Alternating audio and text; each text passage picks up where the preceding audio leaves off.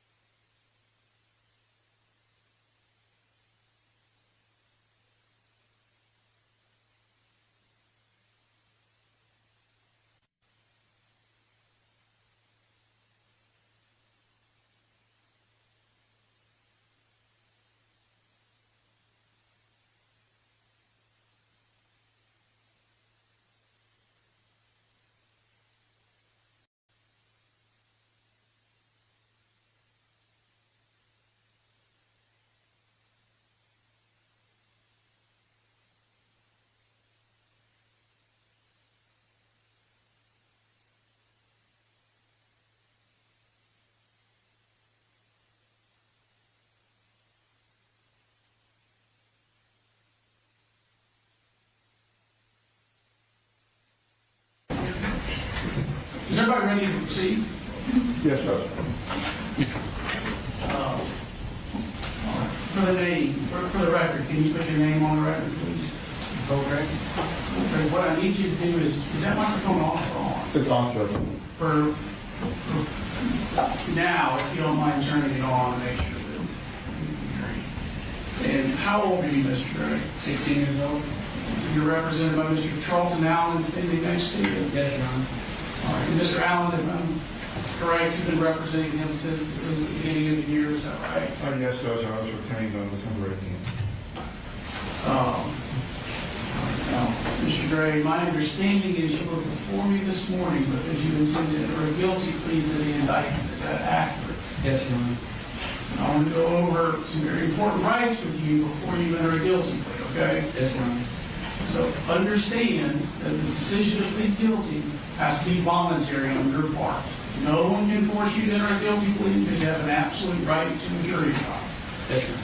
So if you wanted a jury trial, you would obtain one. We have one scheduled in October. You understand that? Yes, Your Honor. Now understand that Mr. Allen would represent you throughout the jury trial. Understand? Yes, Your Honor. And that at trial you'd be presumed innocent. You could not be convicted unless the state was able to prove your guilt to a jury beyond a reasonable doubt. You understand that? Yes, Your Honor. Understand that Mr. Allen would have the right to confront and cross-examine each and every witness that testifies against you. Yes, Your Honor. You understand that you would have a right to subpoena your own witnesses to testify on your behalf, Yes, Your Honor. to testify in your own defense if you wanted to, Yes, Your Honor. but that no one could force you to testify at a trial because you have a right to remain silent at a trial. Yes, Your Honor. If you chose not to testify, the jury would be instructed they could not use your silence against you in any manner in their deliberations and reaching a verdict. Understand that? Yes, Your Honor. Now, also understand that if you had a trial and there were any legal errors that occurred during the course of the trial, you have a right to file an appeal for any of those legal errors. You understand that? Yes, Your Honor. When you enter a guilty plea, however, as you're about to do, you waive and give up each of the rights I've just gone over. Yes, Your Honor. So you understand each of these rights. Yes, Your Honor. Do you have any questions about them whatsoever? No, Your Honor. Do you wish to voluntarily give up those rights and enter a guilty plea today? Yes, Your Honor. And that's a decision that you're making with your own free will, because that's how you've decided you want to resolve your case? Yes, Your Honor.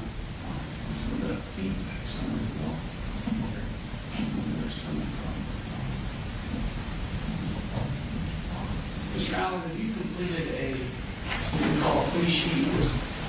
Yes, Judge. I have now, approach. Yes, Mr. Gray, take a look at that document real quick. You recognize it? Yes, Your Honor. All right, Mr. Allen.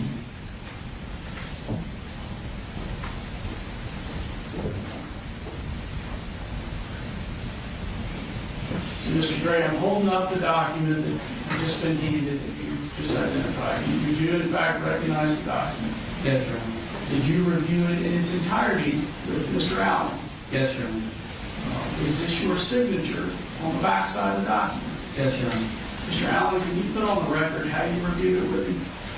We had a conversation yesterday on the phone where he was looking at a copy, and I was in my office, and we went through it line item by line item. I explained each item to him. This morning, when he came in, I took that same document and went back over it, and he put his initials on each one of those answers that you see before. Mr. Gray, is that accurate? Yes, Your Honor. So, Mr. Gray, on the form, in the next to each of the numbered questions, there's initial CG. Did you place those initials, or did Mr. Allen? I placed it, Your Honor. So, Mr. Gray, do you have any questions whatsoever about any of the rights or advisements contained in this form? No, Your Honor. So you understood? Yes, Your Honor.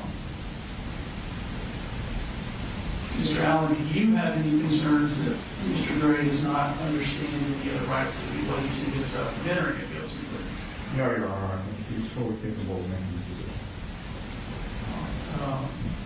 Mr. Gray, are you presently under the influence of alcohol, drugs, or any other substance? No, Your Honor. For any reason, are you supposed to be taking medication? Yes, Your Honor. Have you had access to that medication? Yes, Your Honor. Have you been taking it as prescribed? Yes, Your Honor. So you have a treatment provider and you're following their recommendations, is that right? Yes, Your Honor. Were you able to take the medication yesterday? Yes, Your Honor. Did you take the medication today? Yes, Your Honor. You feel all right today? Yes, Your Honor. Do you have any mental health issues or mental health disabilities? Yes, Your Honor. Is that why you take the medication? Yes, Your Honor. All right. Your mind's clear. Yes, Your Honor. And again, your mental health treatment provider, you're following their recommendations as well, is that right? Yes, Your Honor. Mr. Gray, are you a citizen of the United States? Yes, Your Honor. Mr. Smith, state what charges is Mr. Gray pleading guilty to today? All 55 charges. All right, all 55 counts of the indictments. Mr. Allen, I'm assuming that you have reviewed the entire indictment with Mr. Gray. Yes, Your Honor. Mr. Gray, are you aware of all of the charges in the indictment? Yes, Your Honor. Do you have any questions about any of those charges? No, Your Honor. This is a 55-count indictment, if I'm not mistaken, is that right? Yes, Your Honor. So, Mr. Allen, you've reviewed all 55 charges with Mr. Gray. Yes, Your Honor. Mr. Gray, you understand all 55 charges, Yes, Your Honor. and you understand that you would be pleading guilty to the entire indictment today, is that right? Yes, Your Honor. Now, as I understand it, I want to discuss the maximum and minimum punishment, okay? Yes, Your Honor. So you understand, and someone correct me if I'm wrong, the minimum punishment that you're facing with the charges that you're pleading guilty to is a life sentence that could be parole. Yes, Your Honor. The maximum punishment that you're facing is the rest of your life in prison without parole. Do you understand that? Yes, Your Honor. Counseling, they need that. No, Your Honor. All right. Now, this is a non-negotiated guilty plea, is that right? Yes, Judge. Yes, Your Honor. So, make sure you don't so, Mr. Gray, you understand that with a non-negotiated guilty plea, there's no plea deal. That the state will present a case and make argument for what they think the appropriate sentence is, and Mr. Allen will do the same. Both sides have the opportunity to present witnesses, evidence in aggravation, evidence in mitigation. You understand that? Yes, Your Honor. And you understand that the sentence is solely for me to decide. Yes, Your Honor. And that once the sentence is pronounced, you understand that you have no right to withdraw a guilty plea. Yes, Your Honor. All right. Now, as I indicated, pleading guilty has to be voluntary on your part. With that in mind, has anyone forced you, threatened you, or coerced you in any manner to get you to plead guilty today? No, Your Honor. Have you been promised or offered anything whatsoever that's causing you to plead guilty today? No, Your Honor. Have you had sufficient time to discuss the case with Mr. Allen, telling him everything you want him to know about the case? Yes, Your Honor. Are you satisfied with the legal representation and advice you've been given? Yes, Your Honor. All right, Mr. Smith, I'm going to need a factual basis for the charges. Your Honor, as a point of order, The original indictment was under seal. I believe we've given you an order to unseal that. Can I? I've signed the order. You have the unsealed? I do, so I will unseal it. Your Honor.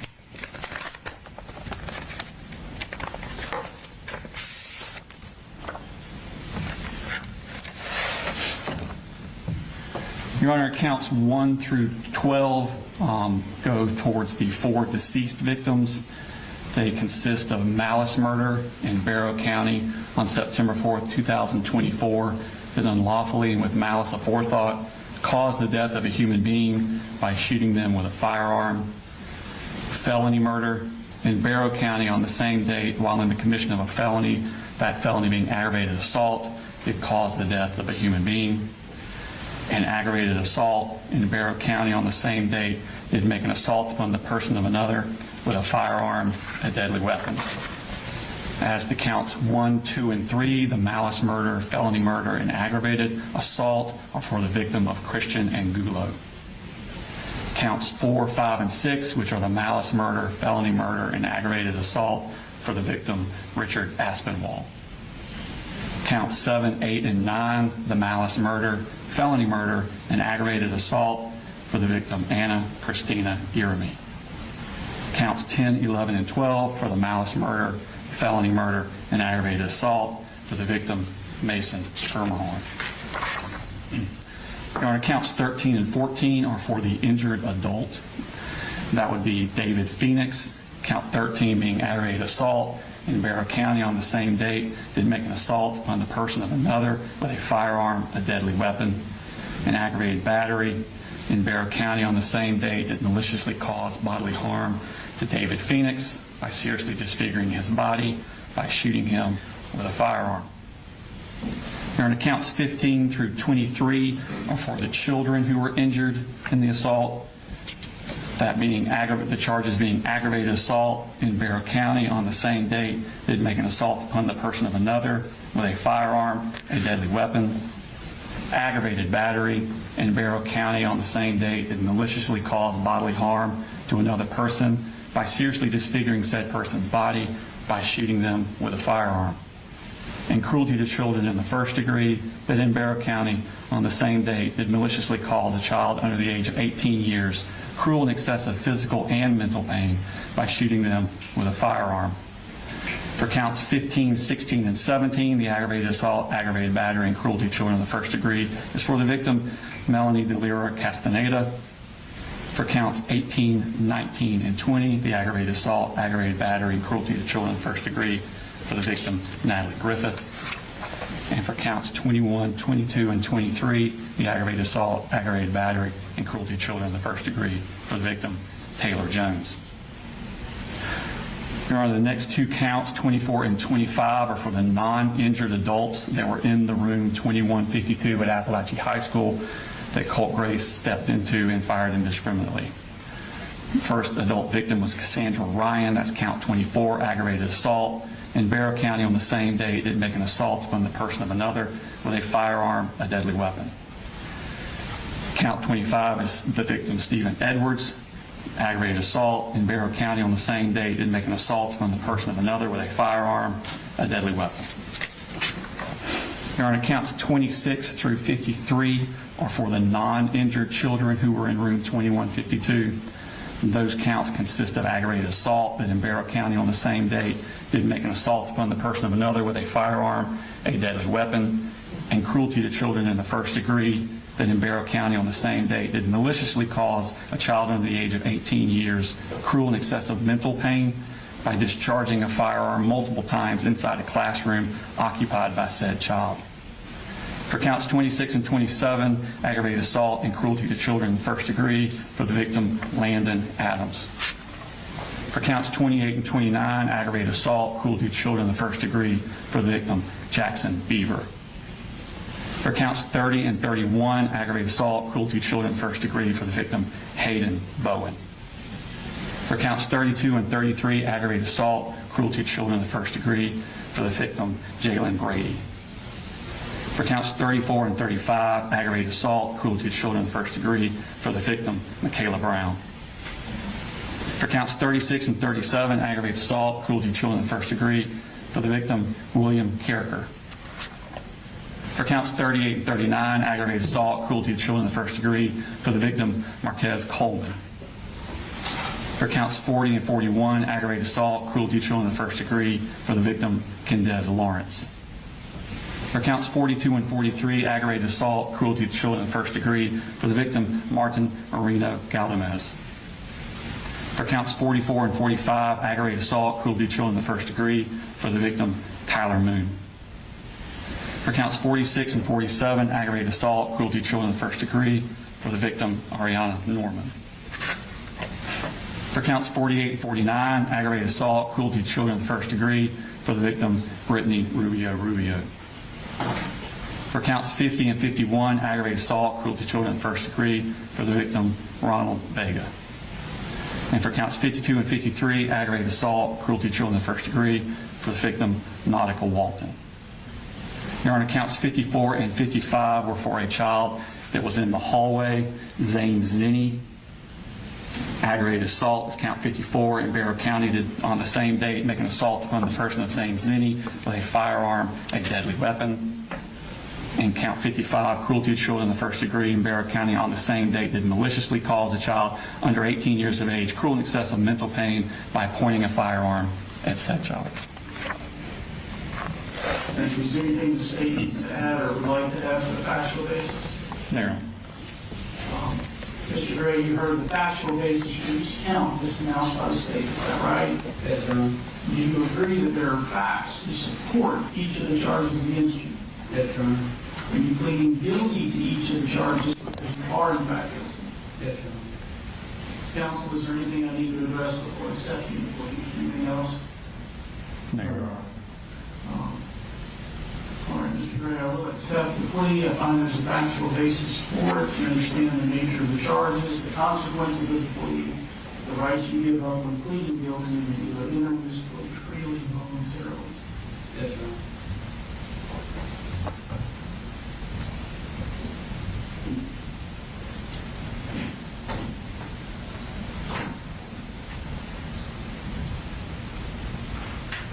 All right, so as far as proceeding, I believe the state would be able to present any victim impact evidence, any evidence in aggravation. We'll go from there to the defense for any evidence in mitigation.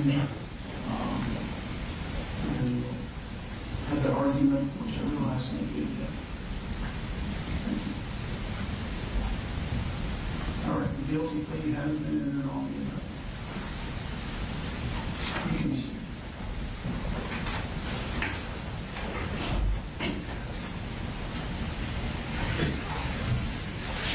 And Your Honor, before we present the victim impact, I'm going to provide you with a stipulation to the admissibility of evidence that we discussed previously.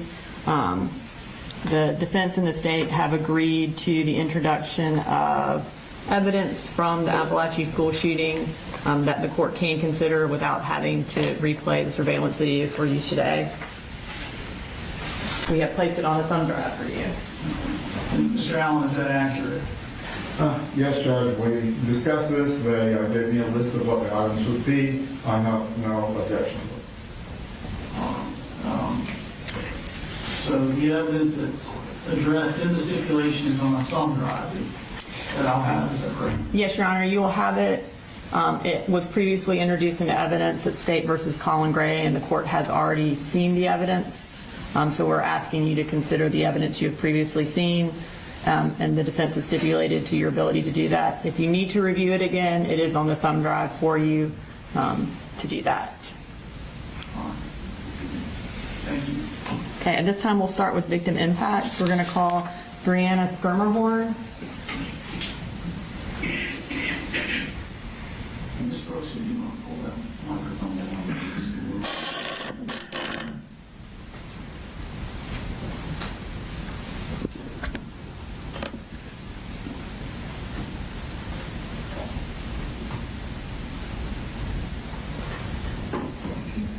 Just speak into that. Your Honor, do you want me to swear her in? You might as well. Please raise your right hand. Do you swear to tell the truth, the whole truth, and nothing but the truth, so help you God? I do. Can you just go ahead and introduce yourself to the court first? My name is Brianna Sturmhorn. And will you go ahead and tell the court what you would like him to know with regards to the sentencing of Colt Gray? I'm the mother of Mason Alexander Sturmhorn. Although Mason is no longer here physically, I'm continuing to learn from him. Mason was so much more than a victim. He was a son, brother, grandson, and friend. He was deeply loved. Mason was kind, compassionate, funny, and fiercely protective of others. As a child with exceptional needs, he understood what it felt like to struggle and be overlooked by others. Instead of becoming bitter, he became an advocate, not only for himself, but also for his friends. He made people that were typically unseen feel seen, accepted, and safe. Mason even became friends with children who started out as his bullies. I had no doubt in my mind if Colt had actually attended school as he should have, that Mason would have befriended him. That is a legacy that he should be remembered for. As much as I have felt that I needed to hold on to the hate that I have felt, I know that I can't. Not only for my own health, but how can I stay loved like Mason and hold on to that? So I'm choosing to continue to learn from Mason and honor his legacy. I want it to be very clear that I do not forgive Mr. Gray. However, I can acknowledge that there are two truths that can exist at the same time. The first is that the adults in that young man's life failed him. The people who should have protected, guided, recognized the warning signs and intervened when it mattered the most did not do what they should have done. They failed to give him the support, boundaries, and accountability that every child needs and deserves. That failure is real, and it is tragic. I can acknowledge that he was failed without excusing what he did. I can have the compassion for the child that he once was, while holding him fully accountable for the choices that he made as a young man. And those things are not mutually exclusive. There's another truth that cannot be ignored. He knew the difference between right and wrong. He knew that bringing a weapon into a school was wrong. He knew that pulling that trigger was wrong. He knew that every choice he made that day would forever alter countless lives. The failures of the adults around him may explain parts of his story, but they do not excuse the decisions that he made. Those decisions were his and his alone, and because of those decisions, my Macy is gone. My family, both biological and chosen, have been forced to endure horrors that no family should ever experience. A member of our family that has been an integral part of our village was who had to identify Mason in the school that day. That is an image that he will carry the rest of his life.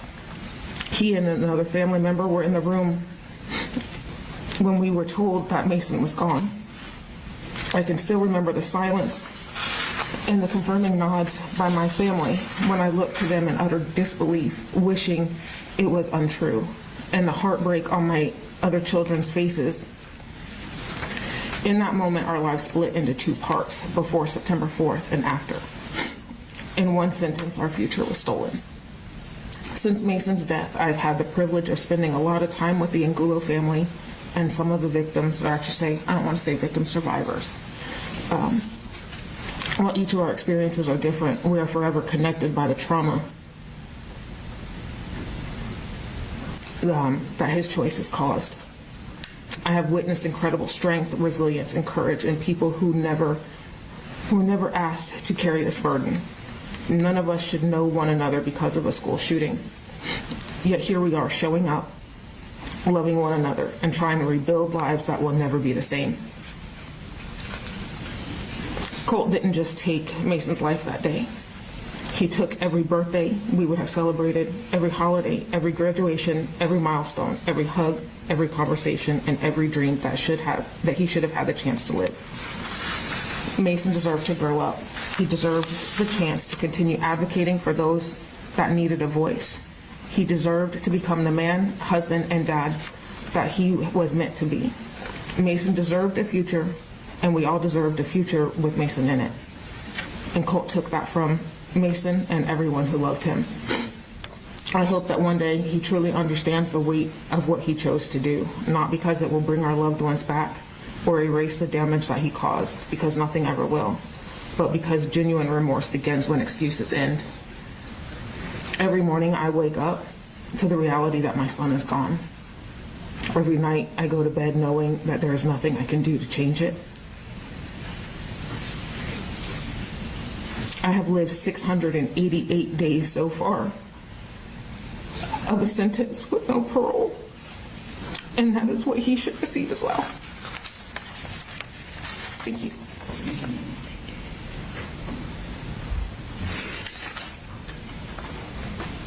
We will next have Alana Skirmahorn, Mason's sister. Did you have any questions, Mr. Allen? Not about him, no. All right, if I forget, you just speak up if you have any questions. Do you work? Okay, well, if you decide you need to change it, that's okay. Go ahead and raise your right hand. Do you swear to tell the truth, the whole truth, and nothing but the truth to help you God? Yes. Okay. Go ahead and speak into the microphone and introduce yourself to the court. My name's Alana Skirmahorn Wallace. And can you tell the court what you would like him to know in the sentencing of the state of Georgia versus Colt Gray? Before I talk about what was taken from me, I want to talk about who Mason was. To the court, he may be known as one of the victims of September 4th, but to me, he was my little brother. Out of all my siblings, Mason and I were the closest in age, and because of that, I felt that we shared a bond unlike any other. We grew up together, we understood each other in ways that's hard to explain. He wasn't just my brother, but he's one of my best friends. Some of my favorite memories are simple ones. We spent countless hours playing video games together, whether it was Roblox, Minecraft, Genshin Impact, or whatever game we were obsessed with at the time. We always found a way to have fun together. If one of us couldn't beat a level, complete a quest, or figure something out, we would jump in and help. We celebrated each other's victories, laughed at our mistakes, and never hesitated to help each other out. Looking back now, I realize the ordinary moments became some of the most meaningful moments I have. Mason had one of the brightest souls I've ever known. He saw the good in people, even when they couldn't see it in themselves. He coached kindness over anger. He believed people deserve second chances, even the people who bullied him. They eventually became his friends because that's just who Mason was. He didn't hold on to hate. He had a way of bringing out the good in others. He never judged people for their disabilities, the way they looked, where they came from, or anything that made them different. He accepted everyone exactly how they were. He treated everyone with the same kindness and respect because that's how he lived. Even during difficult times, Mason seemed to find some light. He had a way of making people smile, making situations feel less heavy, and reminding people around him that things would be okay. That is the person who's taken from us on that day. Not just the name in the courtroom, not just another victim in a headline, a little brother, a best friend, a great, compassionate, and genuinely good person who deserved the chance to keep growing into the incredible man he would have been today. September 4th, 2024 started like any other Wednesday. I actually woke up a little later than usual that morning. Mason and I went to different high schools, so by the time I got out of bed, he had already left for school. I never got to see him that morning or say goodbye like I normally did, which didn't seem like a big deal at the time. Around 10:52 that morning, everything changed. I was a student helper in one of the band classes helping a group of freshmen in a separate practice room when I got a text from my mom saying, "Are you okay? What's going on?" I didn't understand what she meant at the moment, so I ignored it, and I kept helping the students. And then, not even a minute later, someone came into the room and said we were going into lockdown. Rumors started spreading almost immediately. Students were shouting things out that they saw online, shooting at Apalachee. There are 5 shooters. Nobody knew what was true, what wasn't. We didn't know how serious it was. We didn't know if the danger was over. We didn't know if anyone had been hurt. We just waited. As the minutes passed, several of the freshmen came up to me because they were scared. They'd heard the attack mainly involved freshmen, and they were worried about their friends at Apalachee. I don't remember every conversation, but I remember one perfectly. One of the students looked at me, and he said that he was scared for his friends. I didn't know students and teachers. He said he was scared for his friends. Trying to confront him, I told him the chances of anyone in this room being directly affected are slim to none. And I believed it when I said it. At that point, I didn't know there were confirmed deaths. I didn't know students and teachers had been shot. I didn't know people were fighting for their lives in hospitals, also trying to calm a frightened freshman who was terrified about people who he cared about. Around that same time, my mom texted me again, "I can't get a hold of your brother on the phone." Even then, I wasn't worried. I told myself Mason probably left his phone in the classroom, in his book bag. I never imagined there would be another reason that he wasn't answering. As the day went on, the room became quieter. The panic settled into silence as people played games while we waited to go home.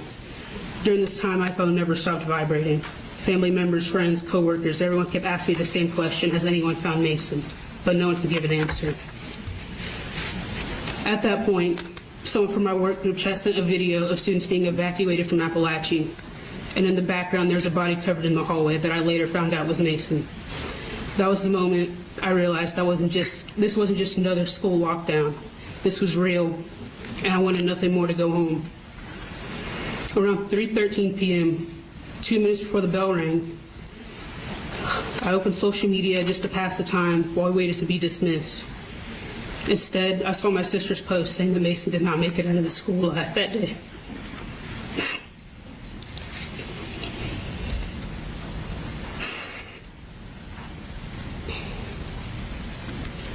September 4th was not just the day I lost my brother.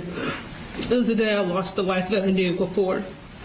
It was the day my sense of safety, my ability to see the world the same, and the future I imagined with Mason in it were taken from me.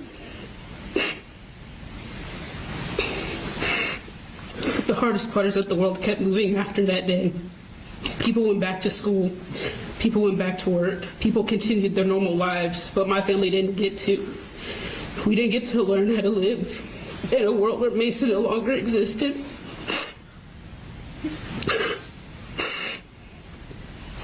This experience has changed the way that I have seen safety. Before September 4th, I believed that something like this could never happen to me or someone I loved.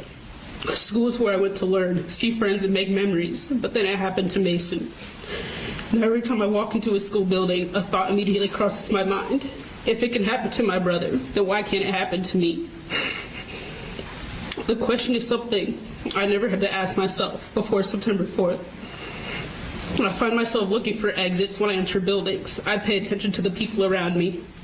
If someone is walking behind me in a hallway or a staircase, I feel myself wanting to move away or get somewhere safer. Loud noises, unexpected sounds, and certain situations can bring me back to the fear and uncertainty of that day. It's not because I think every place is dangerous. It's because I know that the place where I once felt the safest was the place where I lost my brother. I used to walk into school believing I would leave the same way I came in. Now part of me is always wondering if I will.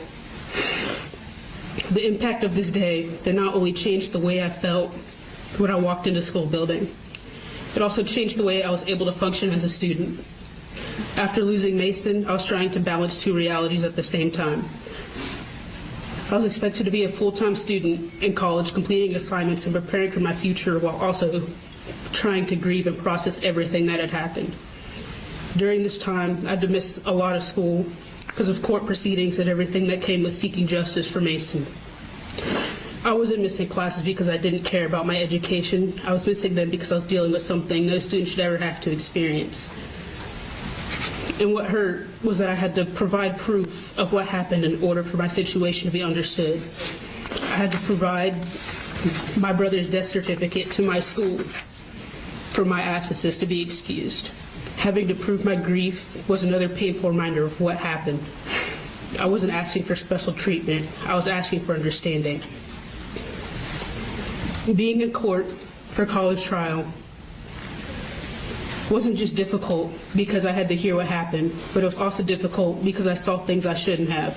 Throughout the case, I was exposed to multiple photographs, evidence, and video from the shooting. The close-ups of the bodies, the autopsy reports, and even the video of my brother's final moments. This isn't something that I can just forget. I replayed the video in my head all the time.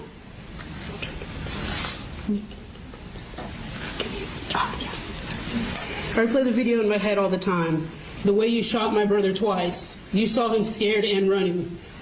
And then you proceeded to shoot him in the head, killing him instantly.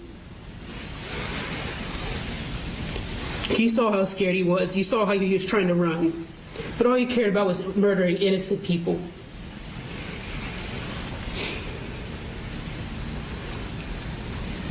All you cared about was murdering innocent people because you want to be like your twisted-minded idol. But of course, the twisted-minded stuff doesn't end there. Because of the people on social media purposely finding my accounts, my videos talking about my brother, saying that he should have dodged the bullet or that he deserved what happened to him. I want you to understand something. What you did not end on September 4th, 2024. You may have pulled the trigger that day, but the pain you have caused has continued every single day since. You didn't just take my little brother from me. You took away him from my parents, my siblings, his classmates, his teachers, and everyone who loved him.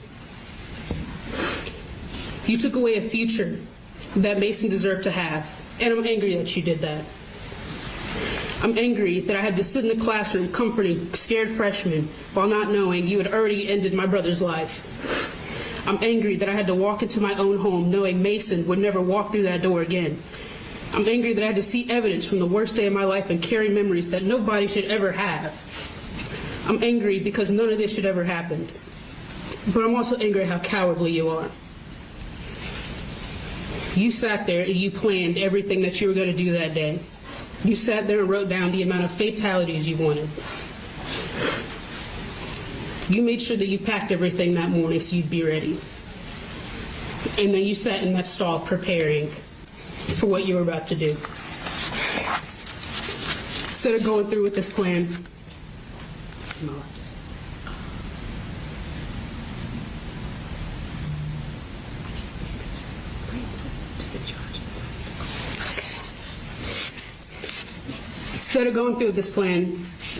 I honestly think he should have killed himself. Instead of killing 4 people and injuring others, he should have taken himself out. Instead of coming up with this whole elaborate plan, he should have made a plan to off himself instead. I'm not saying this just because he took Mason from me. I'm saying this because if he had this sick and evil thought to be like that other worthless school shooter and inflict pain on a whole community, he doesn't deserve to be here. You had time before you left school that morning to change your mind. You had time in your first period class to change your mind. You had time while you were in that bathroom to change your mind, but you didn't. Instead, you went through with your plan. And not only that, but as soon as you were caught, you surrendered.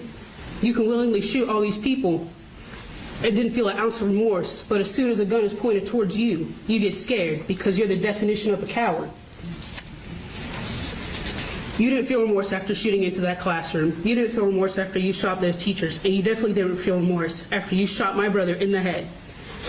You didn't feel remorse after you watched my brother collapse and bleed out in front of you. He should have killed himself. Because him being gone would have saved this whole community from experiencing the unimaginable, and then maybe his life would have actually meant something. You will always be remembered as a coward, a psychopath, a freak, because of what you decided to do. But the victims, Christina Irmi, Richard Aspinwall, Christian Angulo, and Mason Schermerhorn, will be remembered because of the people they were. They will be remembered because of their kindness and positivity they added to the world. They deserve to be here today. Mason deserves to be here today. Mason was kind when he didn't have to be. He saw the good in people when others didn't. He turned people who hurt him into friends. He never judged anyone for how they looked, what challenges they faced, or what made them different. You took away someone who chose kindness every day. You took away someone who still had so much life ahead of him. You took away the chance for me to see who my little brother would become. And that is something I can never get back. You will soon face the consequences of what you did, though our family will spend the rest of our lives facing the consequences of what you took from us. The difference is that you made a choice that day, but we did not choose this. Mr. Allen, you have a question? No. Where's Marie Bird? Yes.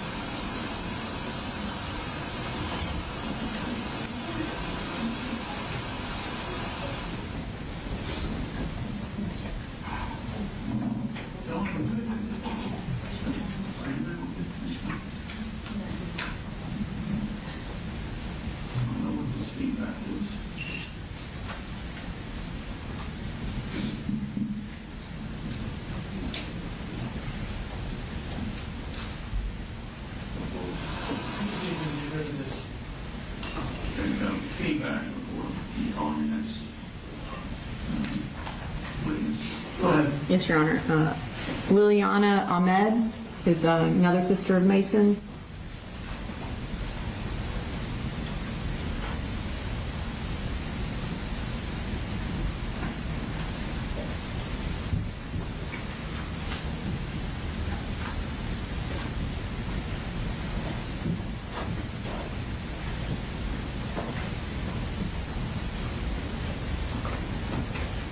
And if you could raise your right hand. You swear to tell the truth, the whole truth, and nothing but the truth, so help you God? Yes. Okay. And if you could just introduce yourself to the court. My name is Liliana Ahmed. I am the oldest sister of Mason Skirmerhorn.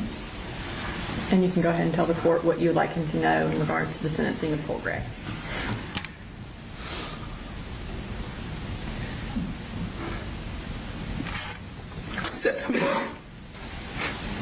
September 24th, 2024 is the day that altered my life in more days than I can think possible. That day is unfortunately a day that is branded into my brain. It was a Wednesday. I was at work. It was a normal day. Started off good even. At 11:25 a.m., I got a text message from one of my close friends asking if I heard about the school shooting at Apalachee. I instantly thought this was a joke or a false alarm. Nothing like this is supposed to happen in Winder. I graduated from Apalachee when the school body was barely 1,200 kids. We always poked fun about how boring and rural our school was. There was no way this could be real. My first instinct was to call my mom. I thought surely if Mason was scared, he already called my mom and told her he was fine. Of course, it's no surprise to you that Mason was not okay. I lost it. I had my first ever panic attack. I stayed at work fighting the thought that my brother was dead. There's no way that this could happen to me. By 2 p.m. there was still no update on Mason. No one could find him. I felt hopeless, so I posted a picture on social media begging people to message me if they saw him. He used to run away when he got really emotionally overwhelmed. And I was praying that this was still true in this instance. Praying that he was scared and hiding somewhere. From my car, I frantically called every single emergency room in Atlanta, Gwinnett, Barrow, and Clark Oconee counties to see if anyone had a John Doe that fit his description. No success. At this point, I was at home because I was holding out hope that Mason was okay. My mom even asked me, when we find Mason, can we have a sleepover? Mason had to be okay. I will never forget the exact moment I found out Mason was dead. The exact moment that I found out you killed him. The hour-long drive to Winder was the quietest car ride I have ever had with my husband. The only thing I could manage to mutter was my baby brother, over and over again, like my brain was rejecting the thought of him being gone. We arrived at my parents' house, a place that used to hold nothing more than laughs, happy memories, and petty sibling arguments. Turned into a place that sends my nervous system into absolute disarray. From that point to about 6 months following, everything is a blur. As you can imagine, I have had a lot of time to reflect on how the past 688 days have impacted my life.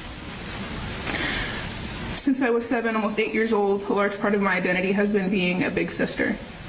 I am the oldest of 4, and there's a significant age gap between me and my siblings. Being the oldest sibling and oldest daughter has shaped me in more ways than I can express, especially being a big sister to siblings with special needs. One of the ways that has shaped me has been my ability to look beyond a person's behaviors and search for the why. There's always so much more to a person's actions besides what we see at face value. This ability has led me to be naturally forgiving and compassionate. I've even dedicated my professional career to this ability my siblings have fostered in me. Whenever I come across a child that is met with any circumstance out of their control, whether it be a diagnosis or environment, I can't help but feel compassion. Admittedly, I feel compassion for Colt, and I hate that. He is a product of two people that did not deserve the privilege of bringing life into this world. His actions are a testament to that. He's broken. He made so many cries for help that were met with little to no action. He grew up around so much turmoil. He saw and experienced things that no child should even be able to imagine. He could have rebounded from all that. Instead, he decided to allow my baby brother to pay for the pain others caused him. He still had the ability to be resilient, but he chose to doom himself. He is ultimately a failure. Despite the little bit of compassion I do feel for him, being in the same room as him disgusts me. I know much is not known about Mason, so I would like to take some time to tell you all about him. Mason is a success story that Colt could have been. He struggled a lot in school. He had big emotions that he didn't know how to regulate. He was bullied. He had a cocktail of mental diagnoses from a young age. He had the ability to turn into Colt, but he didn't. He even spent the summer before his freshman year of high school being tutored through algebra because he was that determined to succeed. Teachers and students across all the schools Mason went to talk about how big of a heart he has, how he is so sweet, the kind of sweetness you don't expect from a 14-year-old boy. He spent most of his school years in more contained classrooms, but he had friends in special education and general education classes. He didn't care what someone looked like, what disability they did or didn't have. He was going to be friends with them, and he could have been he was friend to so many, and he could have been friend to one more had Colt not robbed himself of that. Mason would have loved him. My mom would have taken him in. My family's house could have been a haven for him, but he robbed himself of that. Not only did he rob himself of Mason, or rob himself of that experience, but he also robbed Mason. From a very young age, Mason wanted to be a family man. He wanted to have a wife, kids. He wanted to go to school and pursue a career. He even asked questions about God. All of these different parts of himself he didn't get to explore because of Colt, and because of his pain. Because of him, my little brother Gavin has to grow up without his best friend. Because of him, my little sister Alana has to grow up without her best friend. Because of him, my mom has to live with 1/4 of her missing. Because of him, I have to live without the little boy that gave me so much purpose from such a young age. Because of him, laughing or having a good day feels like betrayal, because I feel like I shouldn't experience those things with my brother gone. Because of him, I get a pit in my stomach anytime I look at pictures of Mason. Because I know that's the only way I can see him now. And because of him, large crowds and gatherings make me anxious. And because of him, I'm forced to write in a journal when I want to talk to Mason because I don't want to miss any details for when I see him again. Because of him, my brother died alone and scared. He was the last person to see Mason alive, and you took him from us. All of this because people hurt him, and he felt like others needed to atone for it. All for what? Just to become another statistic. He has quite literally reduced his life to his failures and shortcomings. He could have made something of himself. He could have had a friend in Mason to lift him up. Instead, he made himself nothing more than another data point. I hope he lives with that for the rest of his life. I hope he remembers that he is insignificant. Despite him stealing the lives and innocence of so many people, their endings and this pain he caused will not define them. They will define him, however, and he will be forgotten. I hope he remembers that he did this to himself. I hope he remembers that any regret or remorse he feels is a privilege compared to the death sentence he gave my brother. I don't care what his sentence is, and I don't care what happens to him. It won't measure up to the sentence he gave my family. He stole my baby brother from me, and I don't forgive him. I hope the rest of his days are filled with remembering just how much of a waste he is.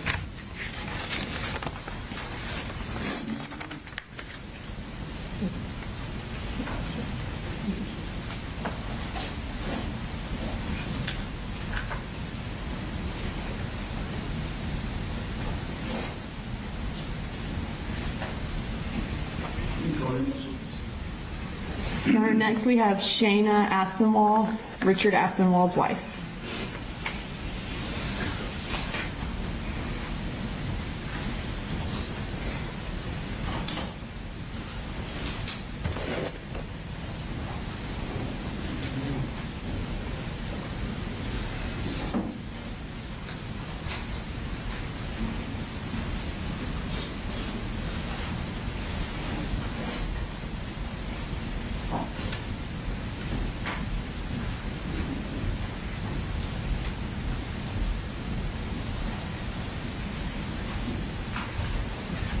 Swear you in the name of the Can you please raise your right hand? Do you swear to tell the truth, the whole truth, and nothing but the truth to help you God? Yes, ma'am. And go ahead and introduce yourself to the court and then tell him what you would like him to know in the sentencing of Mr. Colt Gray. My name is Shayna Aspinwall. I am the wife of Ricky Aspinwall, who was murdered in the Apalachee High School shooting on September 4th. You can go. Okay. No words can fully express what was taken from me and our family and everyone who loved my husband. On the morning of September 4th, he left for work. We expected him to come home, just as he always had, and said our lives were changed forever. My husband was more than a victim. He was my partner, my best friend, and the person I planned to grow old with. He was a loving husband, a devoted father, a teacher, a coach, an uncle, a son, a brother, and a friend. He brought kindness, laughter, and strength into our lives, and his absence is felt every single day. The grief of losing him is constant. There is an empty chair at our table, silence where his voice used to be, and countless moments when I instinctively reach for him only to remember he is gone. Every holiday, birthday, anniversary, and ordinary day is a reminder of what has been stolen from us. Our family has had to face not only overwhelming emotional pain, but also the practical realities of moving forward without him. The future we planned together no longer exists. The dreams we shared ended the moment his life was taken. Now, our daughters, who were 5 and 2 at the time, must grow up without their father.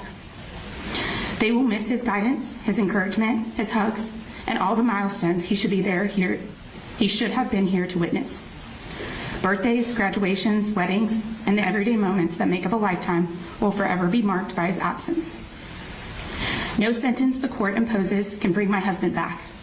Nothing can restore the life he should have lived or the years he should have shared. But I ask the court to recognize the profound and permanent harm this crime has caused. The loss extends far beyond one day. It is a life sentence of grief and trauma for those left behind. I ask that Ricky's killer is not given an opportunity for parole. The trauma it would continue to bring me and my daughters, knowing that there is a chance, even a small chance, that he would get out of prison, would be continued torture for my family. We have already been through enough without having more fear in the back of our minds. Once I die, my daughters will then have to suffer through parole hearings alone. I think that everyone would agree that facing it alone is a burden that they should never have to bear. In closing, I hope my husband's life is remembered not for the violence that ended it, but for the love, compassion, and dedication he showed to his family, his students, and colleagues, and everyone fortunate enough to know him. That is certainly what his family and friends remember about him. And until I take my last breath on this earth, I will always remind my daughters of what a special person he was. Thank you. Thank you.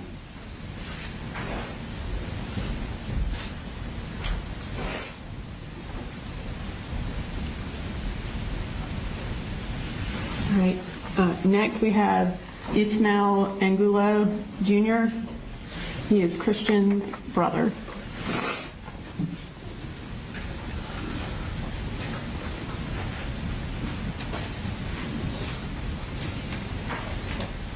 Go ahead and raise your hand. Do you swear to tell the truth, the whole truth, and nothing but the truth, so help you God? Go ahead and introduce yourself to the court, and then you can go ahead and tell My name them. is Ismail Angulo Jr. I am the oldest sibling of Christian. Your Honor, I am writing this statement to share the devastating reality of what was taken from my family and to ask this court to deliver the absolute maximum sentence allowed by law. The impact my brother's loss continues to have on my family is something I wish on no one. Every day is a nightmare that we have to wake up to remind ourselves of our new reality. A very painful one. The days my nephew comes up to me and tells me he misses Titian breaks my heart. I have no words that I can tell him, so I just hug him tight. My little brother Christian Gabriel Angulo was only 14 years old. He was the best uncle, the best brother anyone could have asked for, and a great son to my parents. The defendant's family will still get to see their son, talk to him, and know he is breathing. My mother, my father don't get that privilege. The only way to visit Christian now is by standing over his grave. There is no fairness in that reality. Christian was a beautiful, innocent soul who was robbed of his dreams and had so much ahead of him. Because of this defendant's choices, Christian will never get another chance at a life. I carry so much pain from that day, knowing that this coward's violent acts shattered thousands of lives in a single instant. I know the death penalty is off the table because of the defendant's age, but if his age is being considered, I want to ask, does Mason Skrimmerhorn get a second chance when he was only 14 years old, robbed of his dreams, stolen far too soon, before he even had a chance to grow up? Does Coach Richard Aspinwall get a second chance to be with his wife and be a father to his young daughters? Or will he miss the rest of their lives because this coward took his life? Does Miss Christina Ermy get another opportunity to live, teach, and be with her husband? Do all 9 of the people who were injured that day get to live without the physical and emotional scars forced upon them? Does my little brother Christian get another chance to live another day? No, they don't. They will never get to experience the beautiful or painful moments that life has to offer because this defendant deliberately took those chances away from them. The defendant showed no mercy when he stole their futures, and therefore he should not receive the grace of a second chance. While the law spares him from the ultimate penalty due to his age, it does not require this court to ever grant him freedom again.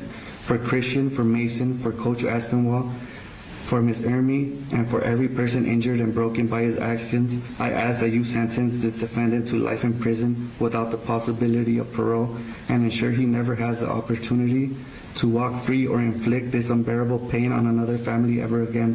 Thank you, Your Honor, for hearing my voice and honoring the memory of my brother. Forever my brother, long live Christian. Thank you. Do we have questions? Mr. Allen?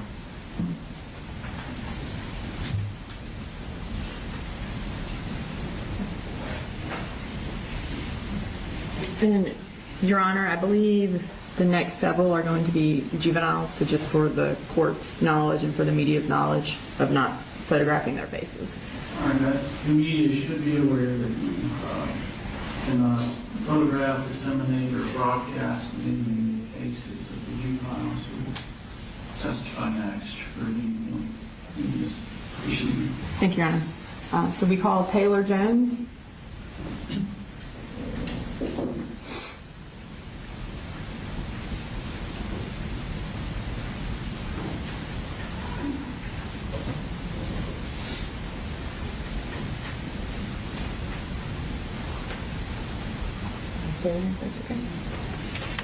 Go ahead and raise your right hand. Do you swear to tell the truth, the whole truth, nothing but the truth, so help you God? Yes. Okay. Go ahead and speak into the microphone and introduce yourself to the court. Good morning, Your Honor. My name is Taylor Jones, and I'm a student at Apalachee High School.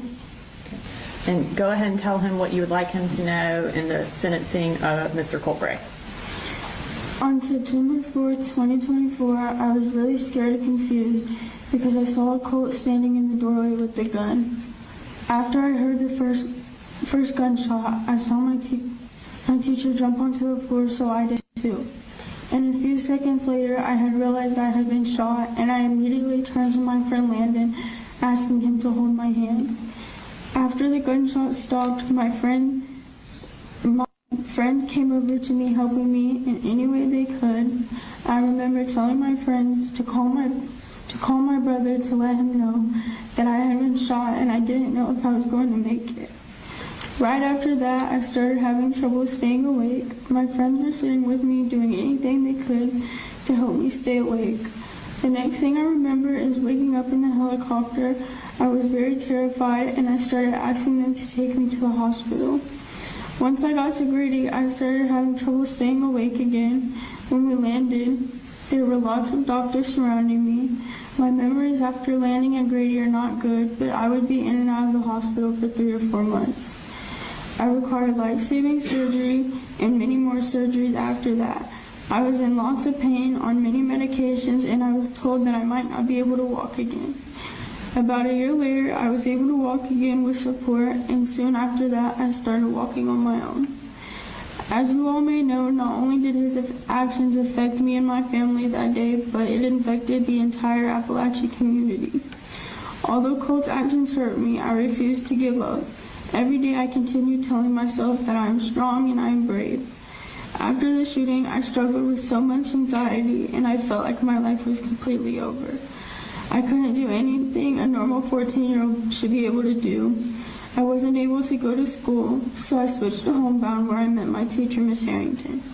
She was the only person from the school to call and check up on me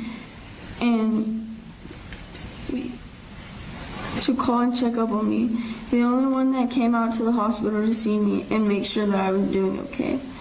Moving on from this experience is very hard, and if I hadn't met some of the people that supported me along the way, I don't know where I would be.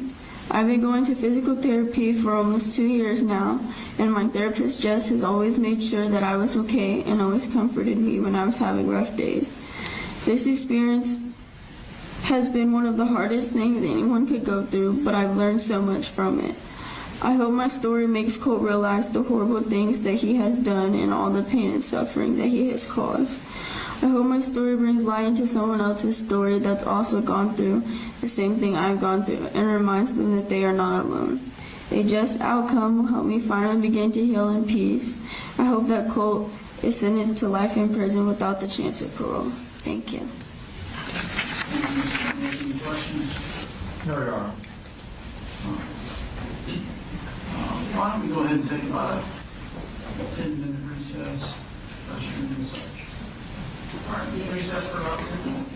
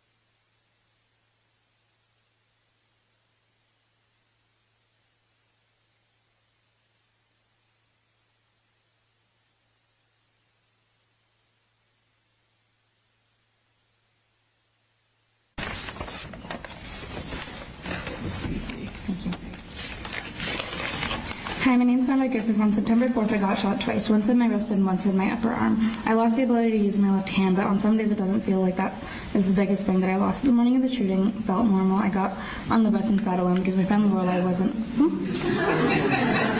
Sorry.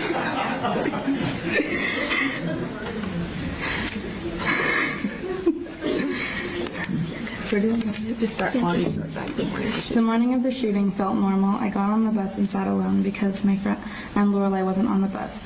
I was cold because I forgot my jacket and I was wearing one of the new t-shirts I got for my birthday. I was listening to a song called ADHD and thinking about how we were going to start a new unit in algebra. I never thought for a second that there would be a shooting. Then there was one. Ms. Ram was about to give instructions. I think we were about to break into small groups when I heard a banging and thought it was a fight.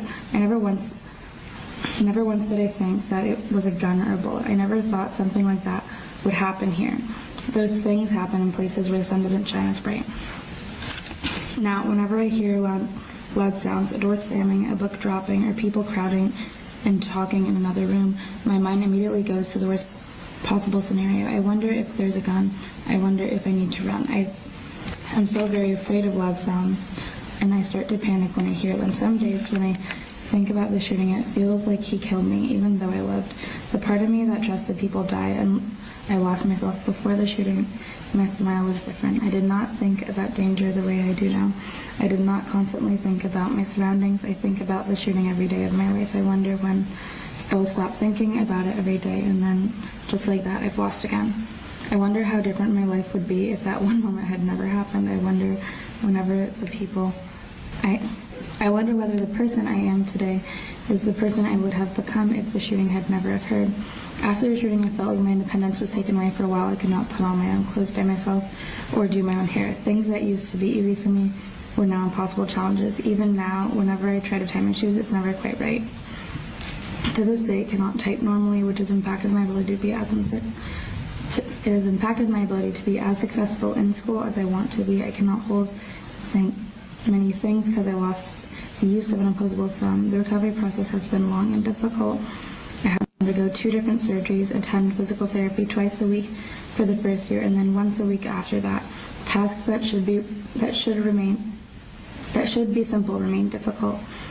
But the physical injuries are only part of what I lost. When everyone went back to school, I went back too. But not because I wanted to, but because I knew if I didn't, I never would.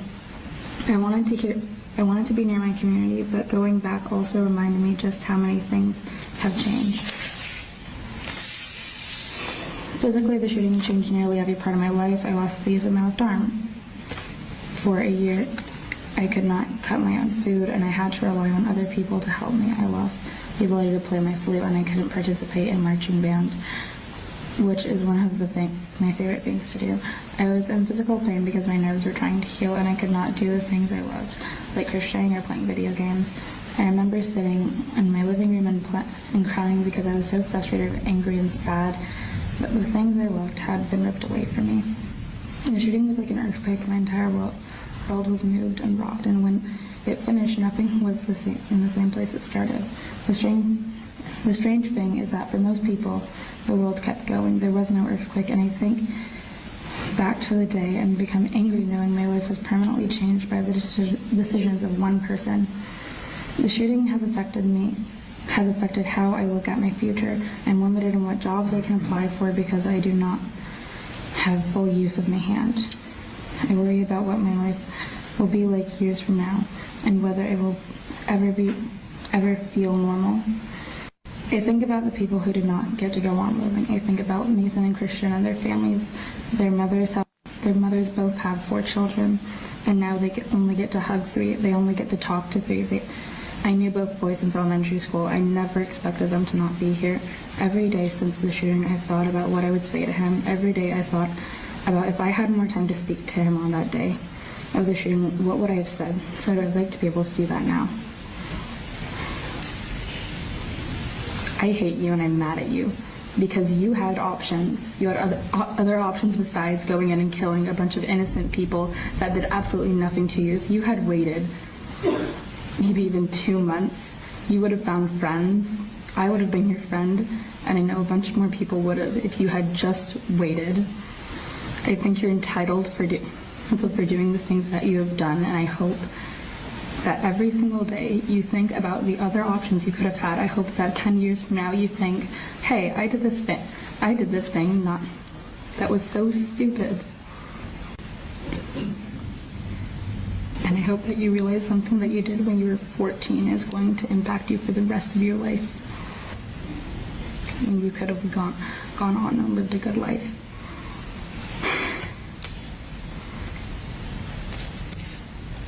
The shooting took much more than the use of my hand. It took my sense of safety, my independence, my trust, and a part of the person I used to be. While I survived, I carry the impact of that day with me for the rest of my life. It only seems fair that every innocent person that has had to feel the impact of Colt Bray's choices for the rest of our lives, then he should receive the maximum sentence for his crimes. Have a great day. No, Your Honor.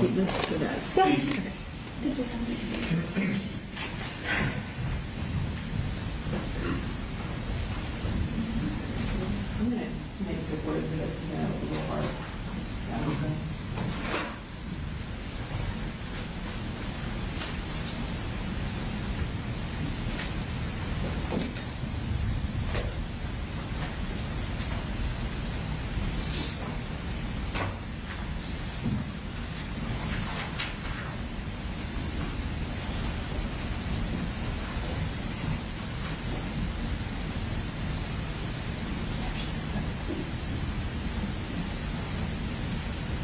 Your Honor, next we have Monica Walton.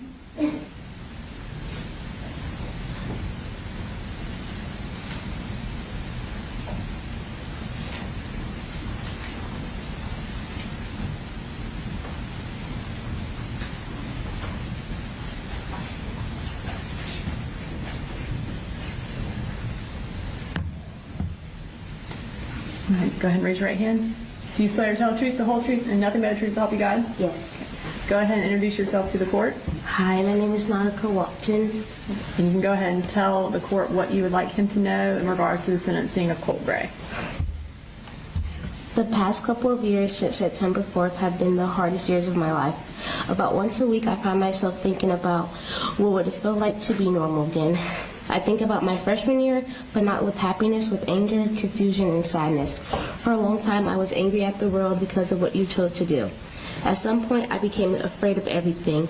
I hated the dark because it reminded me of when the lights went out and all we saw was emergency lights. I hated sitting faced away from the door. I hate the thought of walking to second period by myself. Over time, the fear turned into something even worse. I started to hate myself because I couldn't truly live anymore. I felt guilty because I let you take every piece of joy I had away from me. I let you steal my happiness, not only from me, but the people that love me and my friends. I hate everything about you. I hate the scars you left on my body. I hate that you took innocent lives in front of innocent people. Most of all, I hate that I let you live in my mind rent-free. Every time I closed my eyes, all I could hear was screams and cries. But after a while, something changed. It slowly turned into courage. Even though I'm scared to stand here today and speak in front of the courtroom, I refuse to let you win this time. I refuse to let you see me the way you saw me September 4th. I refuse to let you believe that you have control over me or control over my classmates. Most of the hate's gone, but all the scars are still there, all the triggers are there, all the emotions are still there. Those things are never completely going to disappear. You took away the innocence of so many kids in that classroom that day just because of what you were going through. That's something that we will never get back. What you cannot take away from me is the person I am choosing to become. I'm still here, I'm healing, and I'm finding my strength again. Every day that I continue to move forward, I'm showing you that you did not destroy me. You changed my life forever, but you will not define the rest of it. Thank you. Any questions? No, Your Honor. Thank you.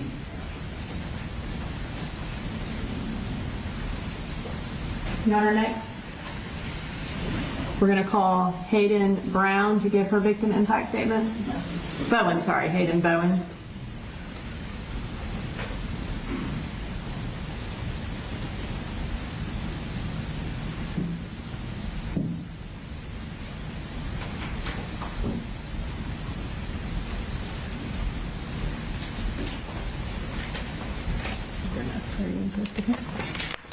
Go ahead and raise your right hand.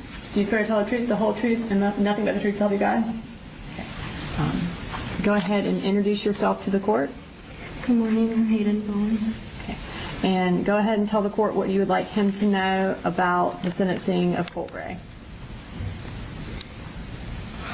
It's okay. He needs some reading for you, okay?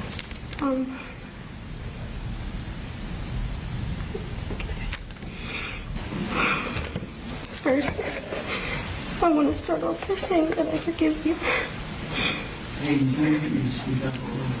You need to address the court. I want to start off by saying that I forgive you. Not for you, but for me and my peace.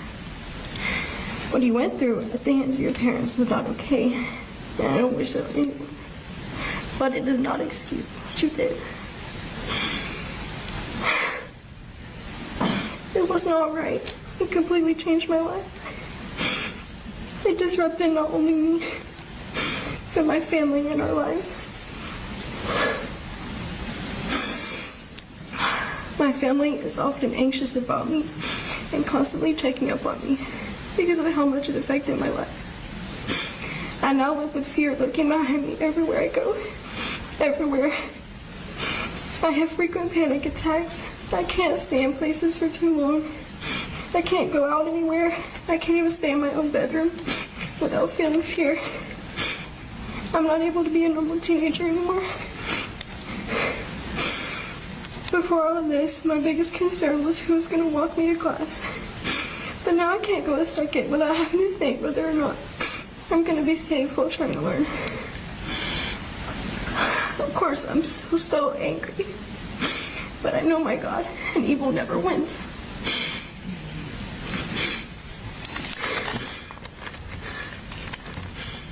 Any questions? No, Your Honor.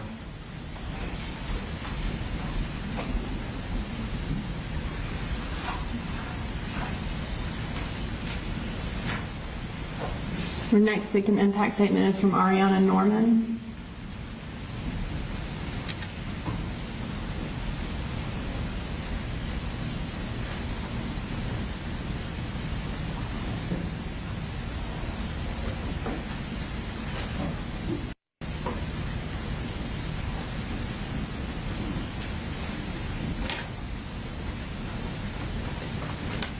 Go ahead and raise your hand. Do you swear to tell the truth, the whole truth, and nothing but the truth, so help you God? I do. Go ahead and introduce yourself to the court. Your Honor, my name is Ariana Norman. And you can go ahead and tell him what you would like him to know about the sentencing hearing for Colt Gray. Your Honor, thank you for the opportunity to be able to speak today and share how September 4th has impacted me. My name is Ariana Norman, and I'm giving this statement regarding Colt Gray. September 4th is a day I will never look at the same again. It was a day where many people experienced chaos, high anxiety, and tragedy. September 4th was a day I should never have had to witness, and it has affected me and the Barrow County community deeply. This shooting has deeply affected my mental health. Since the September 4th shooting, I have been prescribed medication for anxiety because of my constant worry that something bad would happen again. I would often, after the shooting, wake up from nightmares and have to get help just to go back to sleep. Sometimes even just walking around my neighborhood months after the shooting, I found myself feeling like passing cars would harm me. Because of this, I no longer feel safe in my halls, which makes it hard to learn because I feel like I'm constantly looking over my shoulder, just waiting for something bad to happen. And any sort of loud noise always alerts me because I feel like something bad is going to happen. For example, I don't hear fireworks the same again because to me, they sound like gunshots. And when it's far away, it can be hard to tell the difference, which always gives me anxiety. And now I feel the need to identify an escape route everywhere I go because I get scared that I'm going to be trapped like I was on September 4th. The people at Apalachee could have been friends with Colt, but he decided to take a different route. And for this, he deserves whatever punishment he is given.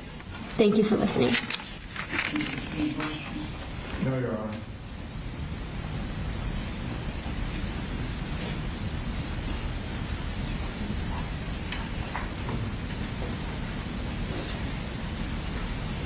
So next, Ms. Alex Daniel from our office is going to read some victim impact statements that were written.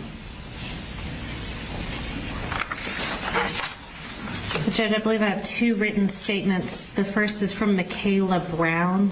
She was one of the students that was in the classroom that day. Her statement says, "The Apalachee High School shooting on September 4th, 2025 was a tragic and terrifying event that has affected not only the people directly involved, but also students everywhere. Knowing that something like this can happen at a school makes me feel very unsafe and anxious. Since being involved with the shooting, I've felt scared to even go in the dark to take my dogs out to use the bathroom. Loud noises like doors slamming hard make me jump because they remind me what could happen. It's hard to feel relaxed or normal when things like that are always in the back of my mind. I also get nervous being home alone because I'm thinking someone's going to break in and hurt me. I don't feel as safe as I used to before. I used to think Apalachee was going to be a safe place for me to learn and graduate and make new friends, but now I just go to school thinking I'm not safe here. This situation shows how deeply events like this can impact students mentally and emotionally. It's not just something that happens and goes away, it stays with people. Schools are supposed to be safe places, and when that safety is broken, it changes how we feel every day." And Judge, the second statement is on behalf of Jackson Beaver, who was one of the individuals, one of the children that was injured in the classroom. It was prepared on behalf of him and his family, I believe prepared by his mother, Sarah Beaver. It says, "Your Honor, I have struggled to find the words for today because there are no words that can fully explain what September 4th, 2024 took from so many people. I stand before you as the mother of a child who survived that day, but surviving is not the same as being untouched by it. As I prepared this statement, I found myself wrestling with emotions I never imagined I could hold at the same time. Part of me looks at the defendant and sees a 14-year-old boy. I see a child who somewhere along the way was failed by the very people and systems that were supposed to protect him.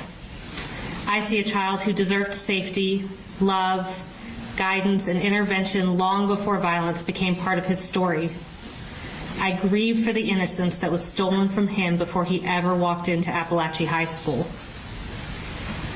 But another part of me sees the person who made a choice that forever changed hundreds of lives. I hate that he lost his childhood, but I hate even more that he believed it was his place to steal the childhoods of the others. He didn't just take lives. He took futures.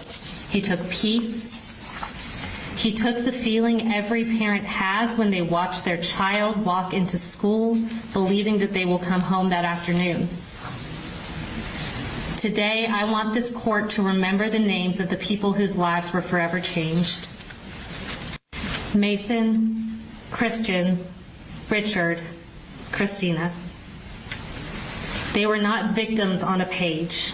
They were sons, daughters, teachers, friends, classmates, and loved ones. They should be remembered for the lives they lived, not simply for the ways they died. I also want this court to remember Natalie, Melanie, Taylor, Jackson, and every other student and teacher who survived physically, but continue to carry invisible wounds. Remember the ones who have scars that they see every day and have flashbacks to the horror that they endured. Some injuries heal, others become part of you forever. The weapon used to cause all this destruction didn't just pierce Jackson's skin, it stayed there. 8 to 9 pieces of metal are permanently embedded in his thigh. He is forced to carry the literal weight of a mass shooting inside his own flesh every single day.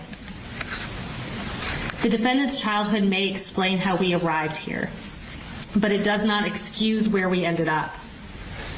Because while he may have been failed by adults, he became the reason innocent children lost their sense of safety forever.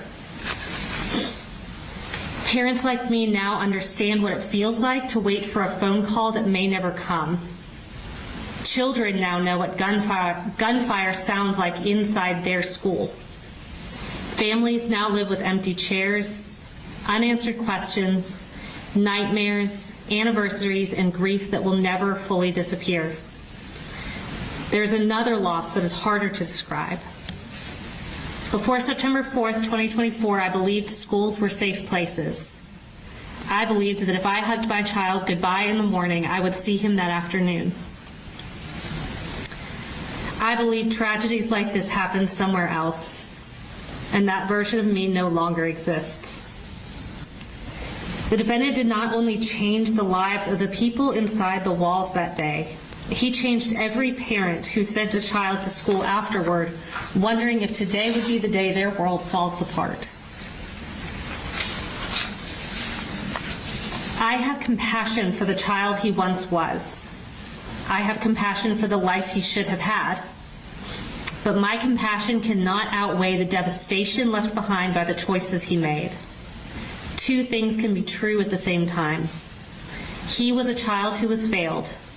He was also the person who failed countless innocent children and their families. And one tragedy does not erase another.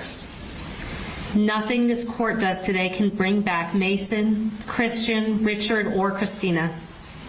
Nothing can erase the trauma carried by Natalie, Melanie, Taylor, Jackson, the other survivors, their families, or this community. Justice cannot change the past, but it can acknowledge the weight of what was taken. I ask this court to remember every name, every family, every empty seat, every scar that cannot be seen, and every life that will forever be measured as before September 4th, 2024, and after September 4th of 2024. That is the true impact of what happened. Thank you.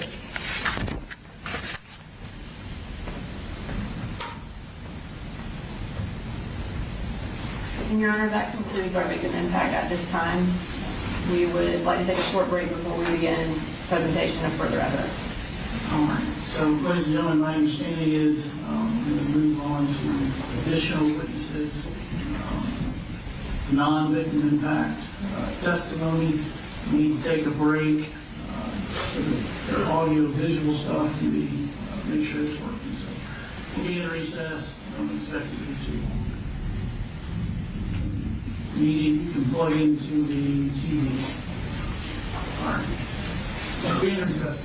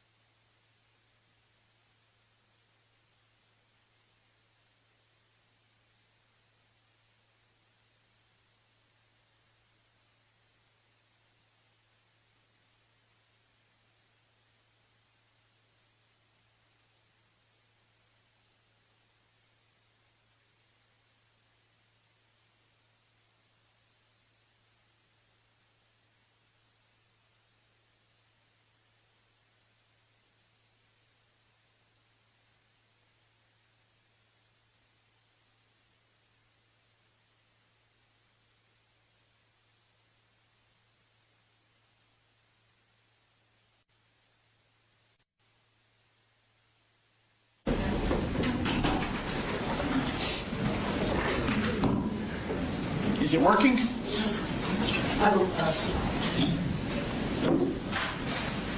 Working? Ours is working. Okay. I don't know if the media is saying it's working.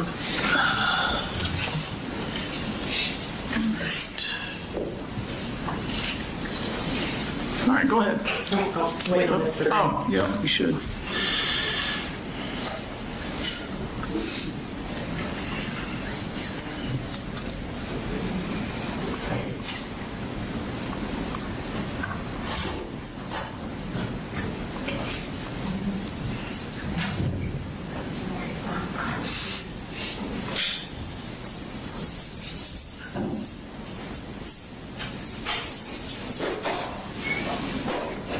All right, we're all present. State and call us next witness. Thank you, Your Honor.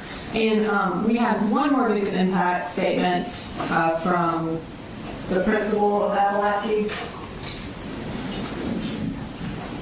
Jessica Graber.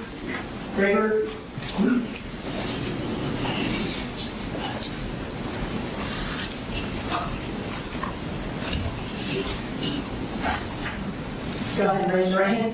Do you swear to tell the truth, the whole truth, and nothing but yourself, God? Go ahead and introduce yourself to the court. I'm Jessica Rayberg. And tell the court what you would like to know in the sentencing of Mr. Colt. Thank you, Your Honor. Again, my name is Jessica Rayberg, and I have served as an administrator for Barrow County Schools for 7 years, specifically the principal of Apalachee High School since 2023. Apalachee High School is also where I taught English for 12 years, and before September 4th, 2024, I can attest to approximately 2,463 days that joy filled that building. On the dawn of its 25th year as an institution of learning and opportunity, it became a place of horror and loss. This morning, the staff of Apalachee met for the first time to open up the 2026-27 school year, and I should be with my teachers helping them prepare right now. We should be finalizing standard procedures, tweaking student schedules, and decorating classrooms, all while sharing summer stories.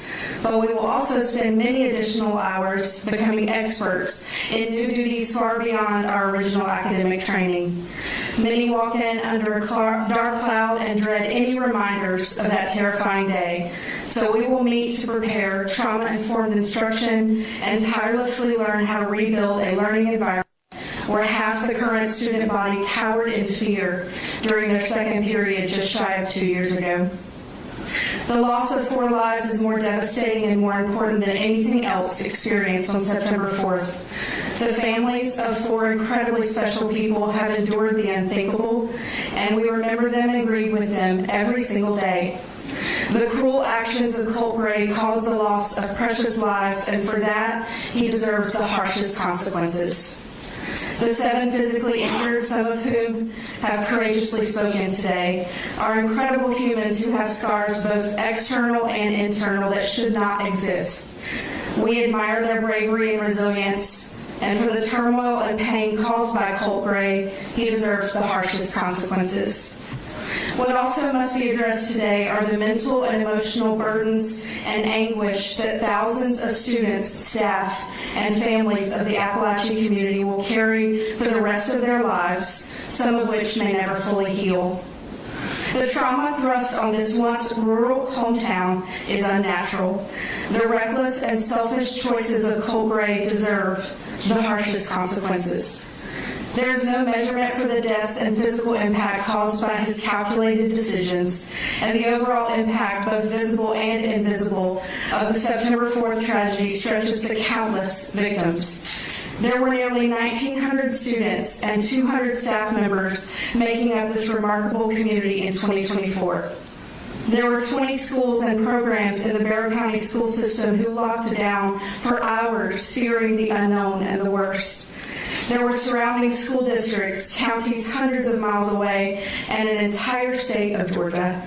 All were impacted directly or indirectly by the deranged behavior of one teenage intruder. The act destroyed a learning community that will take years to reconstruct, if even possible, and who knows what could have been without the time, energy, new personnel, and resources expended daily just to make it possible for students and faculty to be able to teach and learn. School should be a safe environment for young people to grow and experience joy. In less than a minute, he took a basic human right from thousands of innocent students, and he turned staff members into impromptu paramedics and caregivers. He destroyed what once felt like the most safe and secure place. He stole the ability to focus and not zone out.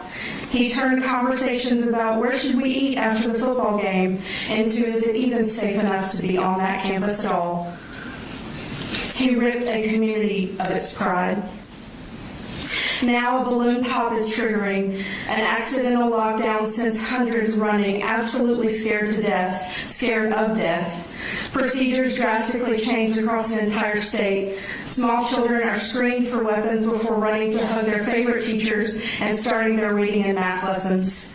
When the light flickers, panic sets in. Loud noises and unknowns cause paranoia. One moment can ruin essential academic lessons for the rest of the day. Entire family traditions and holidays are put on hold. Couples divorce. Others need new medication just to stay calm enough to attempt to work or care for their own children. Events are missed, loneliness creeps in because no one understands, and friendships fade because humans become shells. The students of Apalachee High School had to grow up and mature in a single inhumane instant. Some threw desks to block doors, others applied pressure to wounds. Later, all but 2 evacuated with their hands above their heads, while 6 left on stretchers, and the survivors learned immediately how to console each other. They then experienced grief, faced deep fears, and became resilient. Still, on any good days, there is a heaviness, a weight that is carried daily, and every decision is made through the lens of trauma and recovery.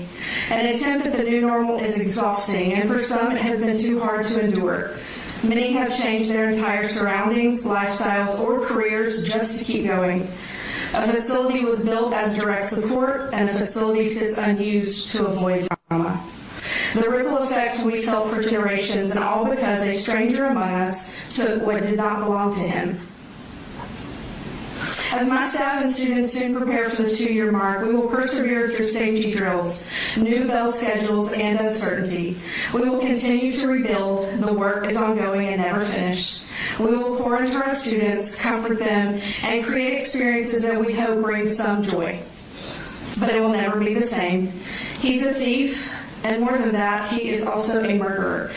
The most important pieces he stole from our community are Coach Aspinwall, Miss Irami, Mason, and Christian. We are not whole without them, and we will always honor them in everything we do, while grieving for their families and what they would have continued to contribute to our school and many other lives. We have more to teach them and more to learn from them. They had more memories to make with their precious families and more days to make our world brighter.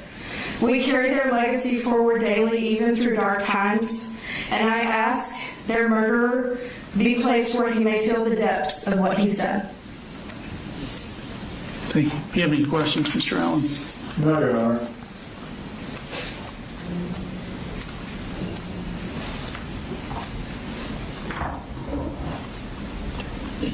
All right, you can call Investigator Smith.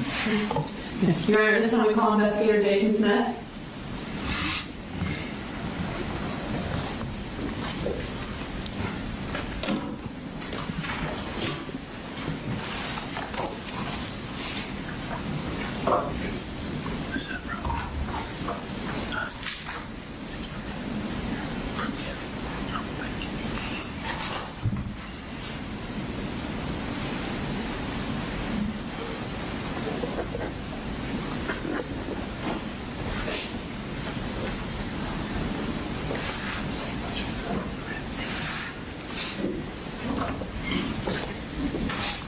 Go ahead and raise your right hand.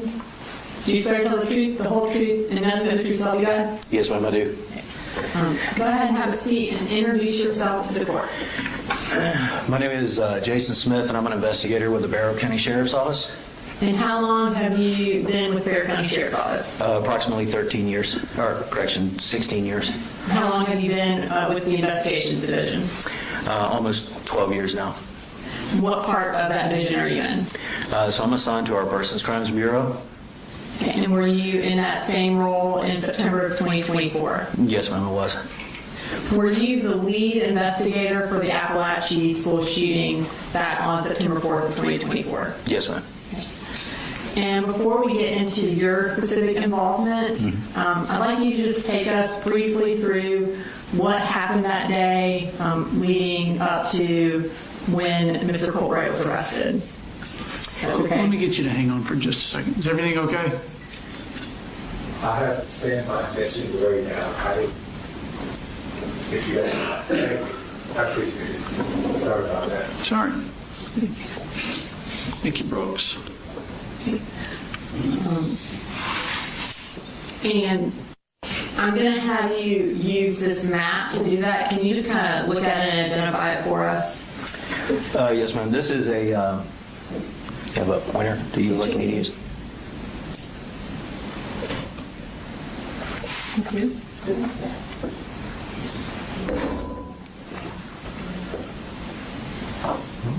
Don't see one. For a second. Laser. Okay, and then just, is this the Yes, ma'am. partial Apalachee school map? It is. So this area right here, this is what is referred to as J Hall inside the school. The adjoining halls are I Hall, which is located right here. And then you have K Hall, which is right here. Okay. And is that a fair and accurate representation of that part of Apalachee High School? Yes, ma'am, it is. Your Honor, this time I'd like to introduce an evidence case with 344, which is the partial map of Apalachee High School. Mr. Allen? No objection, Your Honor. It's admitted. Okay.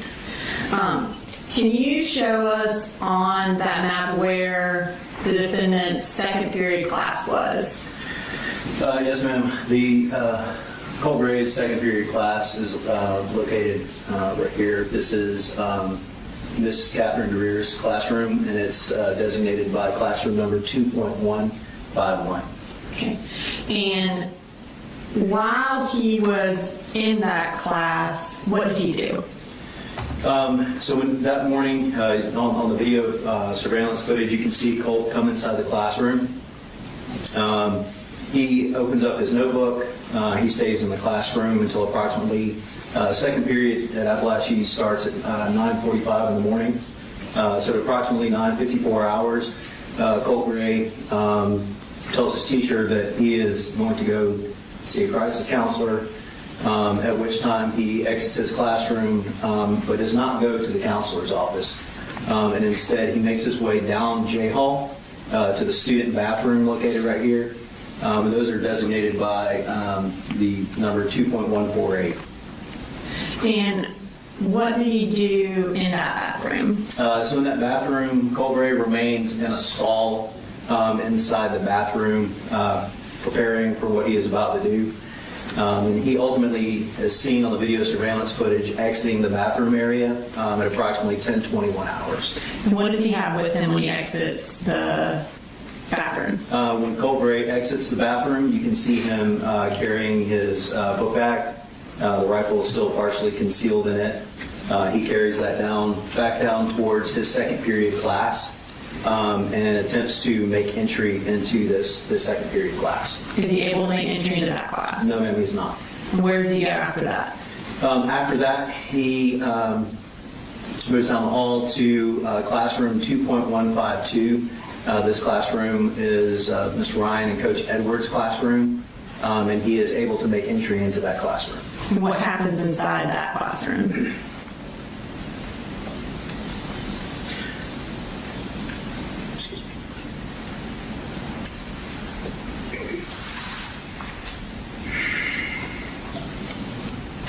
So Colt Gray fires into this classroom multiple times, striking numerous students, and ultimately causing the death of Christian Ngula. What does he do after he leaves that classroom? After he leaves this classroom, it appears that he kind of becomes distracted and comes out this way. Christian Ngula ultimately shuts the door to that classroom, preventing preventing Colt Gray from re-entering the classroom. So Colt continues down the hall until he gets to approximately in this area, at which time Miss Irami in classroom number 2.145, she opens the door to kind of check and see what's going on, and she is struck at that time. And what does he do after that? After that, Colt continues to move down the hall, and as he's moving down the hall, Coach Aspinwall and Coach Phoenix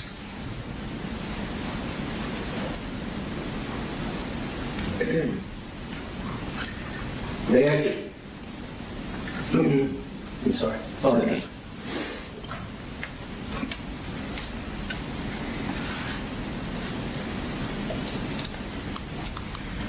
So Coach Aspinwall and Coach Phoenix, they exit their classrooms. Again, they're coming down the hall to see what the noises are, to see what's going on. At that time, Colt Gray engages both. He strikes Coach Phoenix and Coach Aspinwall, and they return to down the hall. Colt continues on down J Hall, at which time he comes into contact with Mason Skirmahorn, who exits the men's bathroom. And what happens at that point? At that point, Colt Gray opens fire on Mason. After he shoots Mason, what happens? At that point, Colt continues on down the hall to where he gets to, this is K Hall, and he points his rifle down, aiming it at a student by the name of Zane Zinni.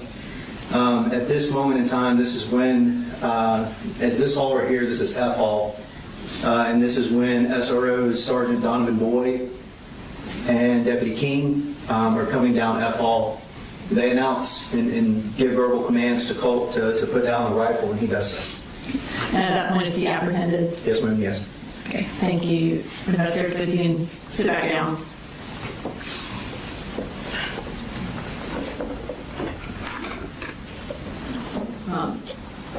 On September 4th, were you at work that day? Yes, ma'am, I was. Okay. And did you receive a call that there was a shooting at Apalachee? Yes, ma'am. We received radio traffic that there was an active shooter at Apalachee High School. Did you then go to Apalachee? Yes, ma'am. What did you do when you first got there? So when I first got there, I made entry into the school from a cafeteria entrance, or an entrance near the cafeteria. I made contact with Sergeant Brett Maxwell and Deputy Greg Jones in the cafeteria area. I was informed that they believe they had one shooter in custody, but there was a suspicion that there may be a second shooter. So at that point, I assisted with clearing the side of the school that had not been cleared. As you were working to secure the school, did your Lieutenant Wilkerson, give you a specific task? Yes, ma'am, he did. And what was that? That was to conduct an interview with the shooter, Colt Gray. And kind of tell us how that happened. So we were I was coming back into the lunchroom area, headed back towards, after we had cleared our side, heading back towards J Hall to see if I could be of some assistance. And while coming through the cafeteria area, Lieutenant Wilkerson made contact with me. And at the time he asked you to interview him, where was Colt Gray?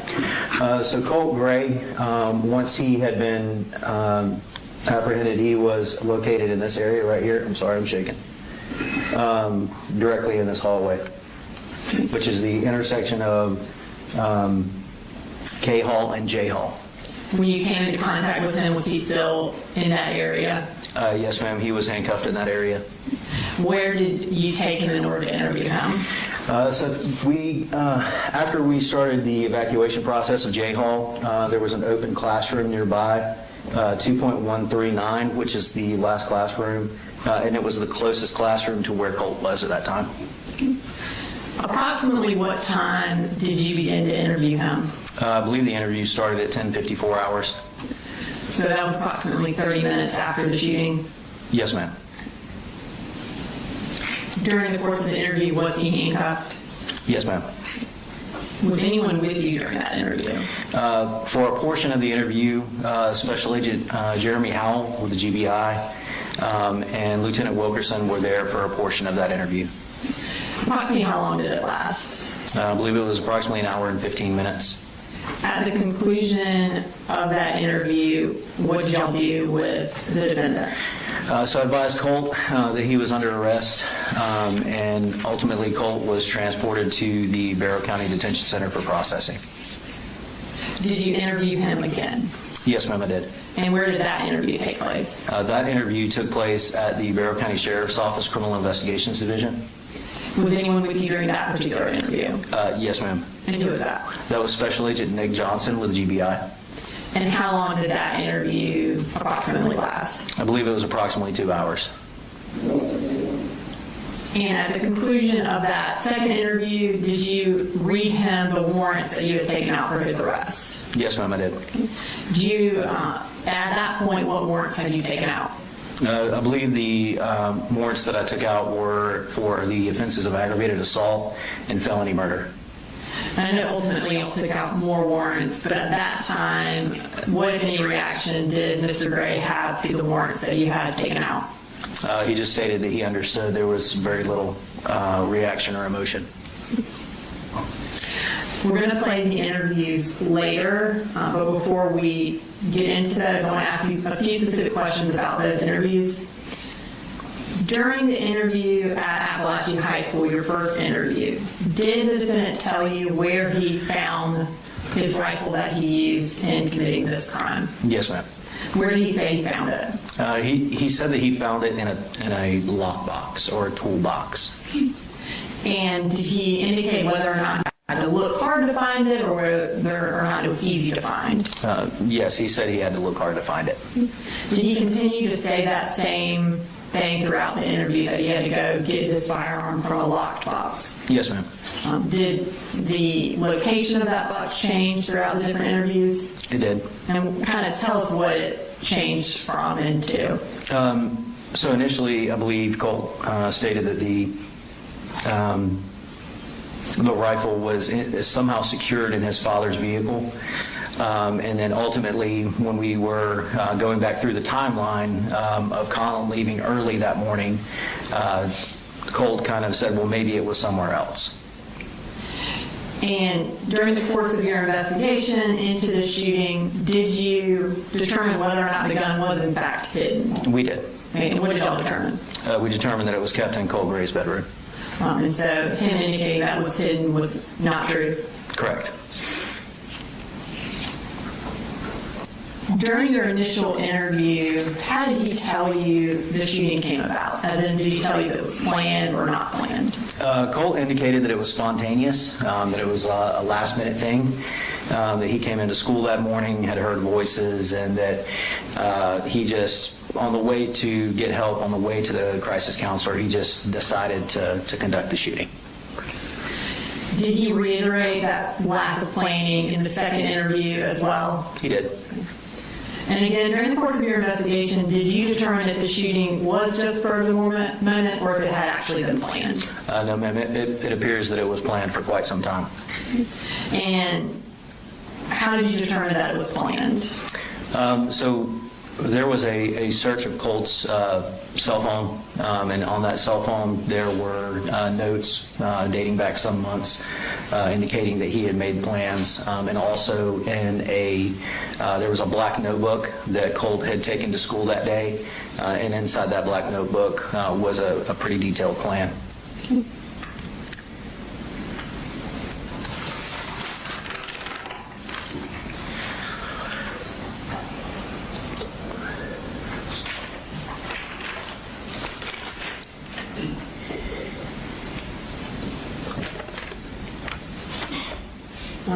I've just given you what's been marked as State's Exhibit 337. Yes, ma'am. Do you recognize that? Yes, ma'am, I do. And what do you recognize that as? So this is the 3-ring binder that Colt Gray, we commonly refer to it as the black notebook, but it is a 3-ring binder that Colt took to school that day. And is that the notebook that you indicated during earlier testimony that he opened up in Ms. Greer's class? Correct. And is that where that notebook was ultimately found? Yes, ma'am. Your Honor, this time I'd like to introduce into evidence State Exhibit 337. Mr. Allen? No objection, Judge. All right, 337 is admitted. And before we go into what was in the notebook, at this time I'd like to play State Exhibit 236A. It's previously been introduced under the stipulation. It is a clip from Ms. Greer's second period class. I'm going to ask Investigator Smith a couple questions about it. All right, this was stipulated to Mr. Allen. Yes, Your Honor. All right, it's admitted.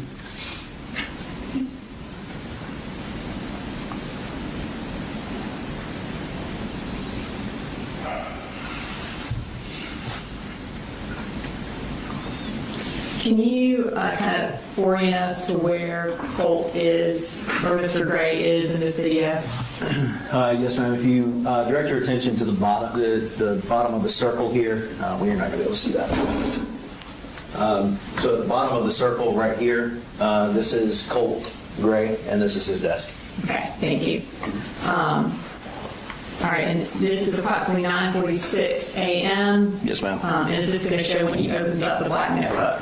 Yes, ma'am.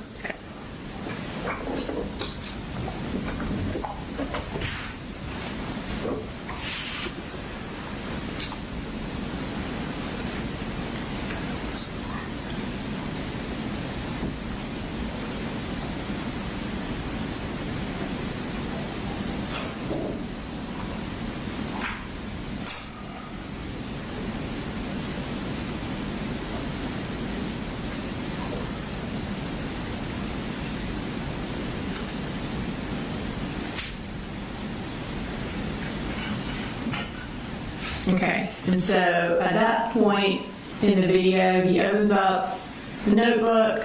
Does he at some point then leave the classroom? He does. And when he leaves the classroom, does he leave that notebook opened up on his desk? Yes, ma'am, he does. Okay. And at this time, we're going to show the clip from Ms. Greer's classroom where he leaves the notebook open.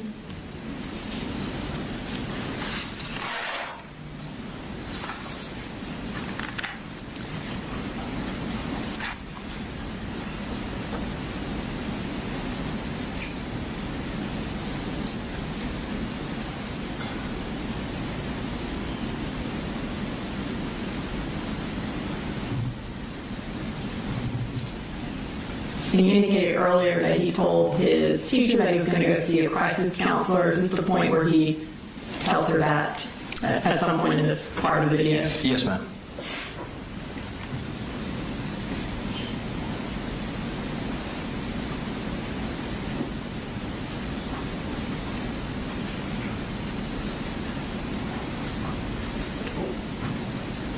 Okay. And then, do you know what ultimately happens with that notebook? Yes, ma'am. Sometime after Colt left and went to the bathroom, there is a young lady that was seated next to him. The desks are kind of put together in a group of 4. So his neighbor to the left of him, she ultimately closes that notebook, and she places that notebook on a shelf below a whiteboard that was located directly behind Colt, so that another classmate can come sit next to her. Okay. And we're going to show the clip from 10:14 a.m. where that student places the notebook behind her.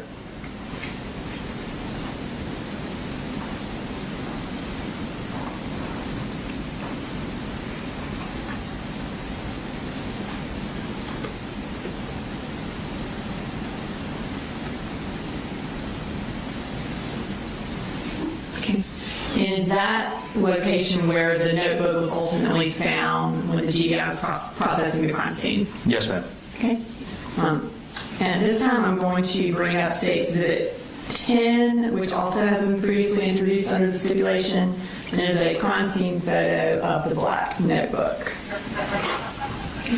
And can you kind of tell us on that picture where the black notebook was ultimately Yes, ma'am. If you look at the whiteboard over here to the right side of the screen, there's a black notebook that is sitting long ways on that aluminum shelf below the whiteboard. Have you had an opportunity to review the contents of that notebook? Yes, ma'am. And at this time, I'd like to start going through the contents of that notebook. Yes, ma'am. So we're going to start, so this is State Exhibit 337, and I'm going to display page 1 of that for the court. Can you kind of take us through the writings on there that you can see? Yes, ma'am. At the top of the page, there's the number 29 circled. So it says 29, including teacher. Below that, directly in a circle with, it looks like apostrophes around it, states September 4th. And then if you look further down on the page on the left-hand side, there appears to be a drawing of Ms. Greer's classroom, judging from the layout that you saw in the surveillance footage as well as what's drawn here. And then further down on the page on the right-hand side, it states suicide 50-50 live with a question mark.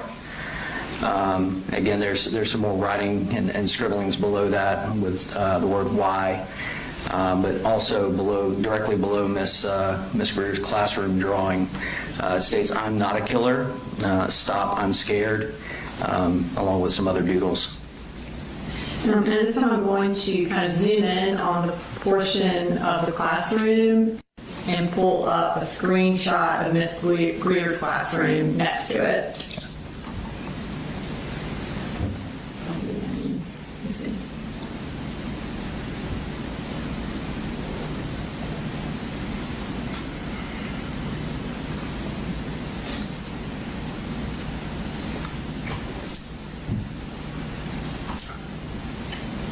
So, kind of, and you mentioned, oops. That's okay. We will not zoom in on it, but we will pull them back up. You mentioned that it appeared to be, the drawing appeared to be Ms. Greer's classroom. Can you kind of talk us through that? Yes, ma'am. On the drawing, if you look at the drawing on the top right-hand corner, it states desk. It's kind of labeled. And if you look at the video surveillance system on the right-hand side, up in the top right-hand corner, is Mrs. Greer's desk. Also, if you refer back to Colt's drawing, there is a rectangle with what looks like TV written beside it. As you can see in the video surveillance, there is a TV in the lower right-hand corner. And do the kind of orientation and the number of what appear to be desks in that drawing match the orientation and number of desks in her actual classroom? Yes, it's very consistent. Okay. Based on this drawing, does it appear that the second period class was in fact the target of this shooting? Yes, ma'am. Okay, we're going to move to page 2.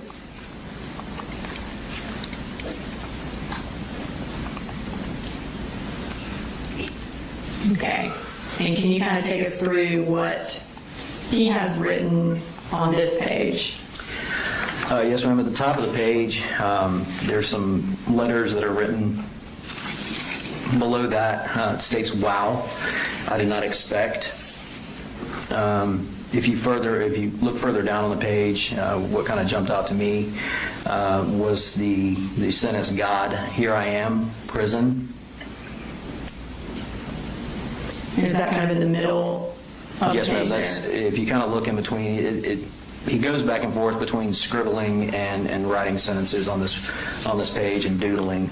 But if you look halfway through the page, it states, God, here I am in prison. Okay. And then we're going to move to page 3.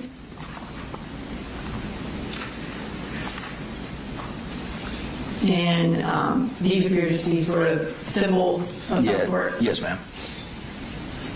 Moving to page 4.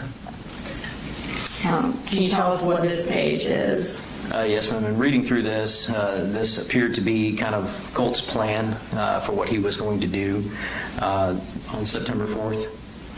And before you read it, based on kind of the content of the plan as well as you viewing surveillance video from September 4th, did the defendant write this plan prior to going to school on September 4th? Yes, ma'am.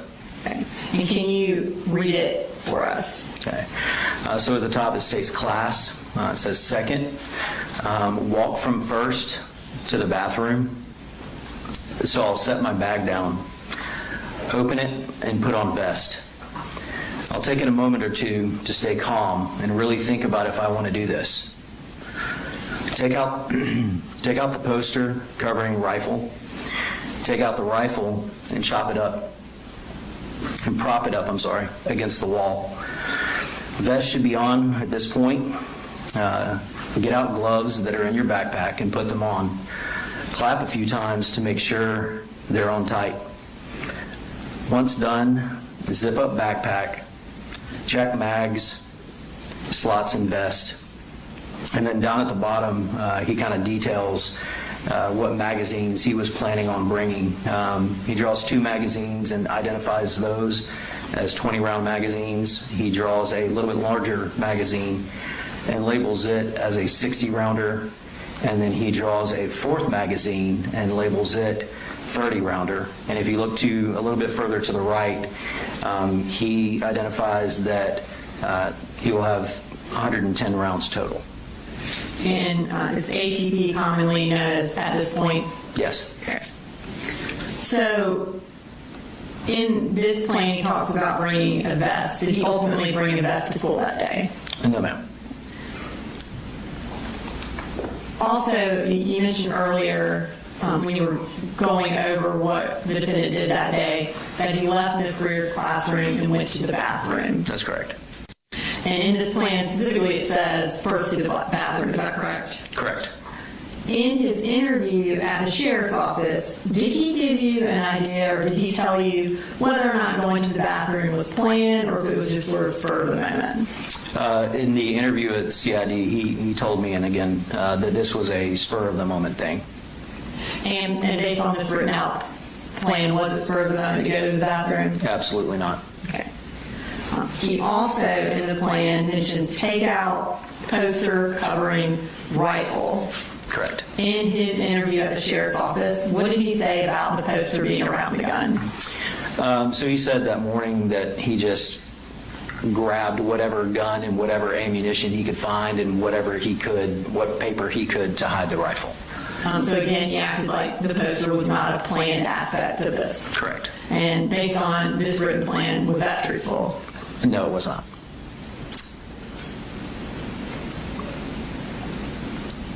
Now, also in the plan, as you mentioned, he outlines the exact magazines he intends on bringing. During his interview, what did he say about the magazines? During the interview, he just said that he grabbed whatever was available. He didn't indicate that he intended to bring a specific number of rounds or magazines or anything like that. And so based on the plan, did he intend to actually have specific magazines that he brought? Absolutely, yes, ma'am. And when he ended up actually bringing the magazines to the school that day, are these drawings accurate as to what, or close to accurate as to what magazines he ultimately brought? Yes, ma'am. 3 of the 4 are accurate. Now we're going to move to page 5, which is the second part of his written out plan. Can you read through that for us? Yes, ma'am.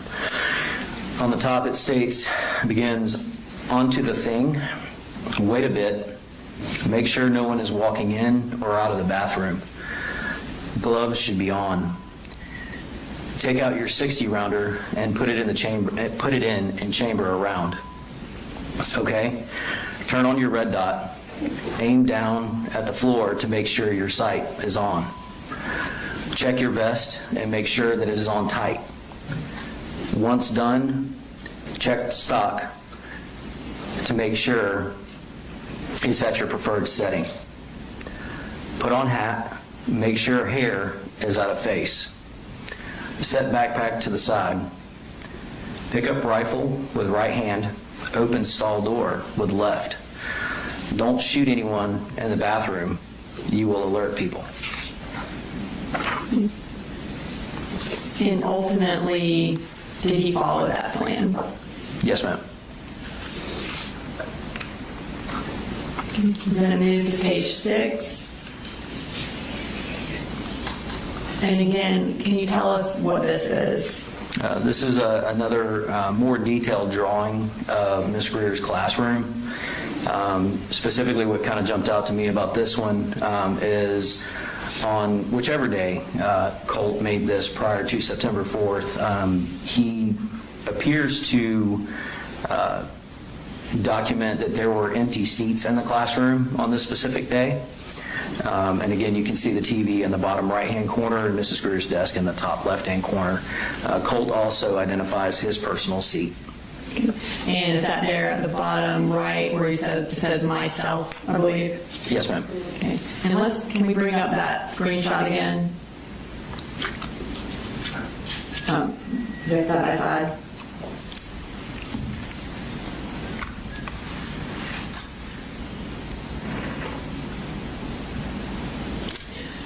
You indicated that on whichever day he wrote this, he put EN to indicate an empty seat. Correct. Are the empty seats different than what actually occurred on September 4th? Yes, ma'am. Okay. So again, does that indicate to you that this was written on a different day than September 4th? Yes, ma'am, it does.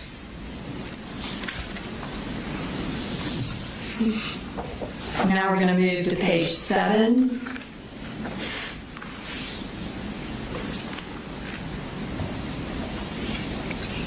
Can you take us through what he wrote on this page? Yes, ma'am. This appears to be Colt's plan for how many people he thought, how many casualties or injured that he thought were going to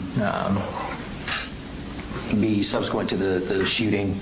So at the top it states hallway. I'm thinking 3 to 4 people killed, injured, question mark, 4 to 5.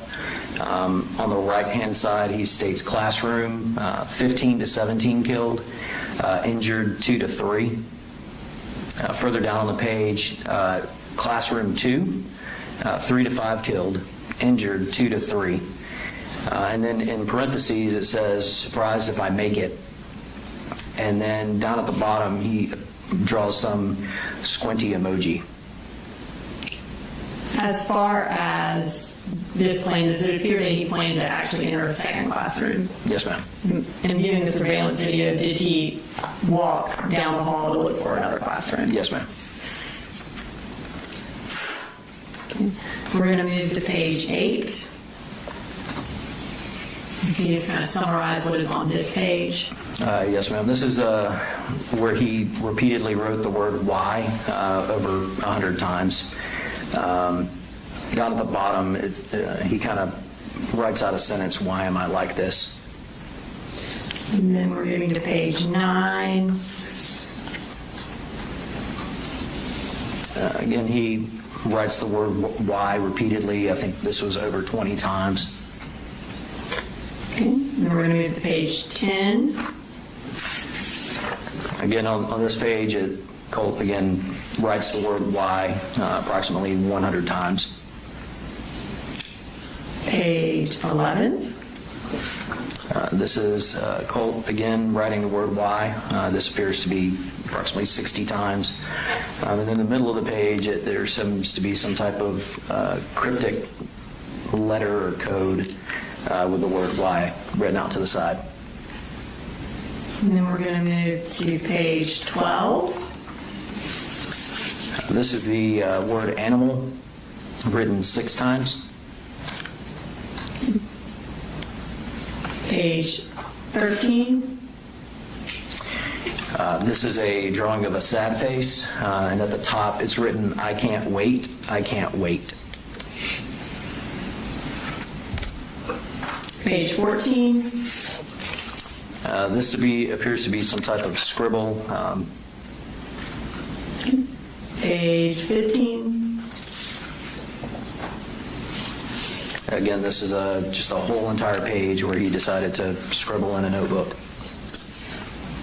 Page 16. This is a drawing. There's some doodles at the top of the screen, but further down you can see a drawing of a firearm with the number 10 pointing to the magazine. And then the final page, page 17. At the top of the page, you can see a stick figure that appears to be standing behind a door. And to the left of that door, there appears to be a semi-automatic handgun with a silencer and an extended magazine firing into or through the door. Below that, it says extended mag, and then there's the word Healy is written in the middle of the page. And then below that are a couple more drawings, one of an AR-style rifle, and the one above that, another appears to be handgun. Okay. And the entirety of what was in that black notebook that was found at Apalachee High School on September 4th? Yes, ma'am. Okay. You're all right. I know it's about noon. That kind of concludes that portion of our questioning. Seems like a good stopping point. All right, ladies and gentlemen, we're going to take a recess for lunch. We'll resume at 1:15.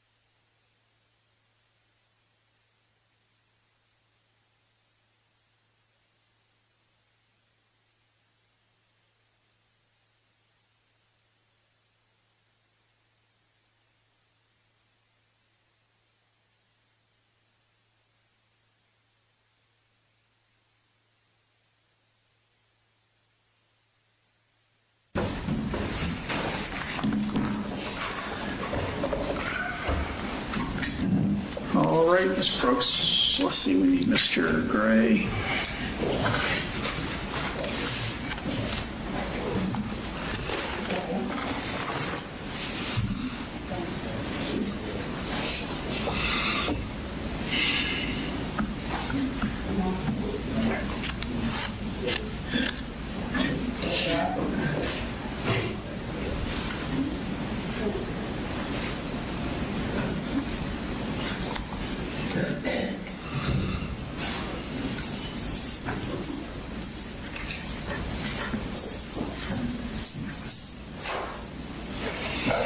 All right, we're all present. Go ahead. All right, Investigator Smith, we are going to now turn to a different notebook. In addition to the black notebook that was found at the crime scene of Apalachee High School, were any other notebooks found at the defendant's residence? Yes, ma'am. Okay, and what kind of notebook was found there? That was a yellow spiral notebook. Okay.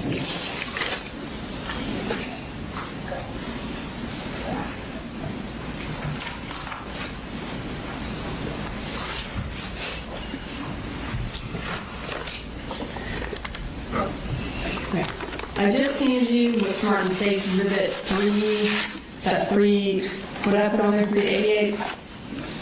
Yes, ma'am. 388. 338, I'm sorry. Oh, sorry, 338. Do you recognize that? I do. What do you recognize that as? So this is a yellow 3-ring spiral notebook. And is it the 3-ring yellow spiral notebook that was found at the defendant's residence? Yes, ma'am. Okay. And Your Honor, somebody can go ahead and introduce the evidence, State Exhibit 338. Mr. Allen? No objection, Judge. All right, 338's admitted. And before we read the contents of that, can we go ahead and pull up State Exhibit 188, which was previously introduced in evidence under the stipulation? Can you tell the court where that notebook was found in the defendant's room here? Yes, ma'am. If you look directly below the television, there's a desk below that, and then there was a metal wire shelving unit on top of that shelving unit, but below the desk, this notebook is lying on its face up underneath there. Okay. I'm going to go ahead and bring up State Exhibit 190, which is just kind of a close-up of that. That's already also been introduced under the stipulation. And can you again just kind of point us to that notebook? Yes, ma'am. This is the notebook. You can see the cardboard backing of the yellow spiral notebook below the desk on the right-hand side. All right. And I'm going to pull up that yellow notebook on the screen, or I guess the contents. We're going to start with the first page. Can you read us what was on that first page? Yes, ma'am. It seems to be some type of poem. States, forever in bliss, save me from this cruel world, I beg you. Don't leave me unconscious for all of eternity. Awake me in your arms, your wings. Save me, I beg of you. I'm so tired. Just hold me close. Wrap your wings around me, please. And then moving to the second page. The second page, there's some writing that says, I can write and write. Just save me. I just want to be taken away from this cruel world. And there appears to be some type of angel wings or angel drawings below that. Moving to page 3. This is a continued writing. Yeah, I know. A male. Women are scary. And men just taste better. I want to be an angel. I want to be with, and then in parentheses, a guy. I want to stick the barrel of my gun in my mouth and pull the trigger and wake up in an angel's arms, and then in parentheses again, a guy. And moving to page 4. This appears to be a self-portrait of some kind. And then page 5. Again, this is appears to be another self-portrait. Judge, I'm going to object here. These are portraits, yes. I don't know how he can conjecture that they're self-portraits simply because they're found on my mind. All right, I'll sustain the objection to the extent he's guessing what it is. He can describe what it is, and we'll go from there. Moving to the next page, which is page 6. This appears to be a portrait labeled Colt. Moving to page 7. This is appears to be a portrait of someone sharing characteristics with Nicholas Cruz. Now we're moving to page 8.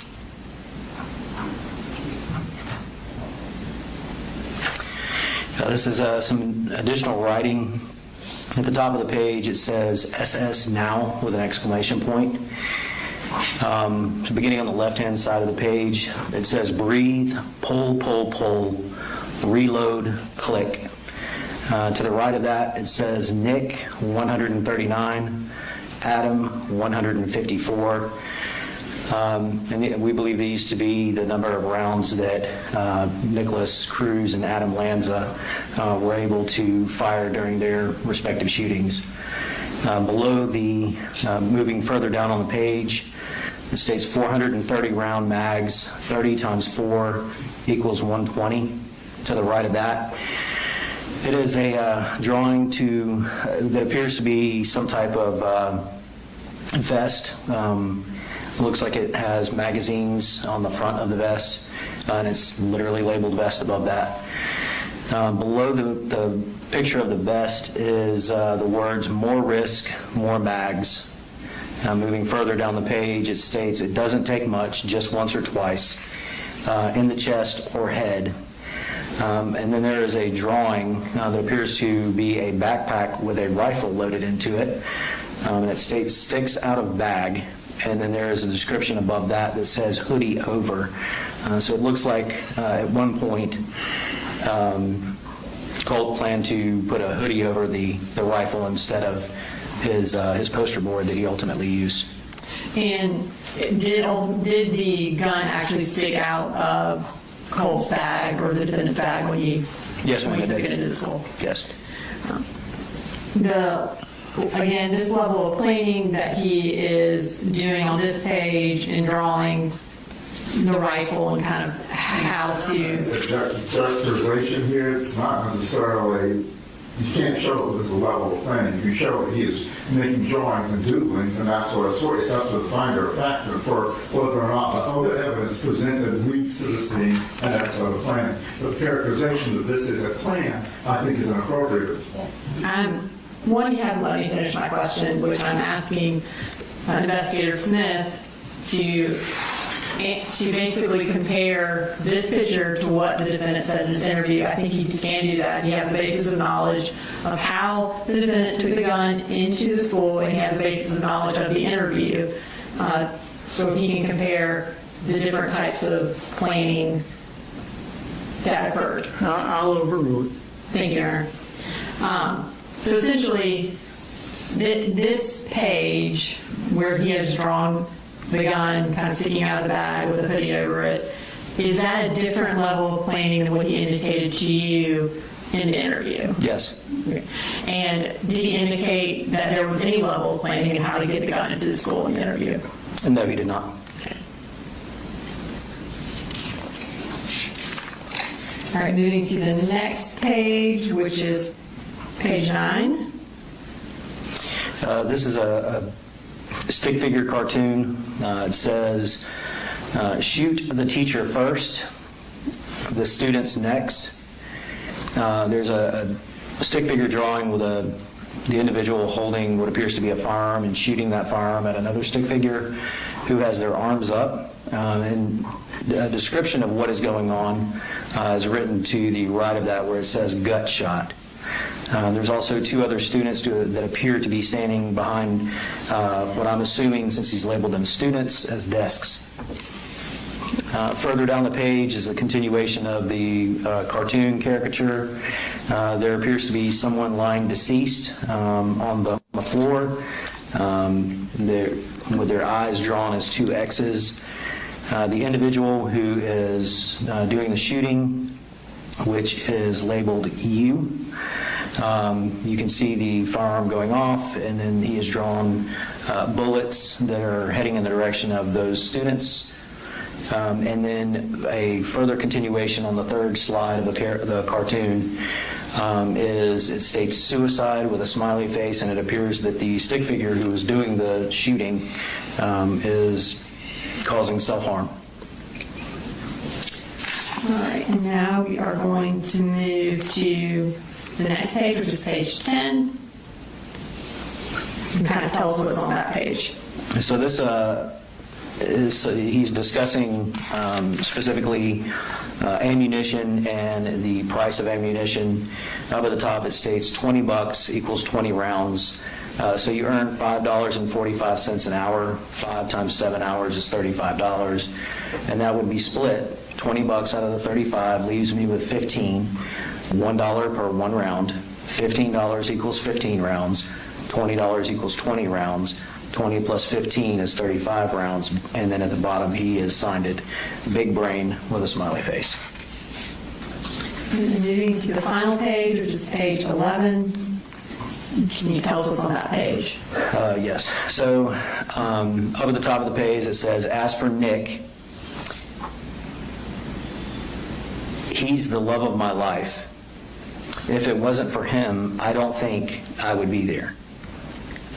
And you indicated earlier that there was a picture that resembled Nicholas Cruz. And who is that? Nicholas Cruz is another school shooter. And does he spell his name N-I-K? He does.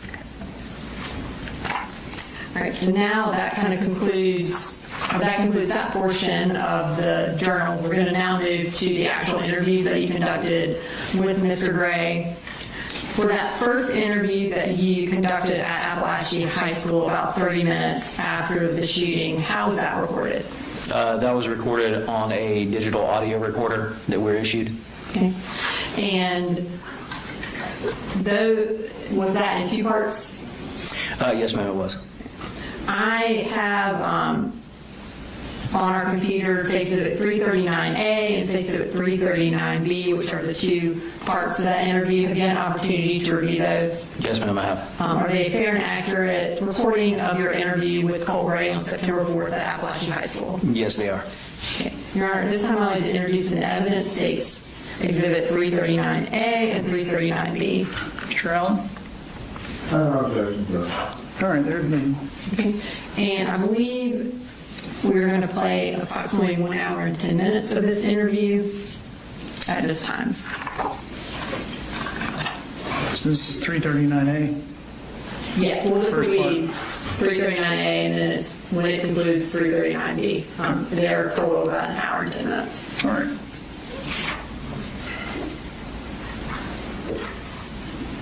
$6 hours. Continue.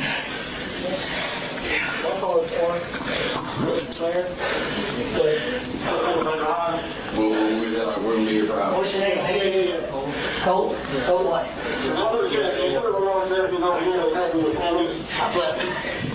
Let's go ahead and talk. Actually, see my net ring? Let's go in and talk.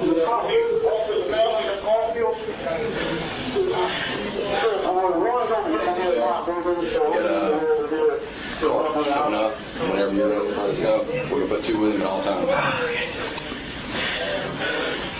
Hey, bud. My name is Investigator Smith, okay? I work with the Bear County Sheriff's Office. Can you get your hair out of your face for you? You got it? Okay. What'd you say your name was? Colt. Gray, G-R-A-Y. C-O-L-T? Yes, sir. Okay. It's Colt, not Colt. Okay.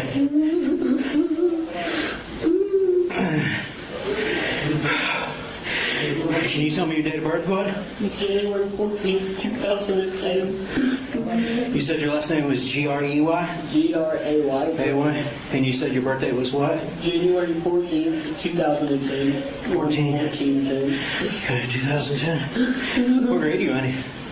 I'm a freshman. I think the first grade in high school. You're a freshman? I've only been here for like a month. This is middle school. You're here for a month. Okay. What's going on, buddy?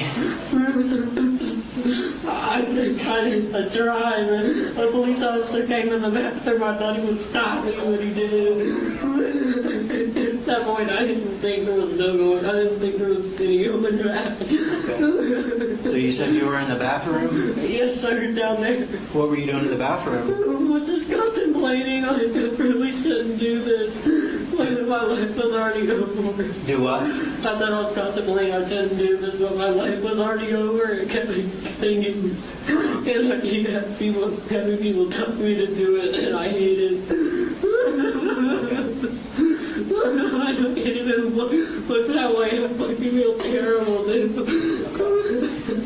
I'm not justifying my actions at all. I'm just so fucking... Okay. This is fucking horrible, man. How old are you, Colt? I'm 14. You're 14? Okay, I'm going to read you something real quick, okay? Because you might kind of made some statements to me, and I want to read you something, okay? All right. These are your Miranda rights, okay? Yes, sir. Have you ever seen the Miranda rights on TV? Yes, sir. Okay, it's the same thing, okay? Okay. You have the right to remain silent. Yes, sir. Anything you say can and will be used against you in a court of law. Yes, sir. You have the right to talk to a lawyer and to have him present with you while you're being questioned. Yes, sir. If you cannot afford to hire a lawyer, one will be appointed to represent you before any questioning. Yes, sir. You can decide at any time to exercise these rights and not answer any questions or make any statements. Knowing and understanding each of these rights as I've explained them to you, and having these rights in mind, do you wish to talk with me? Yes, sir. You do? I don't want to talk to anybody at this point. I'm so sorry. And just so I can make sure that you understand Yes, those sir. rights, I understand. what does that mean to you, that what I just read? That means that I can talk to you or get a lawyer. Okay. I can buy one or get one appointed to me. Okay. I understand. Okay. Okay. So, Colt, tell me what happened today. How did we get here? I diagnosed things, and it kept growing on me, and I pulled back as much as I could. But I just by the time I got here, I realized what I had brought on myself. I didn't know. I had a moment of like in the bathroom. I was like, I probably shouldn't do this. The next thing I know, I'm fucking shooting in a classroom, dude. You shot in a classroom? Yes, sir, down there. You did? Yeah, and then I shot people in the hallway. And you shot people in the hallway too? Yes, sir. I think that one kid. He was so he didn't even know, dude. You didn't know what? He was looking the other way, and I just shot. I didn't even have my sights turned on, man. I was just so like, it wasn't me. I'm not at all just buying anything. It's fucking horrible. No. Okay, I'm gonna close this door real quick, okay? So you said you brought a gun to school today? Yes, sir. What kind of gun did you bring to school? I'm 15. SIG M400. And a SIG M400? No. What kind of gun is the SIG M400? AR-15. I think it shoots, but whatever. I don't know. I just grabbed whatever was closest to me. Who's closest? I just fucking came here and did this stupid shit. I'm probably affected thousands of people, dude. This is fucking horrible. What did what made you want to bring a gun to school? So many things I'm trying to pinpoint, but I don't know. I hate auditory things, and I have so many times I can't get out. I'm really unwell. Okay, you said you had auditory things? Auditory things, yes. Like what? What is that? Just constant, like just random whispering and shit like that. I know it's so common for, people to fake schizophrenia just to get some stupid, like, settlement or whatever. It's just, oh my God. Is that something that you've been to the doctor for? No, sir, but my dad had an appointment next week. But I couldn't wait. I told him to hide his guns, and he did, but I don't know how I found him. Your dad hid the guns? Yes, he already ordered a gun safe. It's one of those situations where like he just was like oblivious. I told him and he knew he cared about me. When did you tell him to hide the gun? A few days ago. A few days ago? Yes, sir. Okay. Is that something that you've been thinking about doing for a while? Yes, it's been years. You've been thinking about it for years? It's only gotten worse, and I finally just now got to the point where I wanted to reach out and get help. We were so close. What do you know what doctor you were going to see next week? No, it was like crisis counselor. I tried to call the hotline in the bathroom, but it didn't go through. Okay. And I thought the officer who walked in was looking for me, and I thought he would notice me, but he didn't. He just walked out. Okay. Where were you at when the officer walked In out? the stall. You were in the bathroom? But he could see my hair. I knew he could. Okay. And was that before you shot or after you shot? That was before. That was when I was trying my best to not do this horrible shit, dude. And I'm not trying to get any remorse for anybody. I know I fucked up so much. I'm just not trying to leave anybody in the dark. That's why I did this. I hate it. What's your dad's name, Colt? His real name is Colin Gray, but he goes by Colin Gray. Okay. How do you spell his name? Colin or Coley? Colin. Colin. Is his last name? Gray. I'm so fucking sorry. Do you know his telephone number? No, but it's on my phone. My book bag and stuff are still in the stall. Okay. Everything.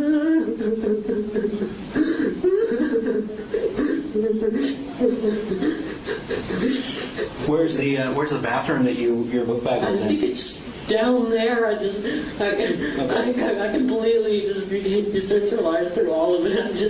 I came back and I was on the fucking floor. Okay. So going back, you said that you've been thinking about this for years? Years, maybe not years, but at least a year or two. And I had really bad influences, like Matt paired with, I think my teachers are against me. And I know it's not schizophrenia because I see them whispering to each other in the hallway and plotting against me. So I wanted to do something to get them away from me. I destroyed my computer. I was so scared. You destroyed what? My computer at home. You did? Yeah. When did you do that? Today, I think. Why did you destroy your computer today? I thought they were inside my computer and they were working with somebody. Somebody that was after me. Somebody was after you? Yeah, and it's not schizophrenia either. I know they are. All my teachers are in on it. They planned against me. It's the only thing that. What did you see in your computer that led you to believe that somebody was? I don't know. I was looking around and I just got this feeling, and so I impulsively just out of nowhere did that. How did you destroy it? I can't remember. All I know is I did something with it. It's just now coming back, oh my God. So you mentioned earlier that some people told you to do this, or encouraged you. Yeah, it was so many things. I feel like that led up to it. Well, one, the teachers, the people that are after me, and then I have constant people egging me on and telling me that, they're after you, and eventually they're going to get you. Who's been egging you on? I don't know. I just hear them sometimes inside. It's mostly kind of like it's sometimes family members that I hear, but it's not actually my family members. Also, that I can at least have self-awareness over. So, are you saying those are the voices that you hear? I don't even know if they're voices, but What do you think they are? There are things, I don't know. It's hard to even make it out sometimes. And you said some of them sound like family members? Family members, yes, sir. I'm just so fucking sorry, dude. I look back and I saw, oh my God! Oh my God. So, Colt, do you think that you can walk me through this morning from the time that you got up? I think I can. Okay. What time did you get up this morning? I know I can get a lawyer, but I want you and I want everyone to be informed because this is fucking sick. This is horrible. telling me it's okay and that I did the right thing, but I know I have morality then. Who's telling you it was okay and you didn't? People, I feel like the teachers whispered to me in class that this is what I had to do. You think the teachers whispered this to you? And the family members whispered this to you? Yeah. It's always inside. I don't think that schizophrenia. I think that possibly what I thought was maybe using brainwaves to somehow get tracked inside. So what time? Let's kind of go back to the beginning of today. Okay. Tell me everything that happened between the time you woke up until the time you got here today. I've been awake for like a day. I've been trying. I thought about killing myself to try to stop this because at least I know with most it's just completely like they're just not there. But I had glimpses and shivers of morality. And this isn't wrong because my partner. When's the last time that you remember sleeping? Sleeping? Yeah, when did you last sleep? I think like a day ago. Today, I don't even know what today is. Okay. What time did you start getting ready for school? I said I just put my clothes on like normal, and it was going well. I told my dad I loved him, and I was so glad that he was giving me the help I needed. And I had people online that I was in contact with that weren't good influences. Okay. Who were you in contact with online? It's my Discord account. Just young and girls just go through and see. Do you have a username on Discord? I think it's occasional burner, just occasional burner. Okay. And I told them that I feel like people were after me. They tried to help me so much, and I say they were influenced. They weren't. They knew what I was going through. They tried their hardest, and I told them that I wasn't going to do it. What did the people on Discord say? They said, I think it was only 2 or 3 people. I think all of them are girls too. I think one of them is gay, but what did they say to you? They said, one of them said that you're strong. You don't need to do this. Okay, they tried to talk you out of it. Yeah, but they weren't even because I told them I had things. Told me like I had to like tell them I didn't want to freak them out, so I just told them it was simply something I don't know that like I was going to try my hardest not to let happen. They believed it. Okay, you said this morning you got up and what did you didn't go to bed last night, right? No, sir. What did you do all night last night while everybody was sleeping? I lay on the floor, buddy. I contemplated. I was trying so bad. I thought I was not going to do this. What were you contemplating? This, and I mean contemplating in a sense, it was more of like, I don't even want to say fighting off these things, but it was more of like hoping that the facility and these brainwaves and stuff that are completely just making me do shit. I've threatened, I've said shit within the last month that I've never said to like my family members. Like, you've been threatening your family members over the past? Yeah, and like my dad, I told him. But I told him I was gonna kill myself, and my dad was scared. He knew that if he tried to call anyone, eventually for a while he thought that I was gonna hurt myself. But eventually I got to him. I was like, hey, it's okay. I love you. If I said I'm not gonna do this. So this morning, you about what time was it that you saw your dad and told him that you loved him? He went to work. I just texted him. What time you texted him? Yeah. Did you see your dad at all this morning? I don't know. I don't remember. I thought I saw him, and then I thought I saw him another time. I also thought I heard footsteps like outside the porch because I was parked up next to my wall. Okay. I texted him like 5 minutes before I did it. I told him I loved him. This wasn't anybody's fault. You texted him 5 minutes before you. I think it was 5 minutes. I only assumed. It was definitely certainly before. And I told him that it wasn't his fault, that he always tried his hardest for me. I love him. You 5 minutes before what though? Oh, this. And I told also close friends that I'm sorry online. I was so fucking sorry. And my data was really bad. So half of them didn't go through. I don't know, at least one of them did. Well, you said you texted friends online. Yeah, only 2 or 3. I'm remember who they were? These past few months, I wasn't that social. They were people on Discord. In Discord. Okay. So this morning you got up. What time do you remember about what time you put your clothes on to get ready for school? I think around 7-ish. Around 7? My bus comes sometime at 8. Oh my God. Okay. You ride the bus? Yeah, yes, sir. You ride the bus here? Yes. Do you know what bus you ride? No, I don't know. I know my info probably has it. Oh my God. What's your address? 896 Harrison Mill Road. Harrison Mill Road. He's just, my daddy's gonna be in shock. I know he is. We're gonna try to reach out to him. Okay. Okay. Thank you. So you get on the bus. Now, you said earlier that you brought a gun to school. Yes, sir. Okay. Tell me how you got that gun. Oh my God, this is fucking horrible, man. I looked impulsively for a good while, and all throughout it felt like I wasn't even there. It was almost like I was decentralized, just having no control over these impulses that I was doing. And at this time, I had given like my dad part, and I gave my dad his guns and ammunition because we bonded over that. Before all this shit happened, but in the last few months, I've just completely lost it. Okay, so you said you looked for a while for the gun today. Yes, sir, because he hid it.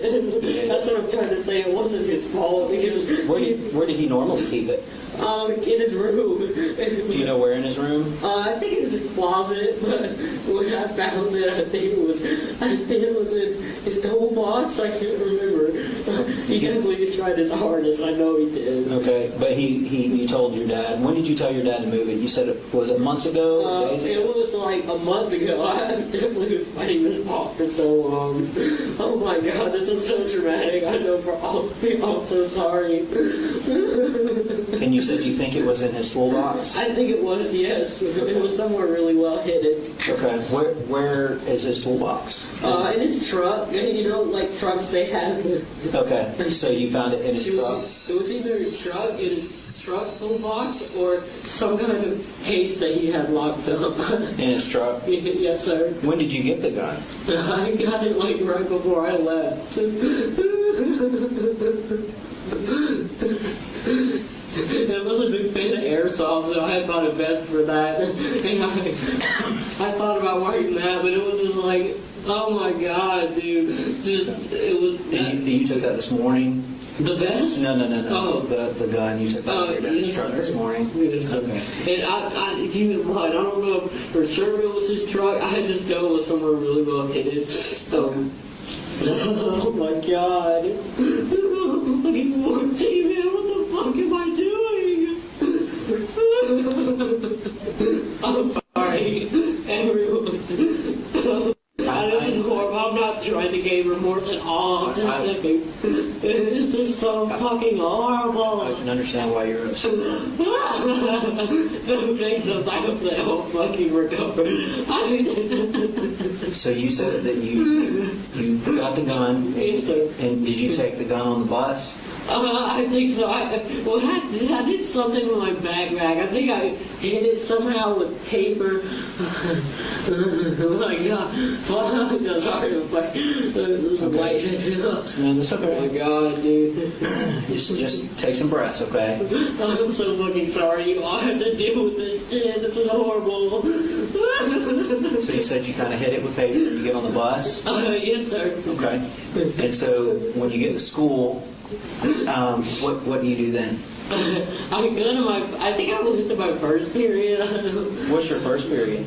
It's a science, it's for the software technology. It's messed up because I knew she knew something with it and she asked me. Who's your teacher?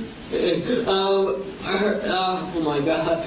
Harris, I think. S. Harris. I told her I don't know what it is. I know that's what she informed the cop. He was looking for me, he just doesn't mind me.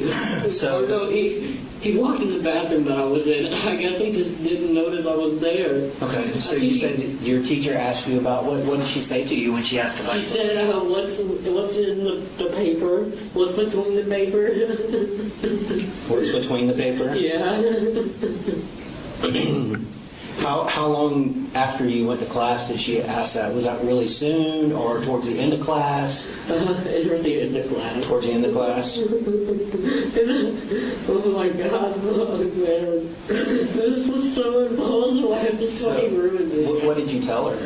I just, like I said, I don't know. It's vague, it's foggy, everything. This whole day is foggy. And Colt, that's good. If you can't remember, say I can't remember. I can't remember, but I can say I think I said something along the lines of, no, I don't know. I don't even know. So you told her you didn't know? Yeah, I thought about crying for help with the officer. I hope he would knock on the stall. So you mentioned that, how did you go, what happened between the time the teacher asked you about that, about what was between the paper, and the time you say the officer saw you in the stall? She asked me at the end of class, and I think I went somewhere. I don't know if I just aimlessly roamed the halls. Did you get up and leave the class, or was the class over? Did the bell ring? The bell rung. I think I went to my second period. Okay. I think, Okay. I got paranoid, and she looked at me, and I thought I started whispering on with students about how I was trying to, or she's like thinking to detain me. And like I don't know, they were just gonna do stuff to me, and at that point I kind of just went out the classroom. Right. I of course it was so bad. I told her I was gonna go to my counselor here, my crisis counselor, but at the last fucking minute, like I just completely just went. Okay, so I'm not using the fogginess. I'm not using that as a way to justify any of this. This is horrible, but I don't think you are, Colt. I don't think you are. Next thing I knew, I was flying paper pencils. This is fucking great. That's fucking horrible. Well, help me understand how we get there. Okay, so you go into the bathroom. Okay. What did you go into the bathroom for? I went to the bathroom. I can't remember really any of it. All I know was that I guess it was a way to get ready. I don't know. Okay. But they told me all the student shit, like taking gloves and fucking, I had a hat and my belt and everything. It's fucking horrible. So you went in there. Did you use the restroom while you were in there? No, sir. No. Okay. So this is fucked up. You think you went in there to get ready? Yes, sir. I assume so. That's what they've been wanting me to do for so long. Okay. I thought about killing myself so much. I think I went in there. It's mixed up with premeditation so much, but I'm not like that. Help me understand what you mean by premeditation. Like, it's so often, I guess, like, you see school shooter and you think premeditated, like, messed up in the head individual. That's not me. I love this school. I was never bullied. I love it. You were never bullied? Yeah, but in these the short time that I've been here, like a month, but I just got every single time it just got worse over and over about the facility and the things just being in on it, trying to hurt me. And the students. I just went to the bathroom. I guess I would assume I just got ready. I don't know. Help me understand how you got ready. I guess just putting gloves on. Okay, so you put gloves on. What kind of gloves did you put on? I think they're out there. I don't know. I think they're purple. I can't remember. Like the little rubber ones?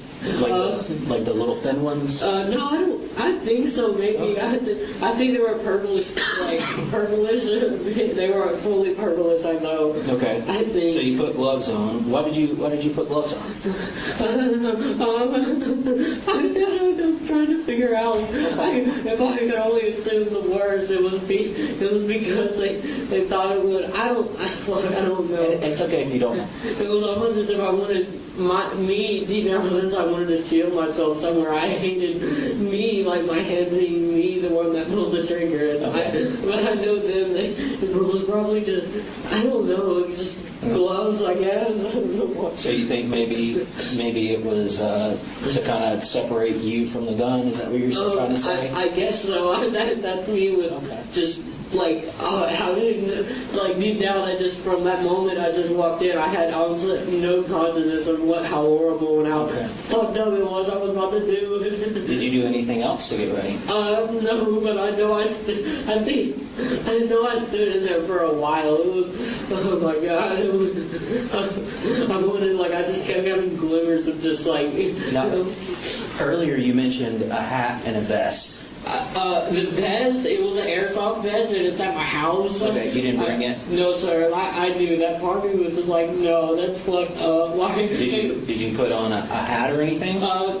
You just put the gloves on? Yeah. It was just like, I wanted, like, it was almost like I was trying to delude myself into my normal self. Like, it's okay, it's just a normal school day. These things aren't real, you're not going to do anything.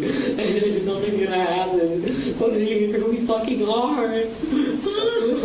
So when, how long do you think, or do you know, how long you were in the bathroom before the officer came in? I wouldn't know. I guess y'all could pinpoint that. Okay, that's okay. I'm sorry. Do you feel like it was a short time or a long time? I feel like it. I know, like I said, I had these glimmers of like I shouldn't do this, and it must have been a while. Because I knew like cop came in, and I was hoping so. I was hoping that they would save me. Did the police officer say anything to you when he came in? No, he was just asking the other kids in there if they were Colt and Gray. I guess he got my name mixed up with Colt. It's just Colt. So he asked other kids if you were Colt? Yeah, and I think he could. I don't know. My God.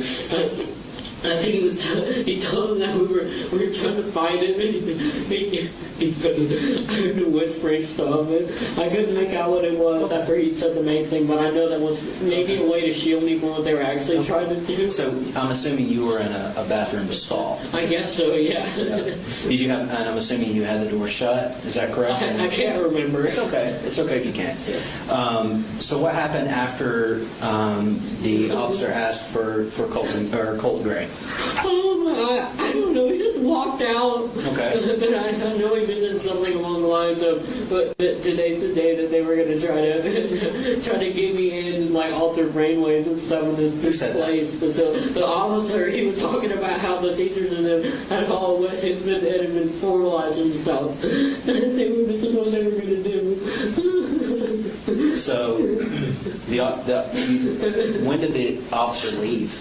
Or did he leave the bathroom? I think he left, obviously, because I think he would have stopped me when I walked out. Okay. Because all of it's just such a blur. I remember it's waking up and having an officer pull up my hands. So, what made you come out of the bathroom? I was scared. That was at that point, I guess, was just completely out of my control. It was like it wasn't even there. It was trying to pinpoint just decentralization or just complete blackout. Like, was there anybody in the bathroom when you walked out? Do you remember? I can't remember. I'm sorry. I don't know. I assumed he was talking to kids, so I assumed there were people in there. Okay. So help me understand. You come out of the bathroom, and you have your gloves on, and are you carrying anything else? I can't. I don't think so. I assumed it was the gun because I looked back and that was all I saw on the floor. Okay. And you mentioned to me earlier that your book bag was still in the bathroom. Yes, sir. I probably think so. It is still in there. Okay. So you come out with your gloves and the gun. And then what's the next thing that happens? At that point, it's just completely blacked out. I have few glimpses of I guess it's just the brain's natural response to such traumatic and fucking horrible shit like this. I remember the smell of gunpowder, and my shoe came off, and then I remember just being on the ground and the officer handcuffing me. So you come out. You said you have a few glimpses, right? Yeah. Okay, can you tell me about those glimpses that you see? Just mainly smell, just the gunpowder, obviously. Smell the gunpowder? Probably smoke. it's even worse because it's formulated into like such a horrible obsession I've grown with Nicholas Cruz. He's a shooter. Who's Nicholas Cruz? He's a Nicholas shooter, but it's not in a weird way like glorifying, because like the last step had no morality. It was mostly just complete delusion. Why did you mention? I didn't understand. Why did you mention Nicholas Cruz? Just because I guess I could understand emotional aspects, and it was really mutual. I didn't let it take over too much, at least from what I can remember. But I don't know. You said it was mutual what? It was mutual in a way that I didn't let it affect me emotionally. It's like I didn't do this because of him or something. But I know the voices probably leached upon him, and I know they gathered like info, and my teachers were finding out and everything. So you told me earlier when I sat down that you shot some people. I think so. I don't know. I hope nobody's heard. I forgot. I didn't even know if my sight or anything was on or it was working. I would assume, I know me just aimlessly firing. It's just like, I remember it's just gunshots. I can't tell for sure. Okay. I know for sure I don't think I was targeting people. I think it was more just Do you remember where you were? What room you were in when you were shooting? But I remember just... Was it a classroom or a hallway or something else? Oh my god, dude. I think it might have been a class. I don't know. Everything else is just blurry. It was a classroom? Yeah, y'all could probably... So you said you just walked around aimlessly shooting? Is that what you said? Yeah, pretty much. They wanted me to do anything to get these people away from me. The teachers and the people who were altering stuff for me. I didn't like it. So you walked around, and when you were aimlessly shooting, were you shooting at people? I guess. I don't know. It's hard to tell if I was aiming for anything specifically or not. I'd assume so, because I didn't just want them to... maybe, I guess just when you see people, like, when you do some shit like that, I guess they would want me to do something like that. It's a way to tell them that, to be scared of me. I don't know. Okay. Not the victims or anything like that. It was just wanting the teachers and stuff in the building, which I know is real. There's still... Now, you keep saying victims and that you shot people. Yeah, I look more than one. I looked back a few times and I saw a kid leave. He got it back over him. Oh my god. So you looked back and I looked back when they had me on the floor. I almost fucking threw up. That is so horrible. You said you had it back over him? I think they did. The police. This fucking parents are ever again. Oh my god. I'm so... Your Honor, we have a few minutes. Okay. Take about a 5-minute recess.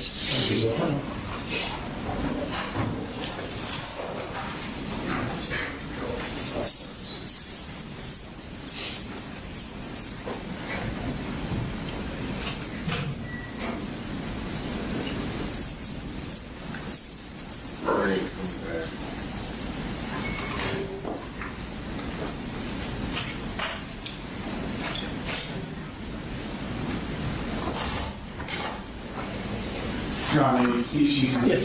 Yes.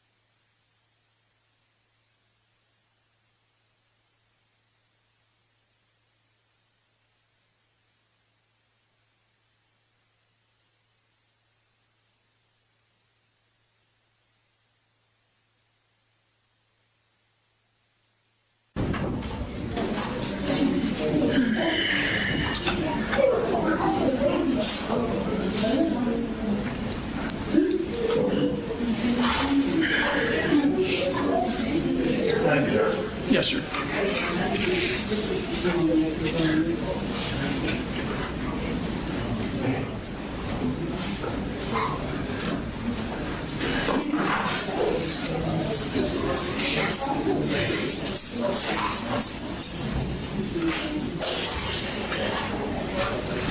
All right, we're all present. Go ahead, Ms. Brooks.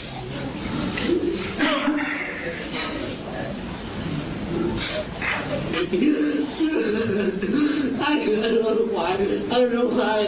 We're so close to getting the help I needed. It's just oh my God, getting the medication I needed.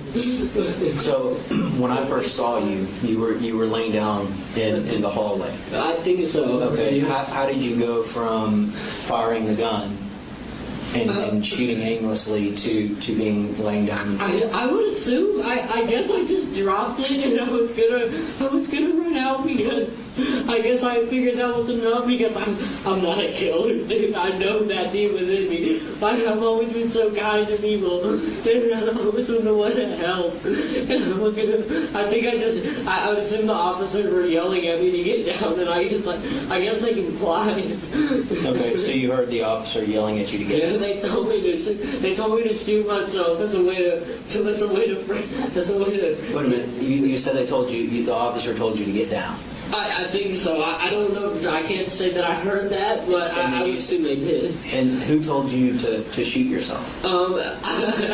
I heard yelling within the walls. Within the walls? Yeah, but or not like in the walls with the classrooms. It was through the doors, so I know some of them were cracked, and it was coming from both ways. And next thing I knew, I was just on the ground. I don't know if they disarmed me or I just dropped it, or maybe it was just a natural instinct of knowing that I'm not a killer and I didn't want to. Now, you said something, Colt, that I want to kind of touch on.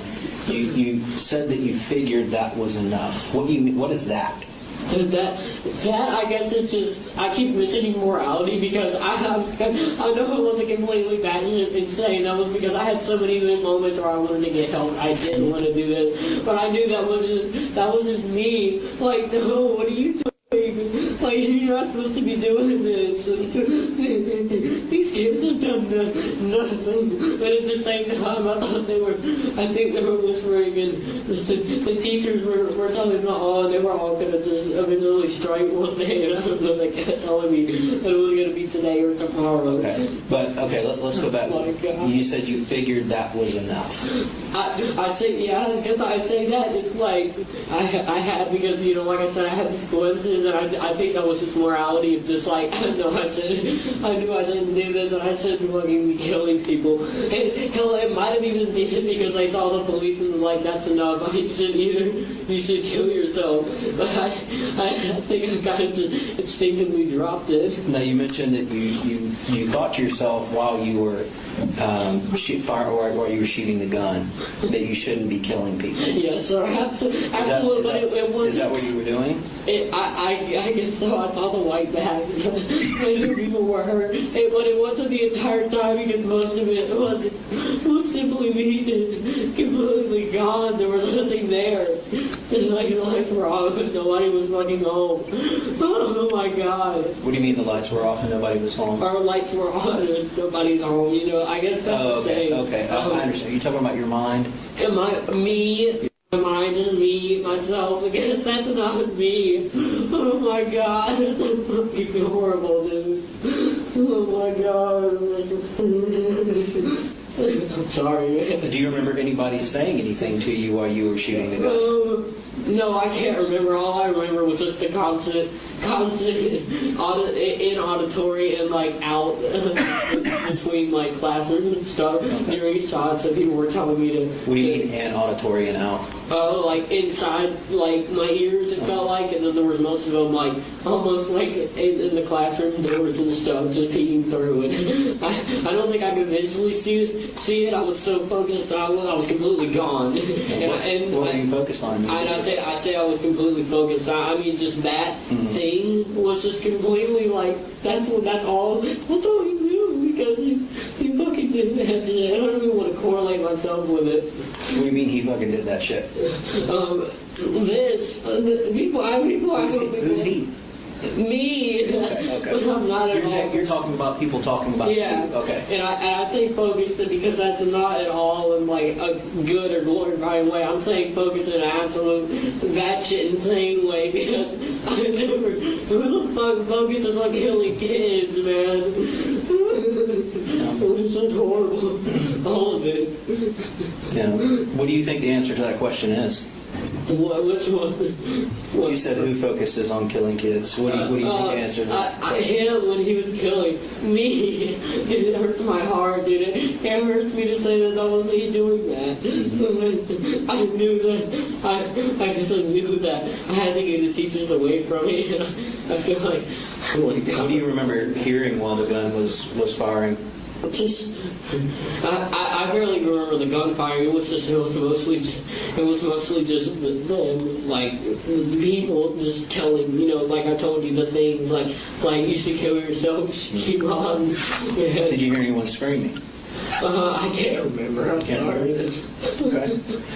Look at my ears from ringing. I can't remember, but it's weird because that's like. How did you feel when you were shooting the gun? It was completely numb, but not in like a psycho way, like in a way that I was not there. So you weren't crying and upset when you were shooting? No, I couldn't tell you. I know if I was there, I was more. I wouldn't even let it get to that point. So you said you've been thinking about doing this for a while. Yeah. When is the first time that you remember feeling like you wanted to do something like this?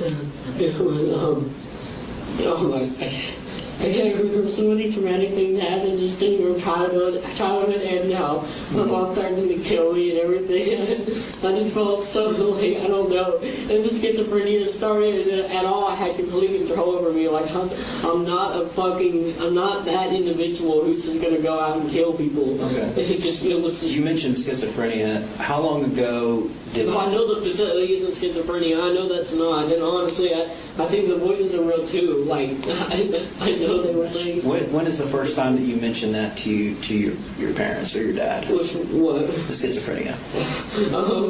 I think a few weeks ago. A few weeks ago? Yeah, I think he understood. And I told my grandma and my mom. Okay. And I also mentioned mania, which is complete mania, which is God, it's also blurry, but it's like heightened things that like you just completely. How long have you been thinking about shooting the school?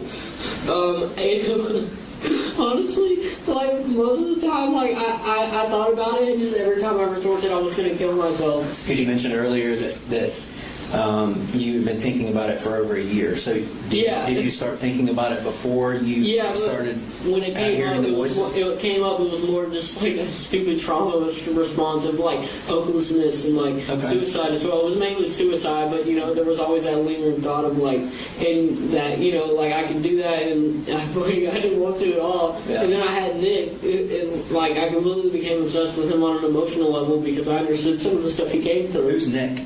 Nicholas Cruz, I think. You said you had Nick and you became obsessed with him? Yeah, he got arrested, but I mean, he shot up in school, but on an emotional level, I could understand like the trauma and stuff that he went through, and I think it's kind of molded into like that, and then. What trauma did Nick go through? I didn't think neglect, and I was really bad neglected when I was a kid, and it was a bunch more stuff. Just him like. It was a bullying aspect because I was bullied really bad in middle school, but I don't think that's at all the reason. Like, I love the school. You told me earlier that you weren't bullied. No, here in high school, the school that I Okay, but you were bullied in middle school? In middle school, yeah. Okay. Because I was going through a really bad time. I was wearing like 2 jackets at a time, and people obviously thought that was weird because I was just. What middle school did you go to? Jefferson Middle School, I think. Is that in Jefferson?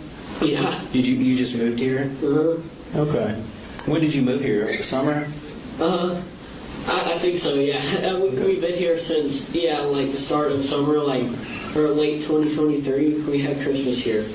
And like, it was just, when I say a year ago, I started school here a month ago because I was originally going to plan for a while. Right. They had never got around to commuting to school. The plan was to do homeschool, but they just now got me signed up for school. My mom was supposed to be doing it, but... So help me understand, you mentioned your address earlier that you live off of the Smith Mill Road. Who lives there with you? Wait, 896 Harrison Mill. Harrison, oh, I'm sorry, thank you for that. 896 Harrison Mill Road? My dad and my mom aren't divorced, but they separated a while ago because... What's your mom's name? Marcy Gray. M-A-R-C-I-E or something else? M-A-R-S-E-E. Oh, okay. Thank you for correcting me. No, it's fine. G-R-A-Y? Yes, sir. Do you know her phone number? I don't know, but I'm sure it's my phone somewhere. I'll text her. Does she live at your house on Harrison Mill Road? No, she visited like for a week, but she's on probation because she threatened to kill me. My dad was doing drugs and stuff, So your mom is on probation for threatening to kill you and your dad? yeah, well, she went to prison for 6-7 months, but and she went to rehab. I'm trying to interrupt. The young gentleman here laying in the hallway, was he with you? No, sir. I completely I guess he was random. I don't know. I told him I was doing it random. Nobody in particular I was targeting at all. Let everybody hear him. Who's the gentleman that he's talking about? I think the white bag that's out here. Okay. I don't know though. The white bag does he mean that he's deceased? Is that what that white bag means? I think so. Oh my fucking God, dude. So you said that your mom was on probation for threatening to kill you? Well, she was on hard drug meth for like a while, and nobody believed me when I said she was. But eventually, she kind of was, long story short, she duct taped my grandma into a chair and held her hostage, and then went on the road, I guess. And what was found was a gun in the car and meth and a scale. And so that obviously got her up charges. She duct taped grandma to the chair? Yeah, she took a picture. And she took a picture? How long ago was that? It was like a few months ago. A few months ago? Like 3 or 4, maybe. And was she arrested for that? Yeah. Because they found her at a Walmart. Okay, so your mom doesn't live with you anymore, and you know where she lives? She lives with her my grandma. She lives with grandma? In Cheryl, Georgia. She lives with grandma, the one that she duct taped to the chair? Yeah. I was scared for her, too. So that's in where? Fitzgerald, Georgia. I think her was addressed as White Drive. White Drive? White Drive. White Drive. I don't know which number. Okay. Does anybody else live there with you other than your dad? It's me and my dad. My sister, who's 13. What's your sister's name? Jenny Gray, Gray. And my brother, he's 28. You said your sister's 13. Where does she go to school? She goes to Hammond? He's in 8th, I think. And you have a little brother? Yeah. What is your little brother's name? Coley Gray. His actual name's Coley Gray. C-O-L-E-Y? Yeah. How old is he? 8. He's 8. Where does he go to school? I get confused with the name. I think it's Creek something. I can't remember. Creek something? Okay. Or Drive. I can't remember. It's okay. Anybody else live there with you? No, it's just us. So who was home with you this morning when you... My brother, my dad took my brother to school, and my sister gets on the bus after me, so I told her I loved her. Okay. And I don't think she didn't know at all what was happening. I didn't either. I don't know what the fuck this is, any of it. Okay. You mentioned you got the gun, you think, out of your dad's truck.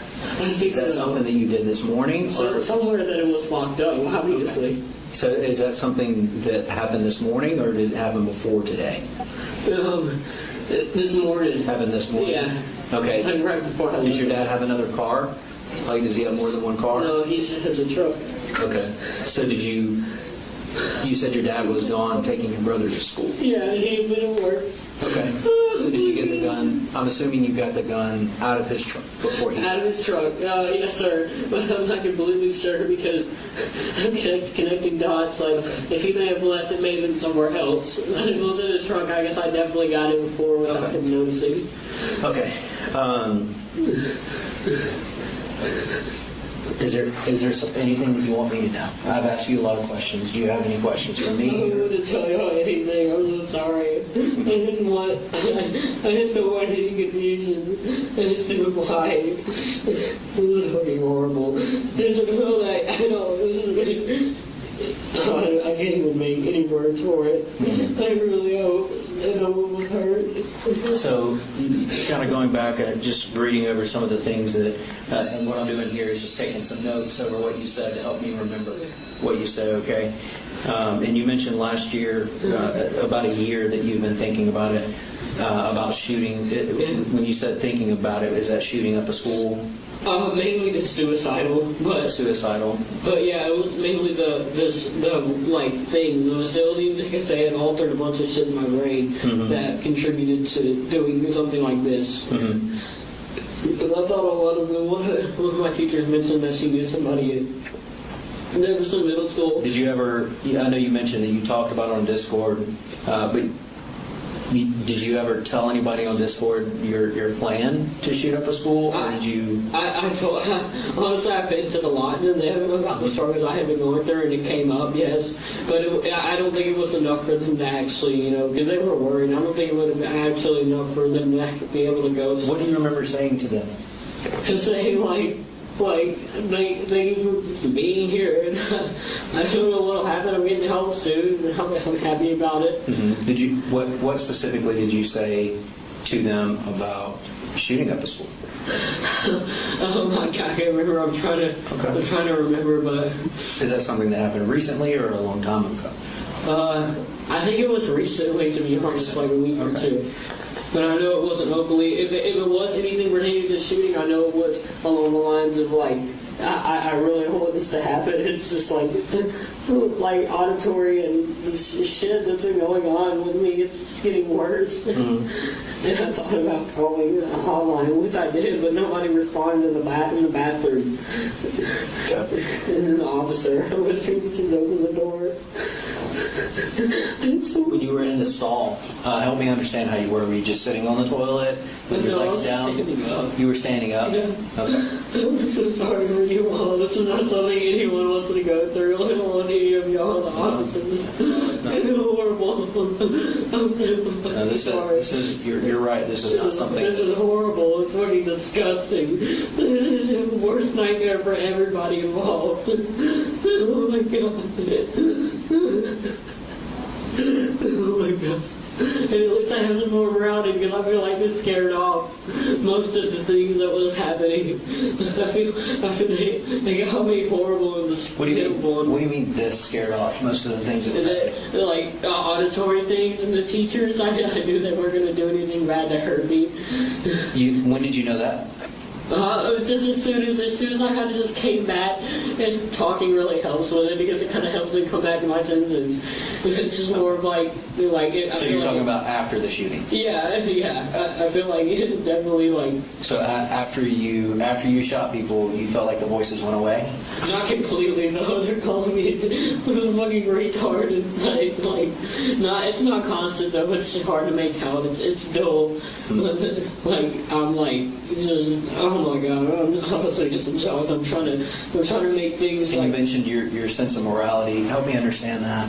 The sense of morality is like me. Like Lars always been so innocent, and so when you hear that, it's really it's not the case with most people. But I had glimmers of this is wrong, and I love my parents. I don't want to hurt anybody. I don't want to traumatize or be known for this stupid shit.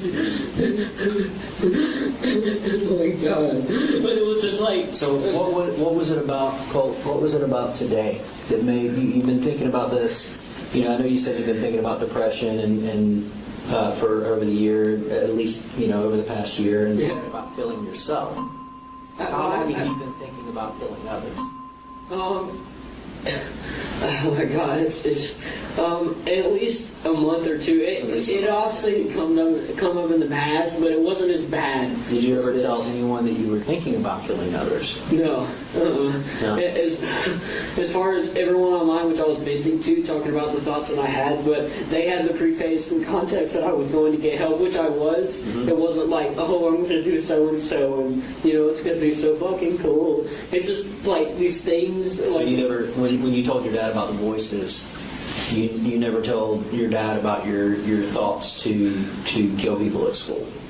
No, and I say voices. It's not completely. It mostly also transformed into like almost a state of psychosis, of just radical and like unhinged thoughts that I would never think or never want to do to anybody. It just completely like, oh my god, it's completely just takes away who I am as a person. Have you ever gone to a psychologist or a therapist or anything like that and been diagnosed with having schizophrenia? No.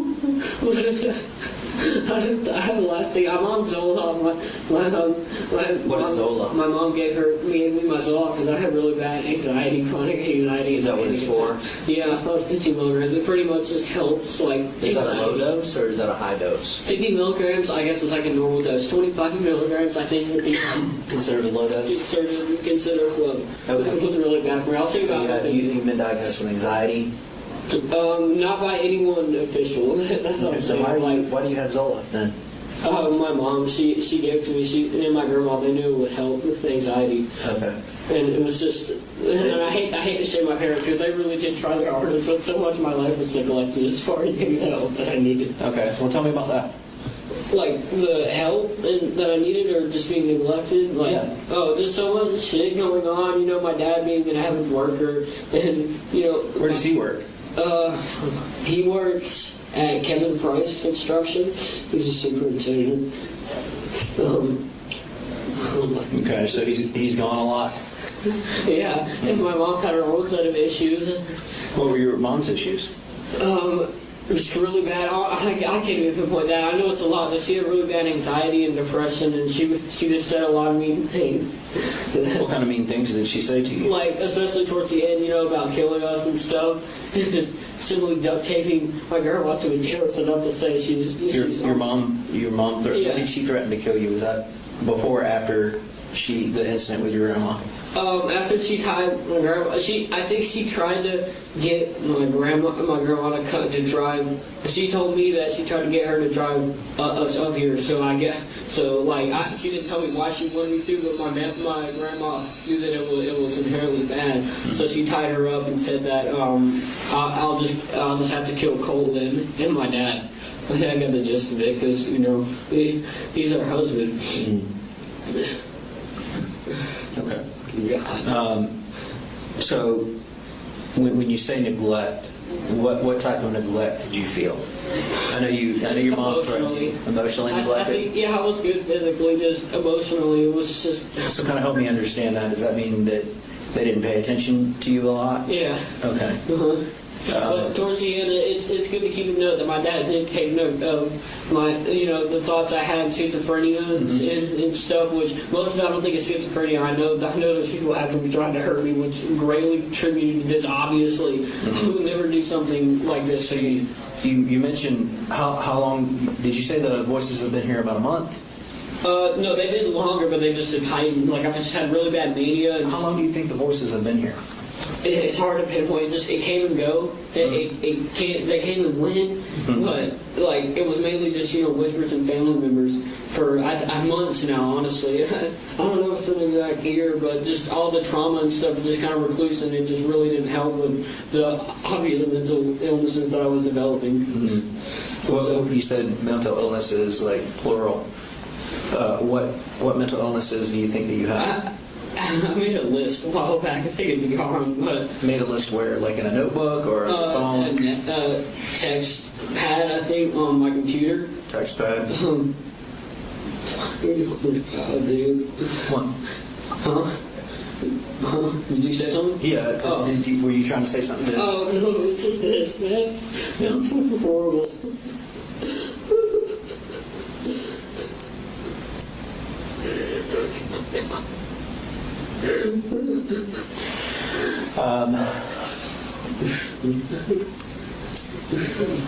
How have things been at home with your dad? They've been good. We have our arguments here and there, but What do you guys argue about? just things in him. I argue with him, about just not taking proper measures, being, a good parent. And he definitely tries his hardest, I know, but it's just, I have some drama or stuff that really just doesn't help good with him being, supportive and all, like being completely, competent, which he is a good parent. I love him with all my heart, especially towards the end. I think he finally realized what was up, but I think he was so used to me just being that young, right employee dude. That young what? The young, right, innocent boy, but I so quickly just had these things that just, the trauma just recludes me to the state of just, I don't even know what I am, dude. A fucking monster. Oh my God. Is that how you see yourself? Me? Yes. Me? Yes. All of this is fucking horrible. I want to at least find me inside of all this, but it's so hard to because of all this shit that I've thought, and I know that's happening to me. Right. And after seeing this, it's hard for me to ever forgive myself, sane or not, medicated or not. So, you said you've been thinking about doing this for a while. The shooting, a while, as in like it popped up, for like a few months, but not as severe as it was. It was only after the symptoms and illnesses popped up that it's almost like the teachers and stuff that kind of leased onto it, and like whatever these people are, they just took advantage of it, and they knew that I was unstable. And so, over the past few months that you've been thinking about shooting up the school and killing people.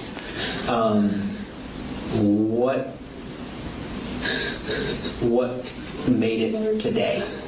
Today, I was told via waves, I don't know, it was something that I know I heard, and it was a multitude of people, that it was going to be sometime soon. It was either going to be possibly today, tomorrow, it could be this week. I didn't know, and I was scared, and that got formulated into like I wanted to get help, but and like I said, with that, it formulated into them saying you should do some fucked up shit like this to try to deter them. I don't know, not. It's kind of weird because not like Whisper specifically, but just the teachers, because I know like them and some like. Have you talked to the school counselors here about the voices that you hear? I have once. I went like a week ago. A week ago? Yeah. What did they say? She just called my parents and just kind of listened. She didn't really give me much advice, but she did say it take as long as I need, like if I feel unstable, which I did, and I'm glad I took that route. Did you tell her that you felt unstable? Yeah, at that time, and that's when it just. Do you remember the counselor that you talked to? I know she was African American. I can't remember though. Okay. African American. So it wasn't. It was the voices that told you today was the day. Not only that, it was like kind of a 50-50 possibly. From what I can gather from it was that, and the teachers, whispering subtly and having like, having people like inside the classroom. When you went to go talk to the counselor, did you tell the counselor about the teachers? Yeah, I did. I told her that I thought, and I also told people online that I thought my teachers were plotting against me. Now, obviously, tried to calm me down, but I know I'm not insane. I know they were. And when you have stuff like that goes on, it makes you resort to shit like this, and it's pretty obvious. Remind me what the teachers were saying to you. The teachers were saying that it's coming. The day it's coming, that we're going to take you and hurt you. And also, I think they were letting the kids in. Oh my God, I'm sorry, dude. That is horrible, man. I just have to. What was the family member? You said some of the voices were family members. What were the family members saying? They were saying that it was for the best and that I needed to do it. And for a while, I knew not to just deter it away. But who were the family members' voices that you were hearing? I couldn't make it out, but I knew they were familiar, so I kind of automatically assumed. Okay. I know if it helps at all, I kind of like talk to my auntie a lot because she has bipolar and it's schizophrenia. So I know it's just I like talking to her as a way to cope with it. Okay. So when you came out of the bathroom and you started shooting, do you remember how many shots you fired? I can't remember. I'm sorry. Really anything like just related to that, except except it was just me morally having these glimpses of just like, what the fuck, man? I can't remember. It was just completely gone. And I'm sorry. I know that sounds like completely like just horrible. And you what I've done. only brought one gun.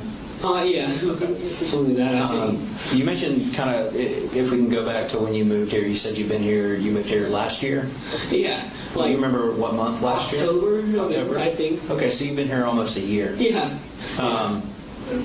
When you moved here, like, what made you guys move? My mom and our previous landlord, they weren't really good because my mom was like flipping her off and chasing down the neighbors' cars and stuff, really just kind of losing it. And like they were all just kind of freaked out, so me and my dad kind of thought it would be best after she had left because we were still there. Okay.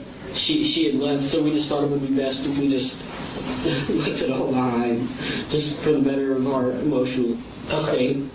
Okay. How have things been since you moved here? Is it better or worse? It's been good. That's what I'm trying to say. Yeah. It's been good. Everybody here is treating me wonderfully. Yeah. How do you get along with your brother and your sister? Good. I love them. Okay. But it's wonderfully, aside from just how it's just formulated into them, like, plotting against me, I know. But aside from that, the interactions, they're nice. Did you start school in August here? Or you just... Here? Oh, no, I started here like a month ago. Like a month ago? Okay. Yeah. Okay. Have you gotten to know anybody here? Do you have any friends here at this school? Not really. I mean, I just kind of waited for people. I was going to ask this one girl out. I just never got the chance. I couldn't find her because she wasn't in any of my classes. But I thought I was going to make friends with her. I just kind of waited. I gave it some time just to let people see if they would reach out to me, and then eventually I would get involved more with like clubs. Okay. What kind of clubs are you going to do? Technical. Okay. And, computer-wise. You like computers? Yeah. Okay. What kind of computers do you have? I just had one. I built it my own. You built it? Yeah. And you said that you destroyed it today? I don't think completely. I know I just did something with it. I guess whatever affirmed to them that it was destroyed. Because it's like, and honestly, it hasn't destroyed. I mean, I thought destroyed can mean many different things. Like you could smash it. Yeah, I know, but I think considering I'm technical, I assume I probably just took a few parts out. Okay. But I know I did it because I knew they were in. I had this overwhelming just paranoia of like I knew they were inside my computer. And they were listening through my headset and everything. I didn't like it. Did you ever talk to any of the people here? And any of the students here and tell any student? No. No? I was too scared of them, to be honest. Were you? I eventually wanted to reach out and got help because I felt like the teachers to them were like they were formulating with it. So I knew if I talked to them, I'd only be giving more info as a way they could like formulate the plot against me that I've been telling you about. Okay. Do you have any questions for me? Not really, but if you have any questions for me, it's fine. I just need to get I'm gonna step out for a moment. I'm gonna have someone come in here and sit with you. Okay. I'm gonna talk to some people, and then I will come back in here and talk to you. I'm sorry, all of you. I know it doesn't mean much now because of how fucked up it is. All of you, every officer involved, every family affected by this. If there's anybody killed, oh my god. You mentioned, what got you, I'm just kind of curious before I go, you mentioned Nicholas and Nick, Yeah. the school shooter. Yeah. I know it's messed up, but I didn't at all glorify it. Okay. When did you become obsessed with him?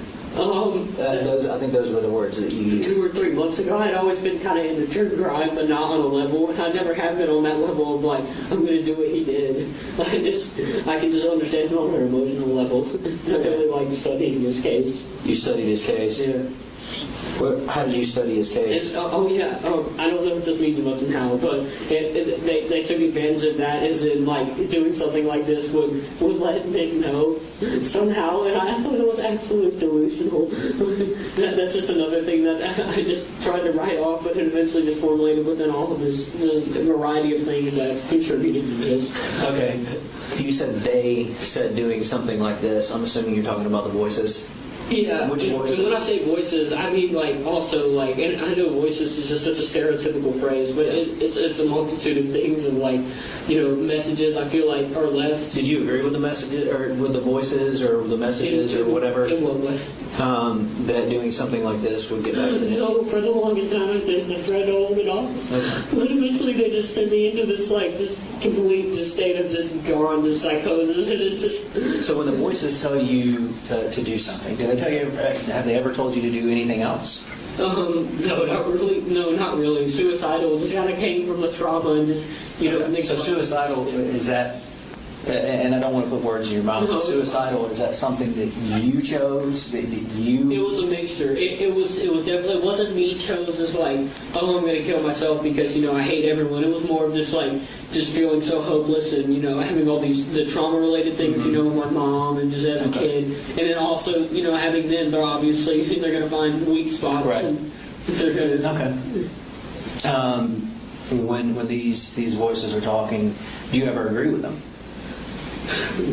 No, not at all. Unless I'm in a complete state of mania, psychosis. It's not. And even then, I'm not openly like. Because you mentioned a couple of times you've actually had an outcry for help, right? Oh yeah. You went to your counselor. I went to my counselor. And you went to your dad. I talked to multiple people online. I assumed they would just call you. Right. So going back over it, like today. Yeah. Did you try to reach out to your counselor? I was on my way, yeah. At that moment in that classroom, I knew things were just getting really bad, and I felt like they were really, like, today was the day they were going to do something to try to attack me, and I was on my way. And I brought my book bag and everything, and, I was going to go in there, and I was going to show her the weapon that I had, obviously, like, please, get this away from me. I don't need to be doing this. It was just like at that moment. When you shot students here, was that in the counselor's room? Or around the counselor's area? No. I think, I can't remember. I'd assume it was just here. Okay. Was it closer to your second period? I think so, yeah. Okay. Because the police response, I assume, was quick. Okay. So I don't think I got that far. I didn't want to get that far, really. It was just, I'm glad they stopped me. All right. Well, I'm going to go have a talk with the gentleman outside. I'll have someone sit here with you, and I'll be right back with you, okay? Okay. I won't do anything stupid, I promise. I'm just going to be here. Well, I'm not going to leave you long. Can I get somebody to stand with him? Yeah. Stand down, 12:07 hours, interview approximately an hour and 6 minutes long. It was an interview with Colt at Apalachee High School. Hey. Can you understand what was on that? He's approximately 2 minutes. Okay.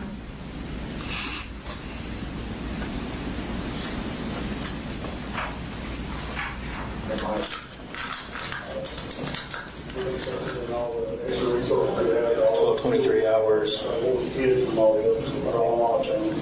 September 4th, 2024. Hey, Colt. So I just got a couple more questions for you. Do you remember where the bathroom was that you came out of? I think it was on this hall. You think it was on this hall? Yeah. Okay. What does your book bag look like? I think it's black. You think it's black? Yeah, it's black. How sure are you that it's black? Yeah, it's black. Okay. And why do you think the bathroom is on this hall? Because I'd assume it was. I mean, I don't know how it would gotten. I'm not sure what happened. Is there anything in that book bag that could hurt anybody else? No, sir. No, sir. You're sure? Yes, sir. Okay. All right. No sharp, no bombs, no nothing. Okay. We'll call it this time. Actually should be open. At this time, you're going to be placed under arrest, okay? So we got a transport unit that is coming to pick you up. Yes, sir. We are still trying to figure everything out. Yes, sir. And I'm going to come explain to you exactly. Right now, I don't know all of what you will be charged with. Okay. But as of right now, you know that it's illegal to bring a gun on school property. Obviously, it's illegal to shoot at people and to harm them. Yes. So right now, you're being placed under arrest. Okay. Yes, I understand. Okay. So we're going to get you transported. Okay. Is there anything else I need to know before you leave here? No, I don't have anything else on me. All right. I'm going to be contacting your dad, and I'm going to be talking to your dad. Yes, sir. Is there a message that you want me to give your dad? Tell him that it wasn't his fault. Tell him that it wasn't his fault? Yeah, no charges motives. Okay. I'll tell him that. Okay, thank you. Is there anything else that he needs to know? No, I think that's the main thing. The rest is probably be better off getting from y'all. Okay. I'm going to go check and see if we got a transport unit here that can take you. Okay. Do you have any other questions for me? No, sir. Okay. Wherever you are going, I'm eventually going to come there and explain to you what the next steps are, okay? Yes, sir. All right? I understand. No.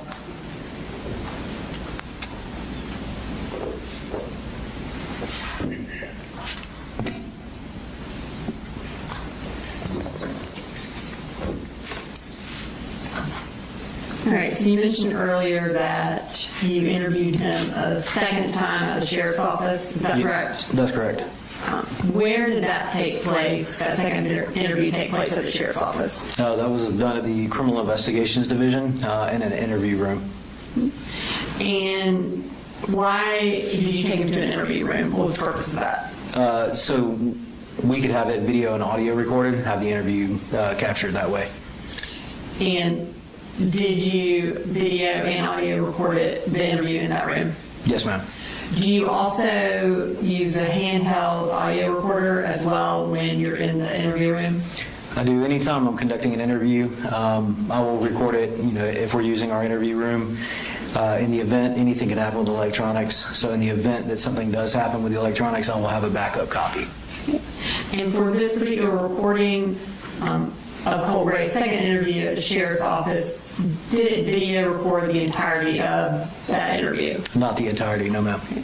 And but did it audio record the entirety of the interview? Yes. About how much of the interview is only audio? I believe there is approximately an hour and a half that is audio recording, and then there is roughly about an hour that is video recorded. Okay. And for Exhibit 340, which is the interview with Colt Gray at the sheriff's office, is the entirety of the video recording on that in that exhibit? Yes. And then after the video recording ends, does the audio recording pick up? Yes, ma'am, it does. And have you had an opportunity to review your interview at the sheriff's office? Yes, ma'am. And is it a fair and accurate recording of your interview at the sheriff's office with Colt Gray? Yes, ma'am, it is. Okay, Your Honor, this time I'd like to introduce an evidence exhibit 340. It is in one clip with the video recording at the beginning, and then when the video recording ends, the audio takes over. Mr. Allen? No objection, just Judge, given the length of this, do we want to take a break for everyone before we start this? If you want a break, I'll take one. I think I would read through it. All right, we'll take a short recess.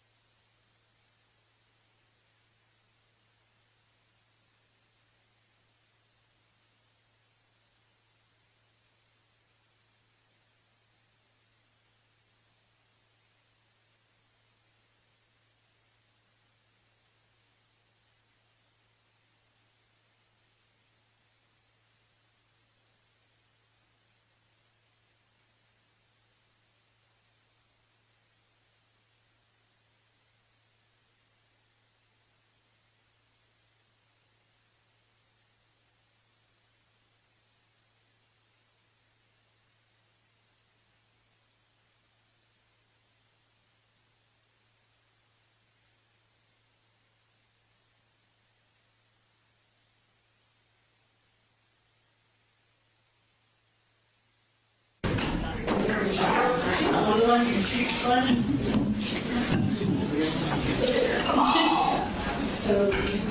it's not hang out on things. Mr. Brooks, Mr. Allen, you want a pretty good approach.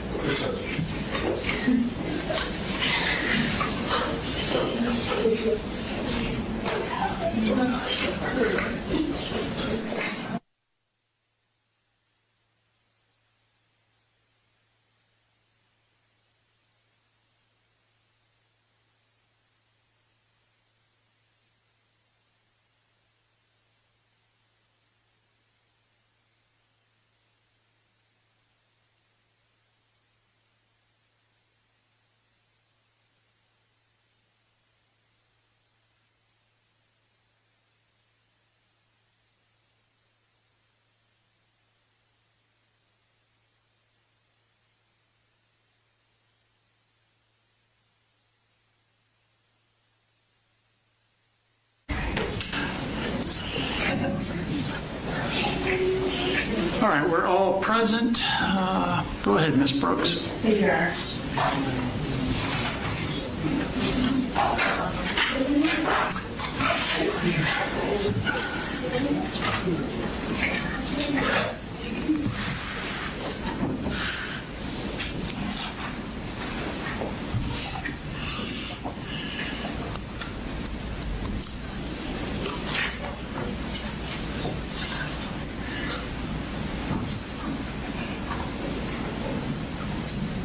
And I don't recall if it was admitted, but 340's admitted, no objection. No objection, no objection. Can I introduce myself again? Okay, in case you forgot my name, okay? My name is Investigator Smith, and I'm with the Barrow County Sheriff's Office. What time is our person? I'm sorry, it's a little difficult to hear, Your Honor. I think we have it all the way up on our computer, so I don't think we can make it any louder. I have just given it almost all I've got. So I wanted to, I told you I would talk to you later. Deal with that. Before I do again, because you are under arrest, I'm going to give you rights, okay? Same thing, last time. All right? You have a right to remain silent. You didn't say, you didn't use the report at all. You have a right to talk to a lawyer.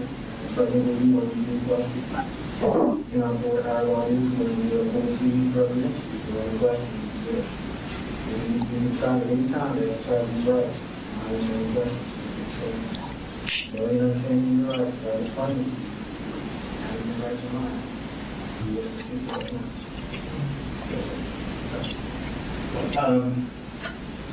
So there's a couple of questions. As you can imagine, there's a lot of people involved in this case. There's a lot of that's going in school, and a lot of people to talk to this process. One of the questions that you posed to me is yourself. Okay. And probably when you said earlier, you said that you were so home to the best of your knowledge when you were back. Is that right?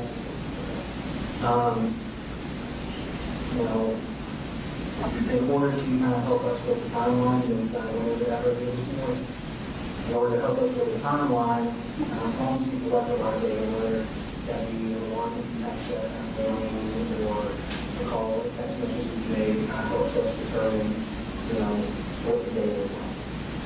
And one of the things that we would like to do is process that call to help us establish the timeline. You will give us the access to your phone to help us access. What would that look like?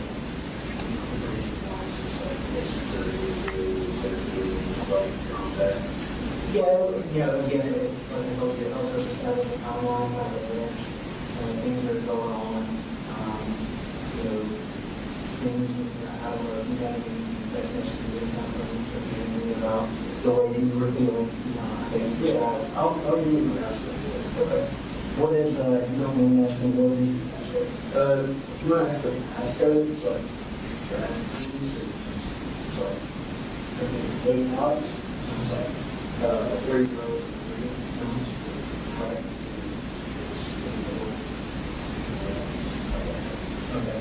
A little bit about that. So the part of allocation is still that. Yeah, so, like, we said,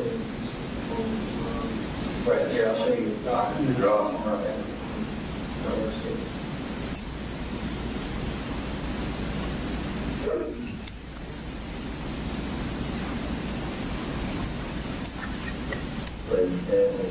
Those are the dots that you just dropped down there and that right there.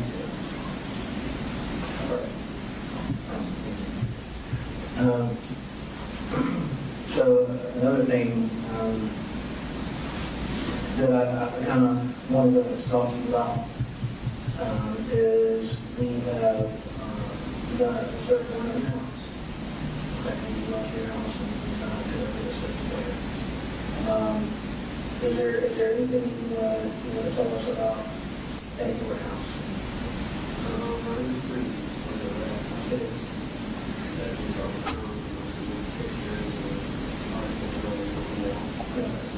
Can you say to me, is that Nicholas Rose? Okay. And then why do you have this picture?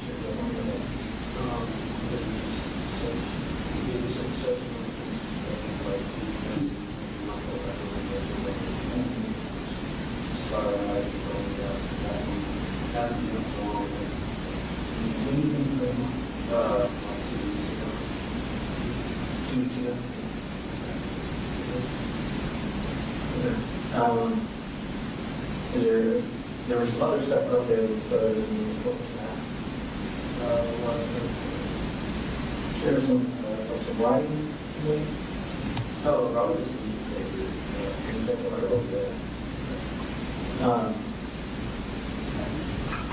And you mentioned to me earlier, you were telling me you found an accessibility.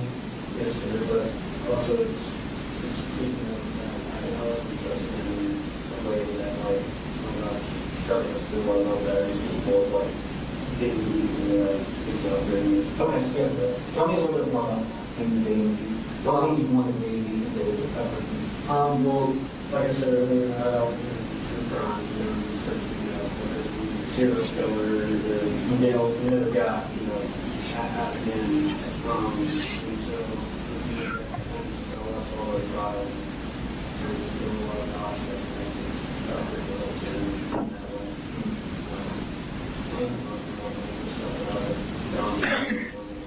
and how did you go with the neglect from the overseas and not having anybody there? Surprised for help.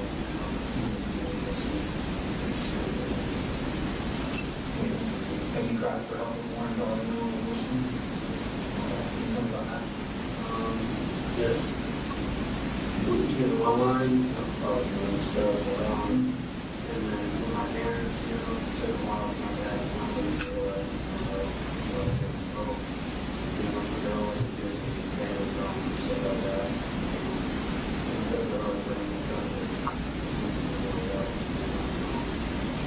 what kind of red flags do you think, you know what red flag is?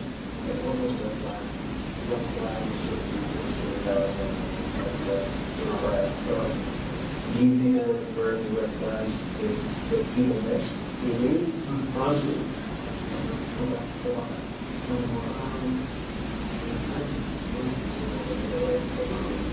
For me, it was probably just, the next stuff, and,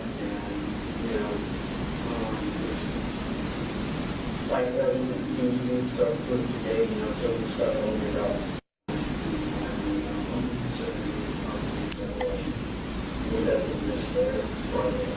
I feel like the treatment wise, that's been so over a while. It's very bad. But I'm really going to touch on that.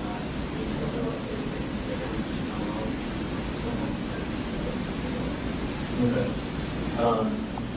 Sometimes in cases like these where there's shootings or whatever, you want more effects on your mind. What adrenaline does, kind of how shortly after this thing happened, those are things you said you remember know, we kind of walked over it a little bit, a timeline of being able to use that you were telling me that you haven't slept in the last day. So it was also, it would be probably students supposed to be like, just black out, instead of black, that's something. Which me, my grandma, and my mom, really that I had a teething wound, so that's specifically. But most of that, like, didn't really have to like be there when I was not there to see or, this and that, did you kind of going back to that timeline when you got into school and you mentioned you wanted to go look for your father again.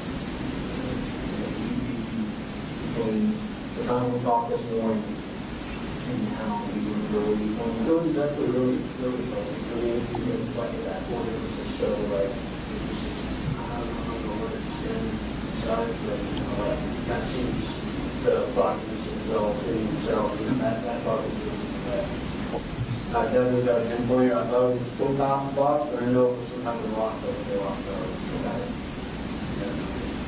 You have to remember that was inside or outside the house. One of the two. I know we might have to go outside, so mine was outside. Okay. And you mentioned this morning that you kind of went into the bathroom. In the time that you actually and the time that law enforcement you got any more memories from that team?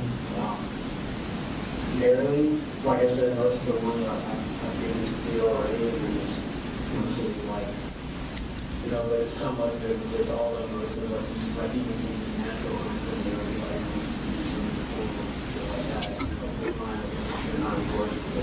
like I do like have all I always remember is just Aaron, yelling obviously from the woods, down the hall. And I knew it was gun, smelled like gunpowder.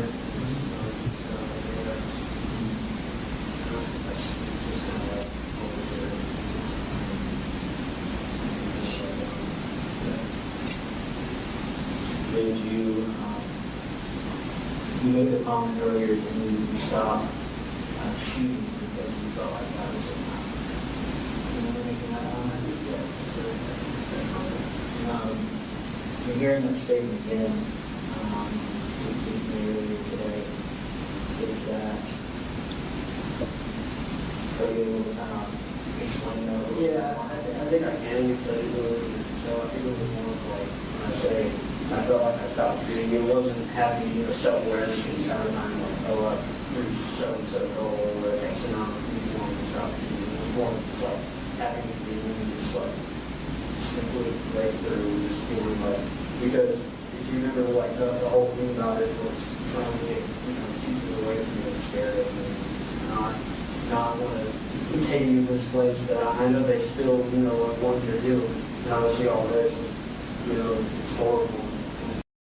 I think I can, but it was, so I think it was more like, when I say, I felt like I stopped shooting. It wasn't having self-awareness and kind of like, oh, so goal or X amount of people want to stop shooting. It was more like having a feeling, just like simply breakthrough, just feeling like, because if you remember, like the whole thing about it was trying to get, people away from you and scared of me, not want to continue this place that I know they still, like what they're doing. And I see all this, it's horrible. I don't even want to know what they do now. But it was more like, something right. It's what I'm doing. Do you remember shooting specific shootings? I don't. You don't remember shooting? I don't think I shot it too much specifically. I think I just shot it like, it was literally just one of those. Coming from my like the coming from my, the other perspective of it, I assume, about how many rounds you shot people. Not really. I mean, it felt short definitely because that's just, genuinely like it, that we back to slow, and how many rounds did the firearm hold? I think magazine-wise, I don't know, I know two of them were pretty big, so I assume they were high capacity. Can you reload? Can you reload? How many do you know how many magazines involved? What are they, Brad? Brad, two, three. So those magazines loaded or unloaded? I think they were, yeah.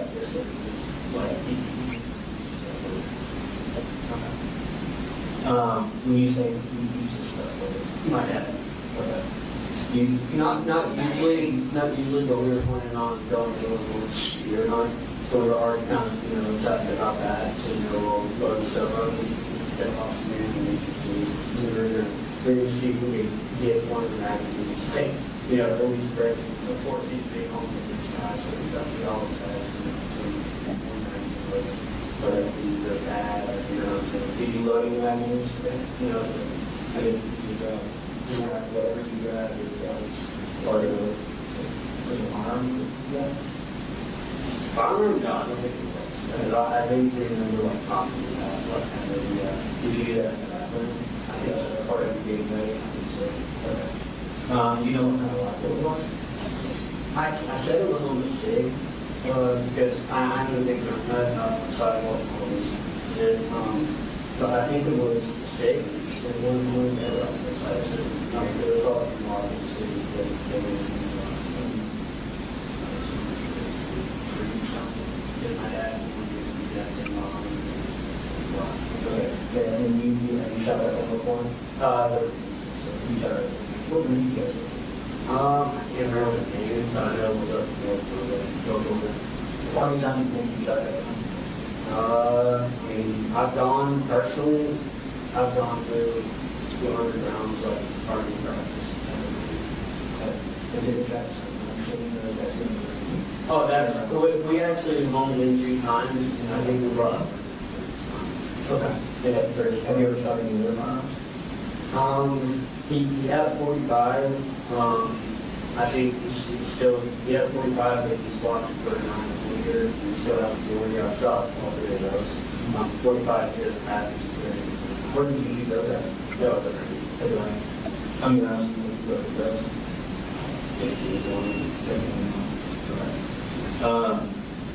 So the arms are around the house. You have it loaded or unloaded? No, usually they like precautions like that. The orders in the magazines were if you find they were in the box with the rifle that I have definitely died. So most of those weren't even fine. Like I didn't have access to the magazines to do that. So like when they were loaded, you do it in the box. When you start the box, black. I think kind of like the box, the little box. Kind of like, kind of hardwood. A rifle box. I don't know. It was like just kind of like was rifle in as well. Yeah. As far as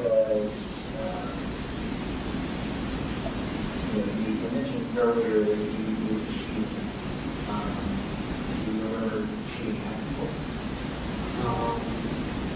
I do remember being on the ground, looking back and seeing white back, which I assume in the body. So I can only see that doing this, especially with the whole concept of like community after the guy, I assume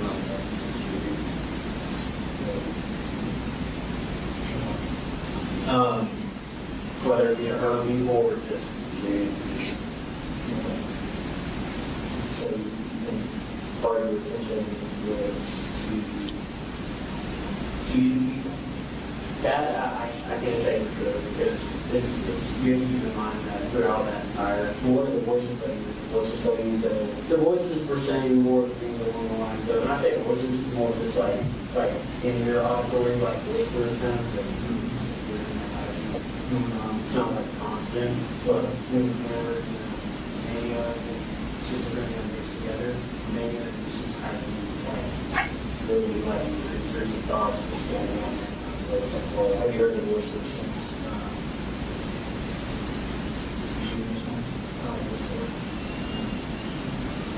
What is that? This like coward, coward moment, you know, who knows? I didn't start finding that out myself. I can only assume that I'd be a coward because I kill more people. You know, I mean that's what they want. Profession of their profession. Yeah, that's my opinion. How many people do you think that kill a coward? You know, seeing that. All I saw was that bad, you know,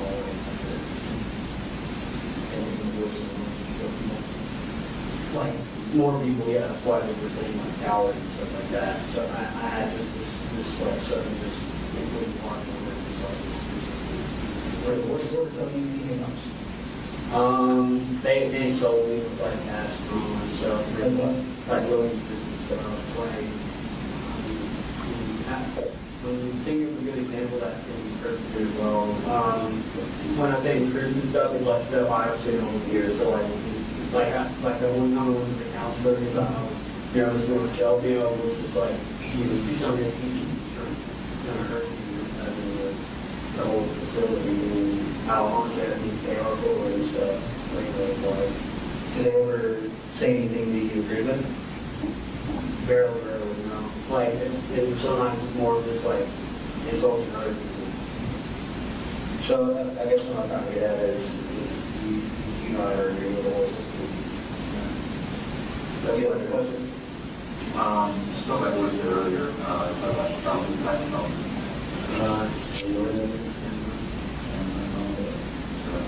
I think it was 8 years.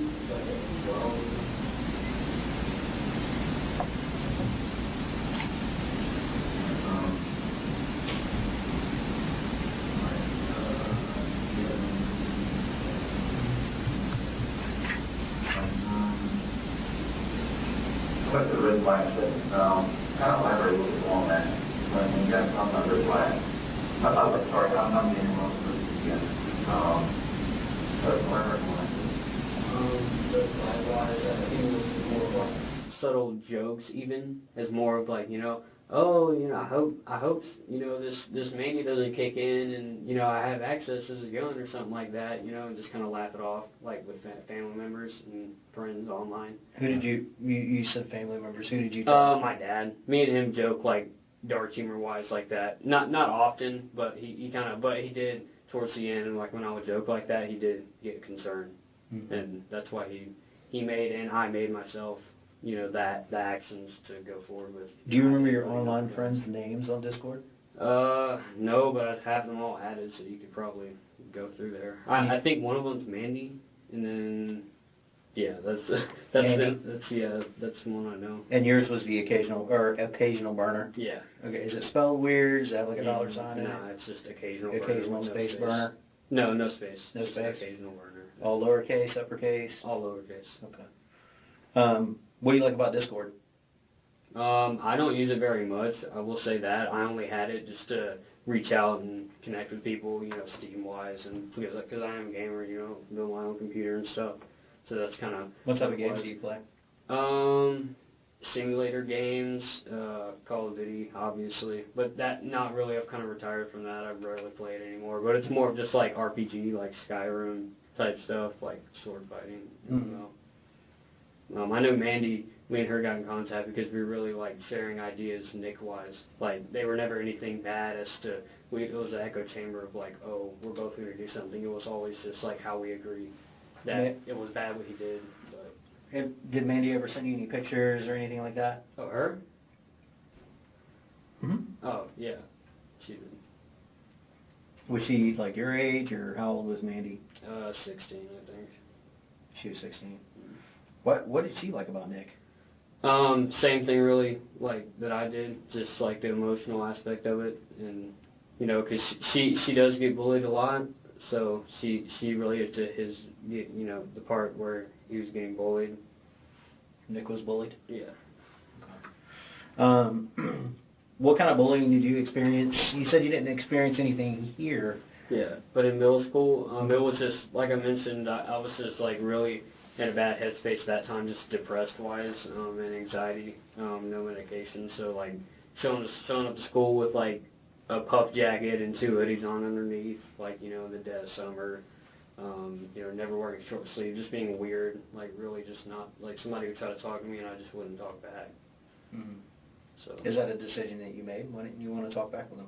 Because I just couldn't think, like, I was just so, like, socially just inept, like, I just couldn't, like, I couldn't even formulate really what to say. When did that begin?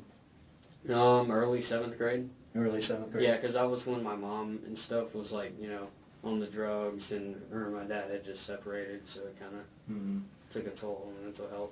Have you ever used drugs? Me? No, no, sir. No, you never used them? No, sir. You mentioned not being medicated. Was there ever a time that you were medicated? No, sir, other than Zoloft, which I'm on now, which isn't even prescribed, but it definitely helps. And you get those pills from who? My mom, because she gets prescription for me. My grandma just sends them to me. But it's not in like a bad way, because I genuinely do have really bad panic attacks and chronic anxiety, and it's helped me a ton with actually going out and communicating. Okay. What's your grandma's name? Deborah Paul Hamus. Paul Hamus? Paul Hamus. Paul Hamus. Where's that name from? Is it like German or something? I don't know. It's just Paul Hamus. Okay. Is that the one that lives in Fitzgerald that your mom tied up? Yes, sir. Why'd your mom do that to her? I mentioned earlier to you that she wanted my grandma to drive her up to us, and God knows what she wanted to do, but my grandma denied, and so she did that in return. Okay, so your mom wanted your grandma to drive her up here. Yeah. And she said no, so she taped her up to a chair? Yep. And she wasn't. What did you think about that? I hated it. She took a picture and everything. It said that it's all of us. It was, What'd you definitely say a in the traumatizing picture? experience.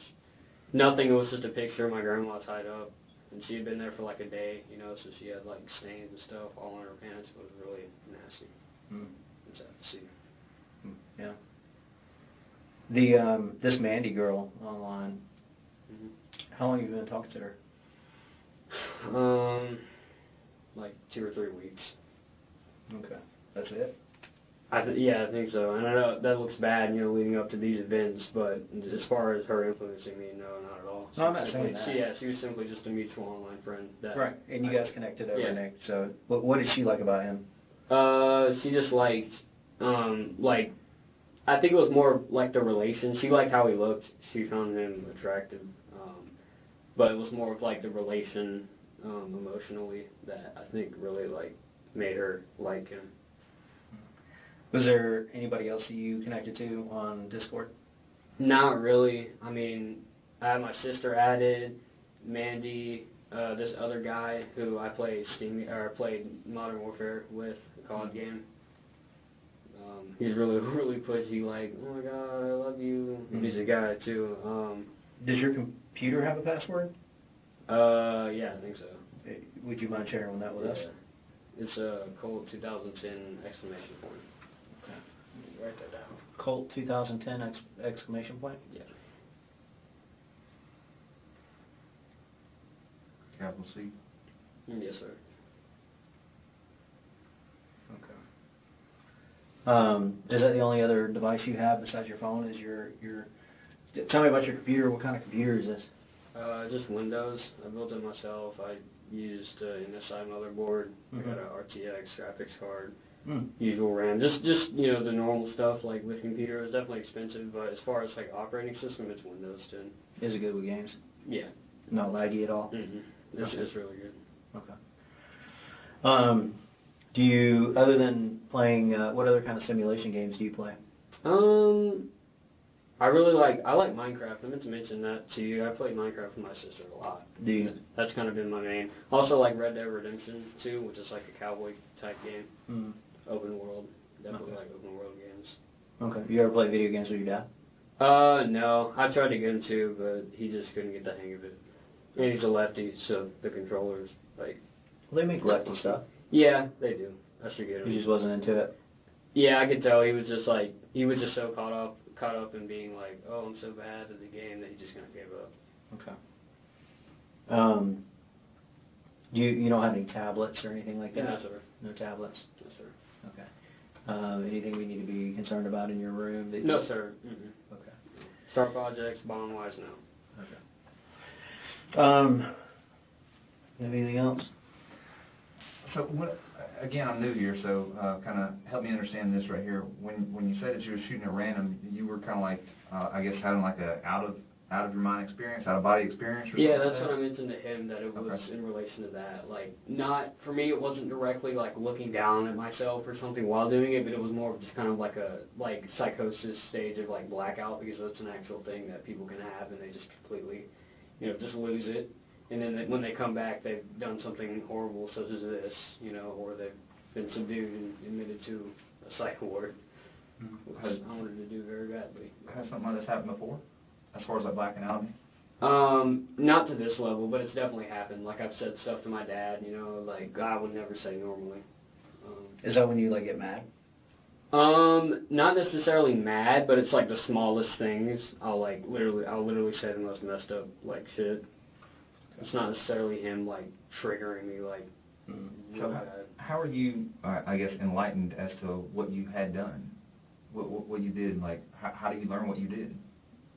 Like, I mentioned to him that it was more of just like the reality of the situation. I was obviously on the floor for quite a while, so I kind of got the gist, and hearing police chatter and stuff like that, looking back and seeing like the bag, that kind of led me to the correlation that I had obviously hurt people. Well, let's back up to the situation with your dad. Did your dad say, hey, what's going on here or something like that? Did he kind of say, hey, this is what you're doing? What do you mean this is what? The situation where you were saying things to your dad where you said you normally wouldn't say those things. Yeah, but it was more of on the lines like he knew I still had some part of me left that I would be able to control myself back. But to the degree that happened today, I don't think that he was necessarily prepared for it, because it had never happened like to this level before with him at the house. So at what point did you just kind of, lose consciousness, so to speak? It was more of just like, I felt like, because I did have, in the bathroom, when I was in there for a while, I did have, like, leaned up against the wall, like, shit, like, what am I doing? Like, this is absolutely horrible. And then, like literally, like, I was, like I told him, I was walking up to the counselor's office. I was going to show her what I had, and, like, please just take it away and, get a resource officer to arrest me. But I just turned into the bathroom, and by that point, it was just completely gone once I had gotten into the stall. So as what I'm hearing, there are moments of clarity. Yes, sir. Okay. All right, so walk me through, all right, so this happened around 10:20-ish. All right, so that sounds like second period to me, is that correct? Yes, sir. All right, walk me through your first period. My first period, like, it just went normally until the end when my teacher questioned what was in my bag, which obviously was how I assume I had somehow formulated this plot on how to get the gun in. It was complete psycho, but like I from what I had viewed, it was like wrapped around with like some poster-like thing, paper. Might have just been some form of that. Yeah, that's all I can remember as far as. How exactly did she question you about it? She just said, what's in the middle? Like, what's in the middle of, like, the paper that had been surrounding it. And I remember just giving a vague statement. I remember exactly, but I know it was along the lines of, like, oh, I don't know, probably something for a project, trying to, like, persuade her into not stopping it, which right then and there I should have had a moment where it was like, no, this is messed up. I need to just tell her, which is what happened in the hallway. But by that point, it was just, like, almost in a sense of no going back, but, like, not the self-aware, like, no going back. Like, oh, I'm already here, I'm just gonna do this, there's no going back. It was like, it had escalated, like, so badly at that point that I felt like there was no return. As much as I had tried my hardest to get the help that I needed, and even there, like, today, like, just stop and just showed someone and gotten them, to take me out. So do you go to second period from first period? Yes, sir. Okay. All right. So there's a class. Tell me, what time does class change? I think 9:48ish. I think 9:30ish, and then 9:38, and then second period starts at 9:45. 9:45. Okay. All right. So how long did you stay in second period? Yeah, that's when I was saying it was just like on the verge of just complete like psychosis at that point. I told my teacher I was going to go to the counselor because I felt that that's literally, I think that's all I said. Like internally I was like, I need to go to the counselor because I feel something really bad is like coming on. And by this point, I had already had the gun, and it was just like that's kind of what formulated that I need to go to the counselor and get her to get a resource officer to take this away and take me to the station to prevent all of this. So I did that, and then I walked out, and that was probably 5 minutes, in the class, and that's when I was on the path, but like I quite literally just made a quick, I went to the bathroom. So before all this happens, when you got your mind made up that you want to do this, but there's some of you saying don't do this. And as far as my mind being made up to do this, it's not a self-aware like morally I want to do this, like, oh, I have the urge to kill people, I'm going to go do this. That's horrible, and I had always told myself I was going to call the hotline, and which I did in the bathroom anyway. But I mean, once like you just completely black out and you have these like horrible thoughts and urges and intrusive thoughts that you just can do nothing about, there's really no stopping it at that point unless somebody actually sees it and can physically stop you. So we have moments of clarity in the bathroom, and then the next moment of clarity is where? That's when, at that point, I'm just gunpowder smell, smoke everywhere, police yelling, on the ground. I'm on the ground, over by the doors exit, where most of y'all probably saw me laying at.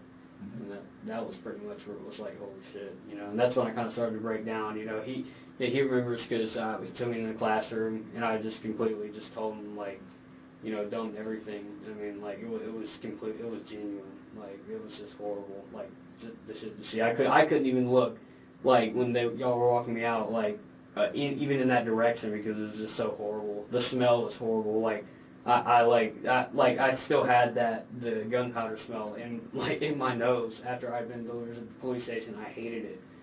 I hated everything. Like, I hated the dust that was on the floor that fell from the ceiling. I didn't like any of it. I didn't even like the clothes that I was on. Yeah, that was. I see that in the video. The dust that came down. Yeah. Oh, yeah. Tell me about the dust. Like I said, actually, physically, I don't remember, but I do remember whenever I was on the ground that a lot of it had fallen. Yeah. But yeah, as far as the video, I'm assuming at that point it completely covered the video, like it wasn't even visible. Going back to before school. All right. So we talked about grabbing some mags. The gun was in a box. Yes, sir. So covered in clothes. He had some clothes over it, which I guess was another last resort, to hide it. All right, so that's my next question.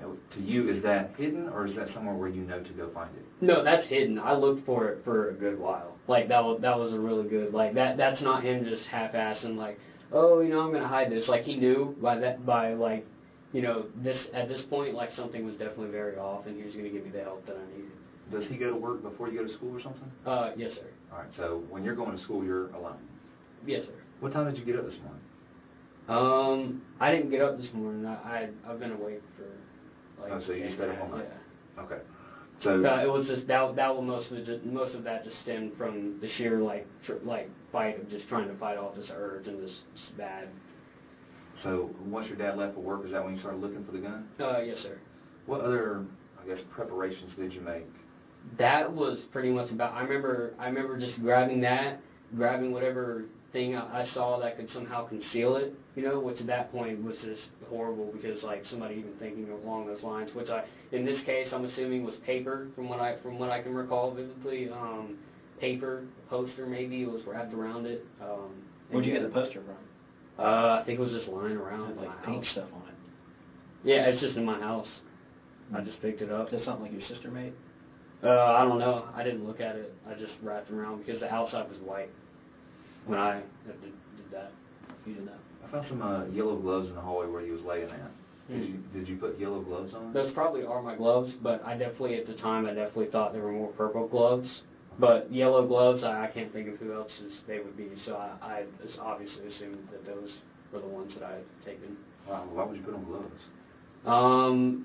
I don't know. I told him, we actually questioned about that, like why would I do that? I can only assume just as like a thing, because we were talking about separation, is like me from that, but at that point I don't think I had that much like just self-awareness left to like even think of something that could possibly help, which was like that separation. I think it was just simply gloves. Like, I can think maybe, honestly, I really don't know, maybe the heat of the gun, maybe that's what they were thinking, I don't know. You shot the gun before, so yeah. You know that putting 100 rounds to it. With the guard, I forget what they call it, the handguard on the specific SIG model that I have, he took really quickly. That's the only downside from what I've seen. What do you mean he took really quickly? Heats up. Oh, heats up. Yeah, like you put like 15, 20 rounds through it. That's why most people get a grip on it. Yeah. And you said you do not remember what range you guys shot at before? No, I think it was some like guy's name and then the range. It's like Charlie something maybe. Charlie. I'm pretty sure you, huh? Charlie Elliott? I think so, yeah. You could just probably search up local ranges and like write it out. Maybe like a 40-minute drive from here? I think so, yeah. Okay. Almost an hour. Your computer, what type, you said you played like COD and stuff like that on your computer? Yeah, COD, RPGs, MMOs, open world games. Is there anything else I need to know about your computer? No, that's pretty much about it. I mean, really, I only use that specifically for gaming. Like, all archiving stuff, like Nick pictures, I straight up just put that on my phone, which I can probably find my camera roll. But the computer in and of itself was usually just for music and gaming. Is there anything, so like, it's intact, it shouldn't be taken apart or anything like that, it should be just, live? I'd assume so, but what I was talking to him about is that I do remember, screws, and we talked about how, like, it popped, like, the likelihood of it being disassembled, because I remember it being on the floor. So the only reason I could assume it being on the floor is taking some part out of it. Remember, I just took a bunch of random parts out of it at that point, because at the time, like, and still, honestly, I thought that the teachers who had, like, connected with multiple people, they were inside of my computer. So at that point, it had kind of spiraled into, like, I got to do something about this. So I just set it down and just. How would the teachers get inside your computer? I don't know. I know they have some type of, like, technology, like, they forward back to each other. I was thinking just, like, key logging, possibly, whatever I type. What's your attendance like, Colt? It was pretty bad, like, leading up to this because of mental health stuff. Like, I really wanted to make, I was definitely unstable, so I asked them to stay home and that we were I'll go back and then we're going to make that, move to give me the help. And I also was sick. I had strep throat, so. Okay. I guess what I'm trying to say is, so you're staying at home when you're having issues. Why didn't you stay home today? That because it had just like I said, it completely spiraled into something I hadn't seen or experienced before personally. And if that in this situation, we can take that and correlate it to the definition of like it's gonna completely take over and just make me go, because I wanted to go back to school anyway, because I felt like, okay, it won't be all that bad. But that's when all the shit just happened. Stayed up all night, like trying to just get it to stop. Are there any other schooling options for you? Like being around all these people are an issue or anything like that? No, I think social-wise I'm fine. That's what the Zoloft helps for.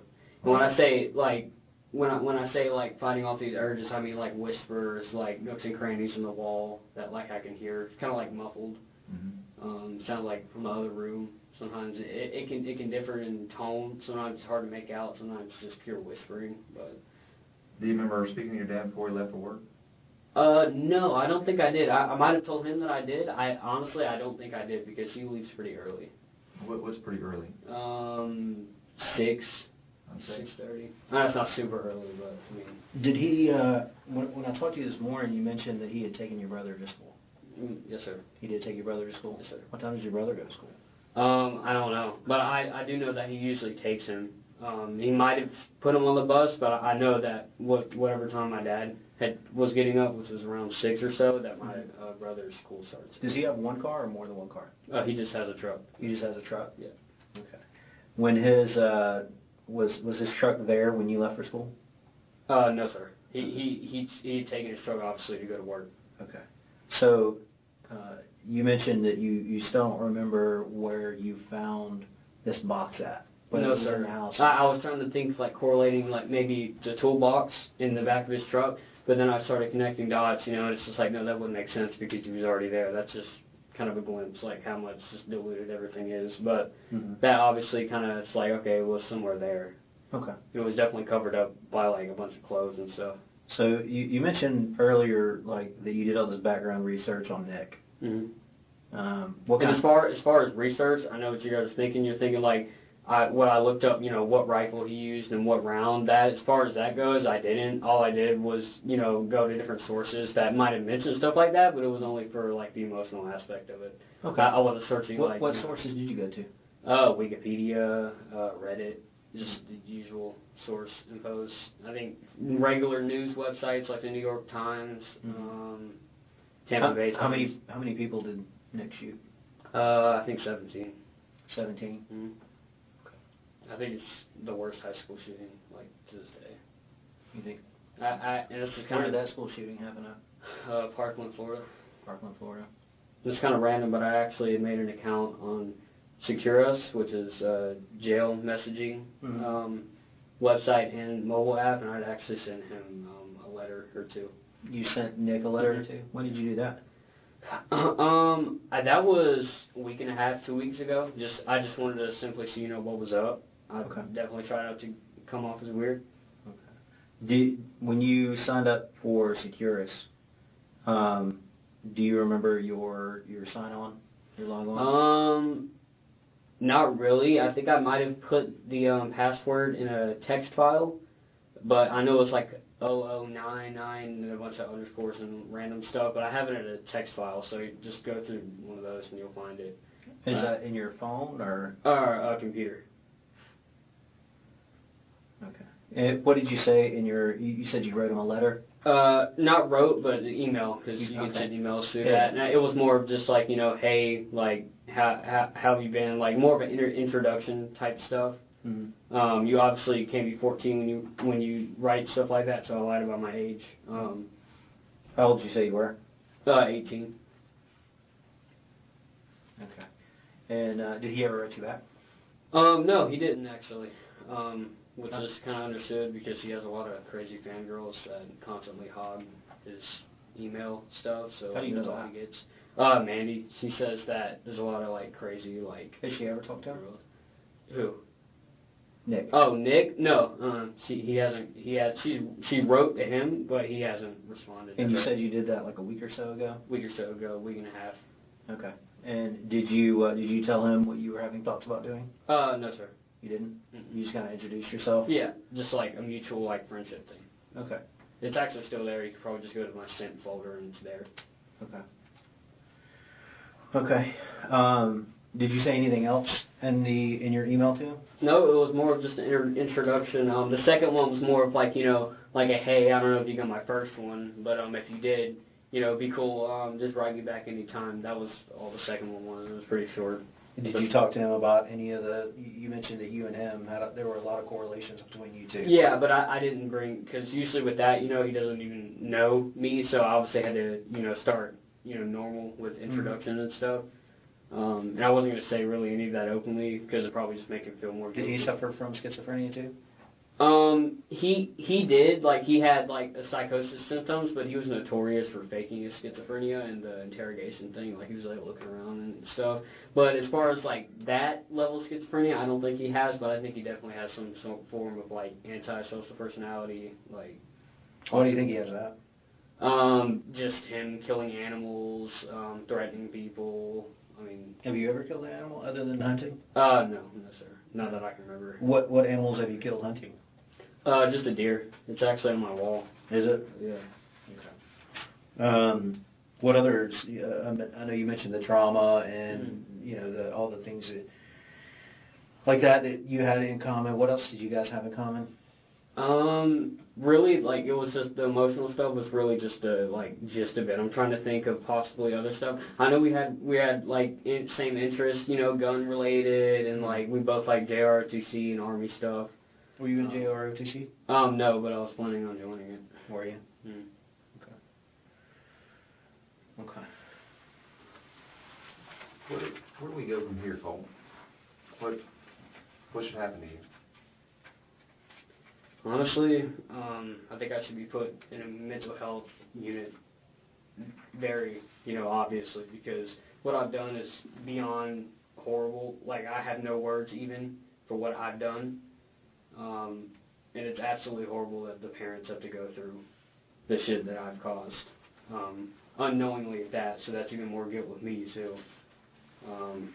As far as what I should do, I mean, I definitely, now that it's over, it's just like, so many things running through my mind. It's like shock and, confusion as to why, I did this, and, definitely having to give you guys info, obviously, so you weren't left in the dark.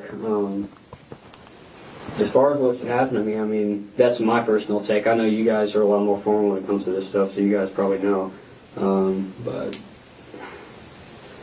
I definitely think I just need to be on some form of, like, antipsychotics, Seroquel, that type of stuff. I know my mom was on that for a while and it helped her after the whole thing with my grandma. But, yeah.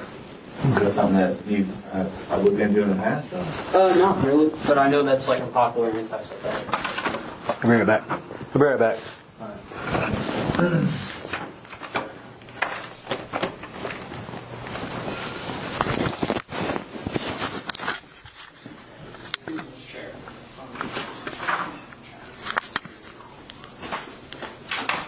In time, 1916 hours.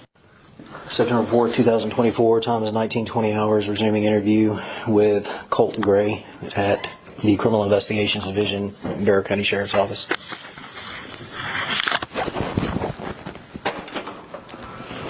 Okay, sorry about that. Like I said, there's a lot of different people that are involved with the investigation, so I just wanted to clarify some things, that you have shared with us. Now you mentioned that you destroyed your computer, right? And you took it apart. Yes, sir. What did you? From what I can tell, that's Right. What did you do with your hard drive? Hard drive. I didn't have a hard drive. You never had a hard drive? No, like the disk hard drive. No, I never had a hard drive. As far as drives, I wouldn't know anything about that. I know I just took graphics card, I think, because I remember like the two vans on. So how do you store anything? How do you save anything? Drives, really. I know SSDs. They're like little slots. Okay. Should be below the graphics card. Below the graphics card. I remember taking that out. Okay. And I also wanted to ask you about you mentioned being on Discord. How long have you been on Discord? This account that I've made has only been like a month I've had it. Okay. What account did you have last year? I can't remember. You don't remember that? Specifically May of last year. I don't remember. You don't remember? I know I've had previous Discord accounts, but I don't remember like the name of it. How many previous accounts do you think you've had? Like 4 or 5. Okay. Why do you keep making new ones? Just the paranoia. Like, it really is not fun, computer-wise, because constantly making new email accounts, thinking Yeah. tracking. Do you remember when I asked you if you had ever made any threats on Discord? Yes, sir. You remember your answer to me? No, sir. You don't remember? You told me that you hadn't. I hadn't made any threats. Yeah, that you had made comments about possibly wanting to shoot up the school, but your friend on there kind of talked you down from that. Sir. Remember that? Okay. Well, last year. Last year, I remember this incident, yeah. Okay, tell me about that incident.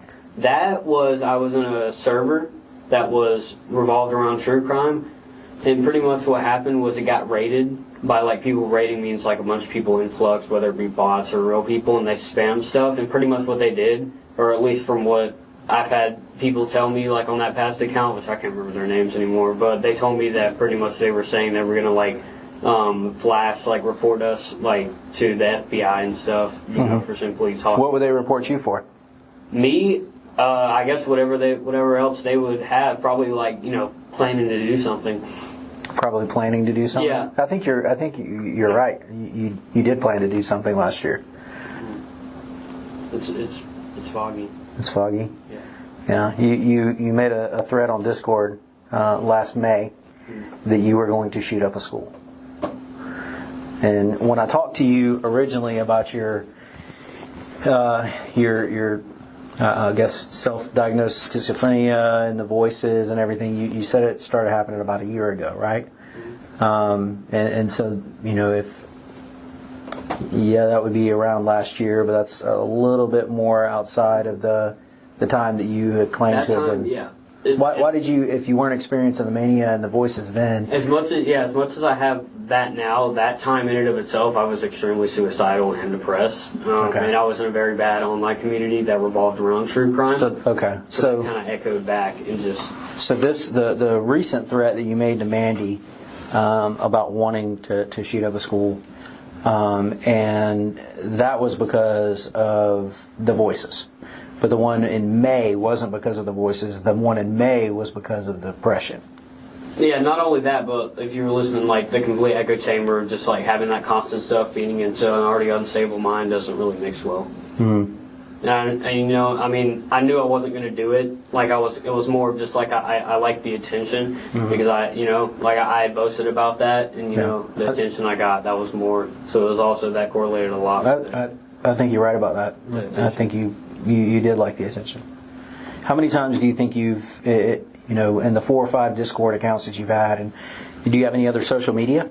Nothing I know of. You don't have a Facebook account? No, like as far as like chat, social media, no. I've never used those. Okay, no Instagram, Snapchat. Any account that I've had previously is probably wiped, deleted. Okay. But not recently, no. Why did you wipe and delete your accounts? I'm talking like months ago, so honestly I don't know. I mean, that's just a habit. I mean, that's like making new emails, thinking. How many different emails do you think you've had? It's only limited for phone numbers, so like 6. Okay. What's your current email address? I have 3, I think.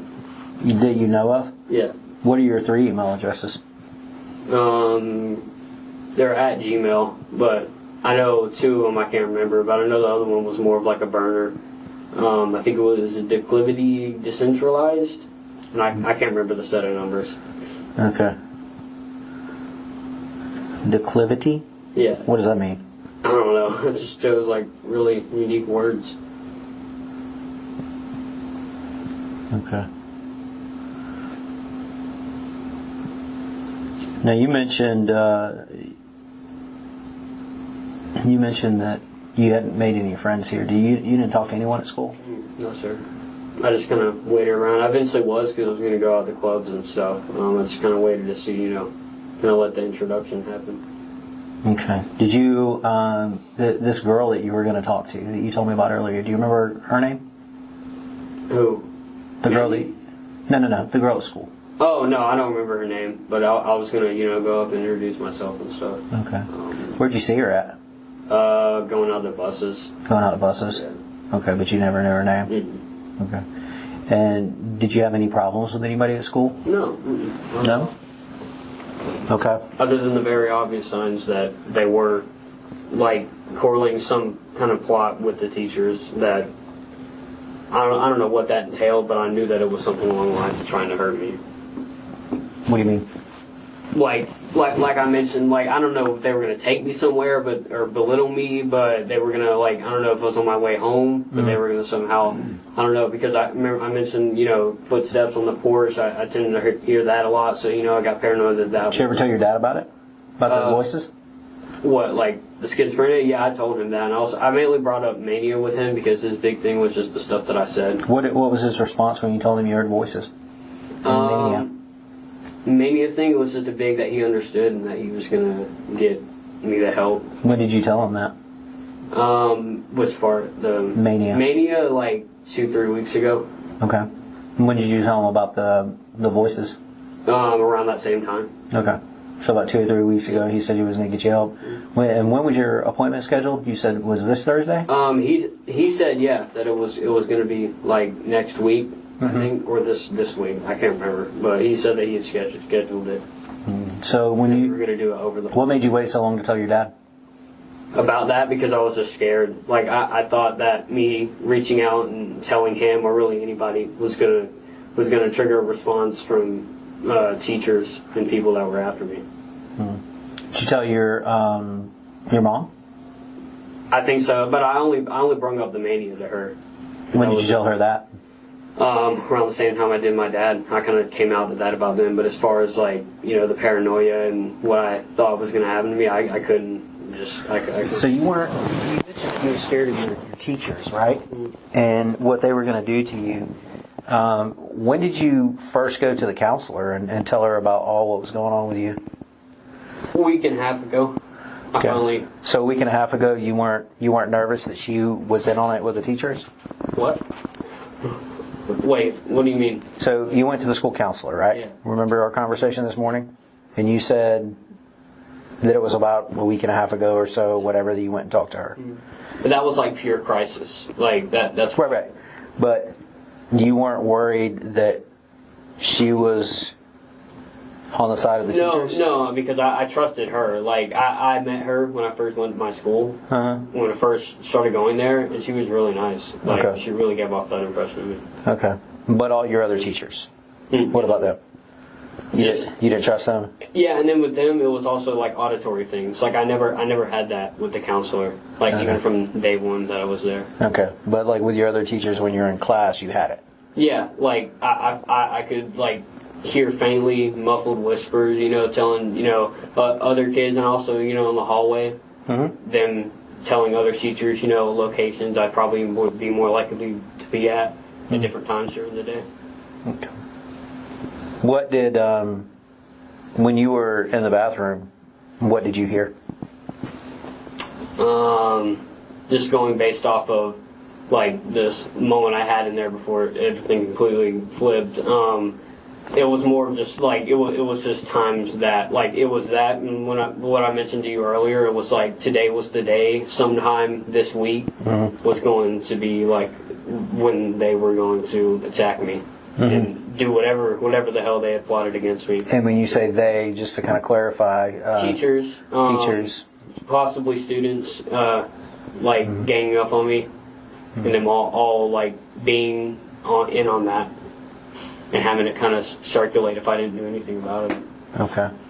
How many times did you go see the counselor there? Twice. And you said that she was a black lady? Yeah. Okay. Butler, I think. Butler? Okay.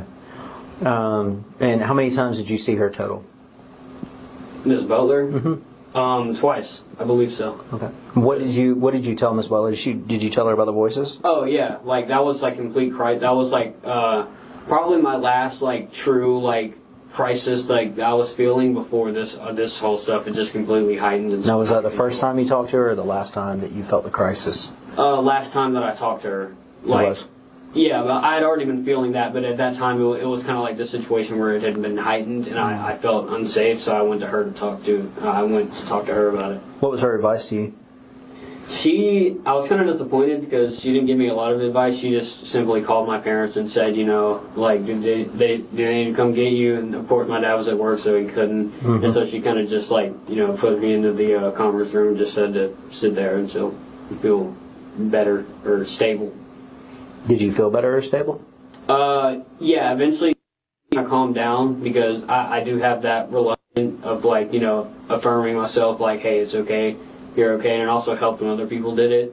But it's just when it spins out of control and there's really nothing there to actually affirm that these are simply just so-and-so, that it kind of just spins out. And I know it seems like I contradict myself because why would I be thinking that now? But I know now that it's for sure. Because in the past, like, the affirming, I feel like I was just simply deluding myself. Like, now I know, like, how real it was. Okay. And so you were able to talk yourself down before, but you weren't able to this time? Yes, sir. What was different? really everything. Like having, like at this point, like I said, I'm not using this as justified, but like just almost to the point of having like no control whatsoever. Mm-hmm. Just complete like hysteria almost. Okay.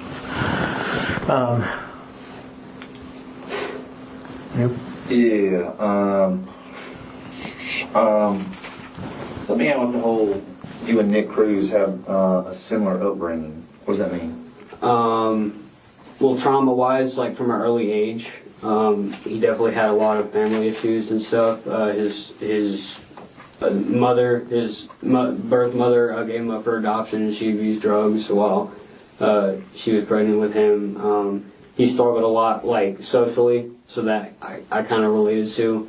I'm thinking more like along the lines of that. That was one of the main things. It was just him and like, you know, how he tried to fit in, but it never really, it always seemed to backfire. It was him trying to get attention. That was another thing, you know, like being kind of childish around girls, you know, like doing like stupid stuff to try to get attention, to like date them and stuff. There's an actual video of him like scaring them to try to get some form of attention or reaction, and hope that they would ask him out. Did you do that? Me, no. I didn't do that, but I thought it was cute. And I can relate to that. Like, it almost goes back to elementary school, you know, because, I mean, one side of autism to another, I guess. Well, what's your school history like? I mean, did you move around a lot? Yeah, a ton. I never really got... There were so many grades I just completely missed out on, and I never really got the social, like, add-up skills that I needed when I was younger, if I'm being completely honest. All right, well, let's go backwards. So you're in 9th grade now, is that correct? Yes, sir. All right, so 9th grade at Apalachee. Where were they 8th grade at?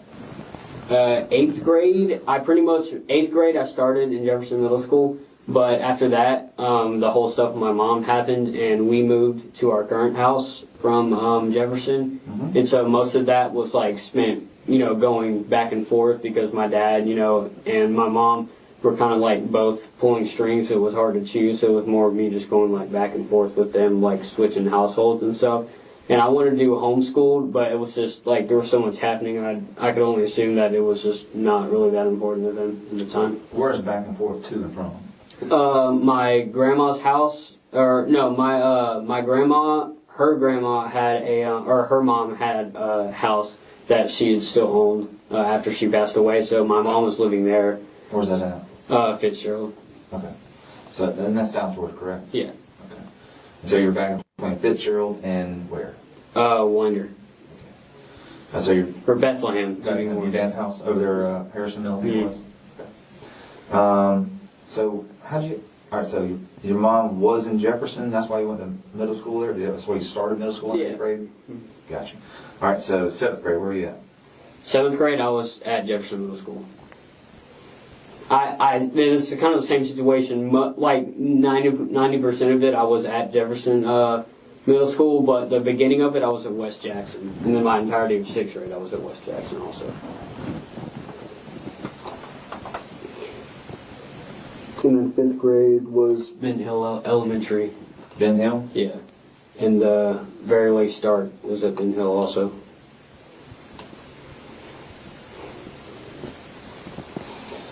All right. So what is your first period class? What subject is that? Intro to Software and Technology. Who's the teacher? I don't know her. I think it's Suzanne Harris, but it's S. Harris. So. She a nice lady? Yeah, she's nice. Who's your second period? And nice in a way that I can perceive it outside of, you know, the very glaring things that she's in on with the teacher. But what were you going to say? I was asking, what's your second period class? Second period is algebra, and that's Miss Greer. I don't know her first name.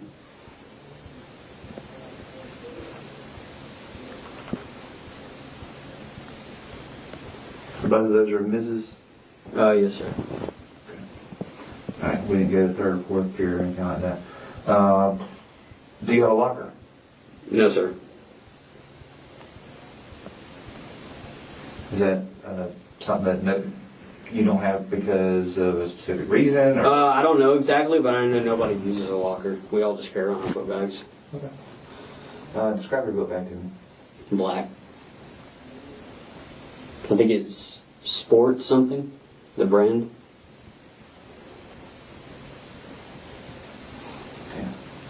What do you carry inside your book bag? Just notebooks, math, algebra, big book for algebra, and notebooks as in to take notes in my classes. And most of my software and technology classes are done on the computer, so not a lot. And my laptop. And your laptop's in your book bag also? I think it's at home.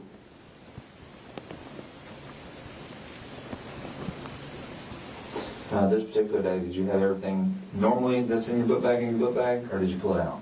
I pulled out my laptop, I think. I don't know why I did that, but everything else I think was normal. Okay.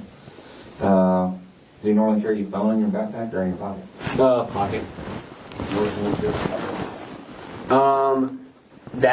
I guess I just set it in my backpack is like not wanting to get destroyed, I guess. I mean, I kind of texted everything I wanted to say, so I didn't see a point. Like, the cops were going to take it from me either way, kind of, like, looking back at it. So, I mean, I guess that could only be what he was thinking future tense as to what, why take the phone. Okay. And you said the text that you wanted to send. Elaborate on that. What text did you want to send out? Or want to send out. I sent out just, I love you to my dad, and that it isn't your fault.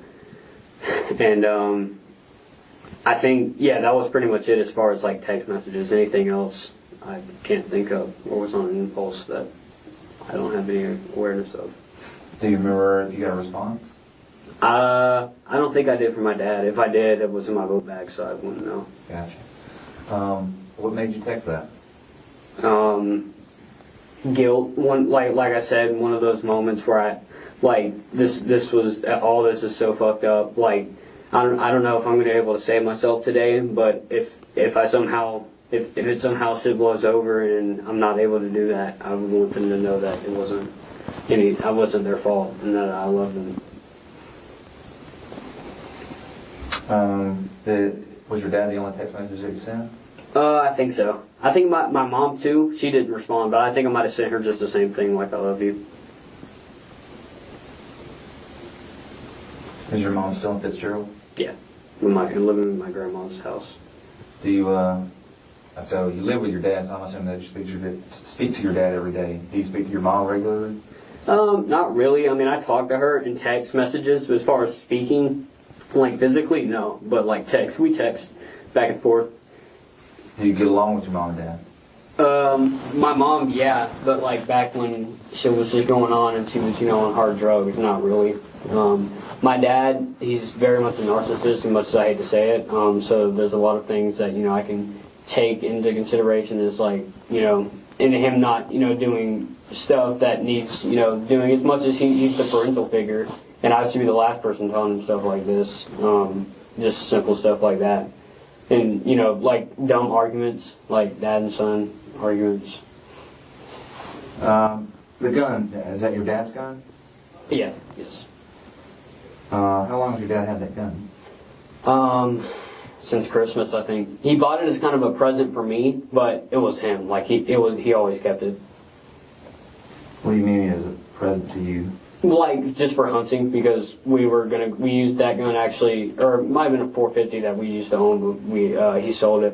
We were going to use that for hog hunting and coyotes, so that was kind of like the present. But.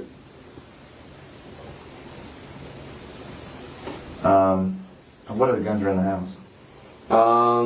His 40, I'd assume. He carries his 9, and I know he has a kind of almost my exact rifle, but it's like a long range, like he uses for hunting and stuff, and also a shotgun he uses for self-defense, home defense. I remember you asking that before. Now, Jason, sorry about that. The hunting trip to Illinois, what's that all about? He had been planning it. He has a mutual guy at work that had some land up there, and that he was gonna. He said that we were free to go up there. So for deer or? Deer, yeah, everything really. I mean, whatever's on there. He kind of switched it up. One day he wanted to hunt deer, the other day he wanted to, hunt wild boars and stuff. You guys hunt for trophy or for food? Just for food and fun. All right, so the comment that you made is that the students and the teachers were going to hurt you. Is that so? Again, elaborate again on for me, for my purposes. Is that what voices are telling you? Is that that is what that exactly like that statement is what I feel truly. I feel like that they are. I don't know who they're working with, but I know that they are mutually like agreeing with each other in secret and plotting something against me, formulating some kind of plan. And that I know for certain, and it's not paranoia or schizophrenia induced. Okay.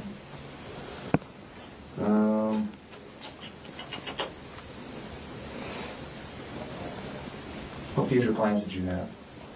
Future plans, as in? You're into technology and stuff like that. You seem very bright. What were you planning on doing? Going to the tech industry. Maybe fixing up computers. Getting that as kind of a starter job, and then kind of having to formulate it into like maybe an IT guy, somebody who works in that department.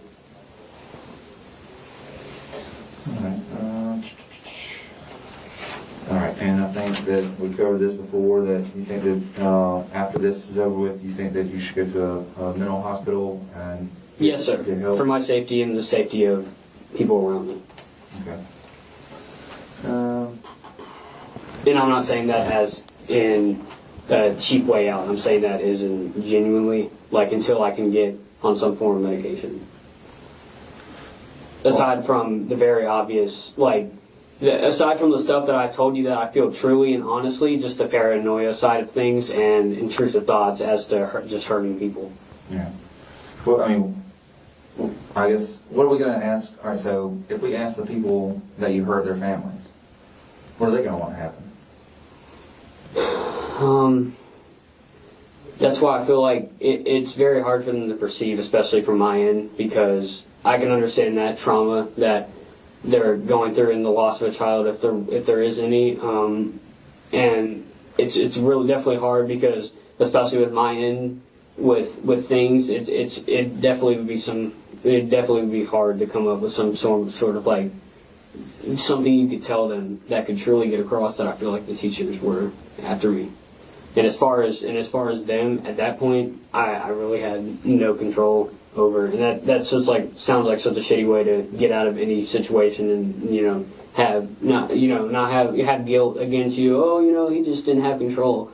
But with me, I genuinely I just have gone for so long unmedicated that it's just formulated into just something that just isn't me. Earlier when you said after the event was over with and everything is kind of settled and you're starting to smell the smoke and stuff like that, that's when you're starting to come back, yes, so to speak. That's when your clarity is coming back. I had a train of thought right there. I totally lost it. And after that, another thing that contributes is the self-realization that, I've done what has been egging me on, what, whispers, muffled voices have been telling me to do for so long. And after that, there's no more urge to get rid of them. I've at that point, according to them, I've achieved it scaring away the teachers. So at that point, there's really no other oh, you need to do so and so. So that definitely contributes to having that self-awareness. I thought you said they were calling you a coward. After that, yes, they were. That's where I was going with that. You remind me. Thank you. So what do you mean is they were calling me a coward? So did the voices stop and you don't feel any need? As they definitely continue. But at this point, cops surrounding me, in shackles. At that point, that's kind of just morally, naturally. That there's, you're obviously not gonna just pick up the gun and start shooting again. But that I feel like that was I feel like anybody from the outside looking in could see that would probably happen if you were to somehow stop. Oh, you coward! You didn't kill more people. Oh, you're stupid. You're a pussy. Do you feel like a coward? Me? In what way? I'm just asking if you feel that way. Like a coward for... You mentioned that these voices have called you a coward. Do you feel like a coward in any way?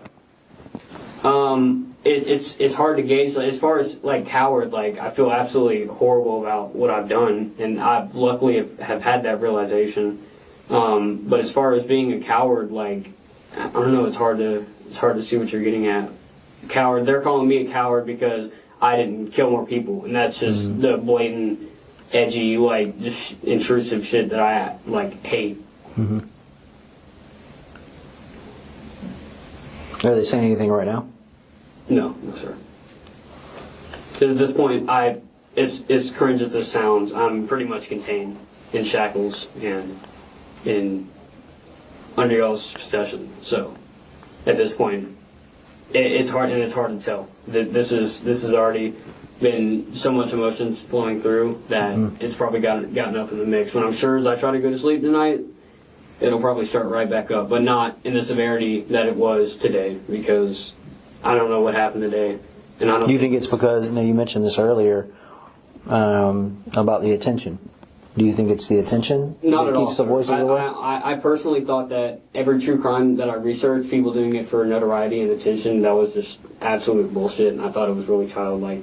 As far as attention, I only brought that up because I thought, posting, shit about, oh, I'm going to shoot up my school was cool, because the people in that server, like, their appeal was, school shooters. So, like, if you say you're going to do something like that, they're all just like, yeah, that's so cool. Okay, so you only like the attention online? Yes, sir. Not in the real world? No, not at all. Okay. I'm not proud of what I've done. But you're online. And online is like, I didn't do that often. Right, but your threats online manifested into the real world. What threats, though? The May one? Well, you said last year that you were going to shoot up a school. No, that like I said, there was a lot of different formalities in that, like the depression and being in a really bad mental state and having a bunch of things going on. That didn't formulate into anything because I had an online space that I could echo back and forth with other people who had, some of the same illnesses that I had. Mm-hmm. So that definitely. But it did this year. This year, yeah. At this point, I feel like it's completely evolved into like whatever it is, and it's hard to tell because most of it I think is honestly real. But as far as like the paranoid schizophrenia, which I can kind of tell out from the rest, and the intrusive thoughts, like that is definitely okay.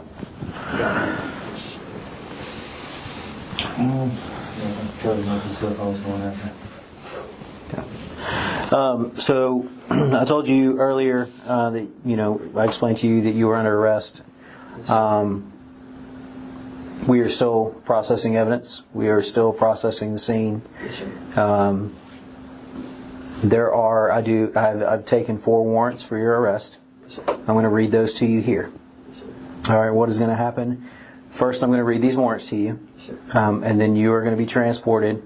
Can you shake your hair out so I can see? There you go. You're going to be transported to the Barrow County Detention Center. Even I know you're 14 years of age, but the severity of the crime, you have to go to the Barrow County Detention Center to be booked in. Okay? So they're going to pull everybody out of the booking area. You won't come into contact with any inmates there. You're going to be fingerprinted. You're going to be booked in. And then you're going to be transported to RYDC, which is the Regional Youth Detention Center. Okay? There may be additional charges coming. In addition to these, but I'm going to read these out to you. Each one it is 4 counts for 4 separate acts. Okay, the charge is felony murder. Yes, sir. All right. So the first one I am going to read out in its entirety, and then for the remainder of the warrants, I will just read the affiant statement, which the affiant statement is my statement, basically. A culmination of the investigation. This is what we determined to have happened. Okay, so again, this is for felony murder. To the best of my knowledge and belief, Colt Gray did, and the county aforesaid, commit the offense to wit felony murder 16-5-1 in said county between the hours of 10:20 and 10:30 on the 4th.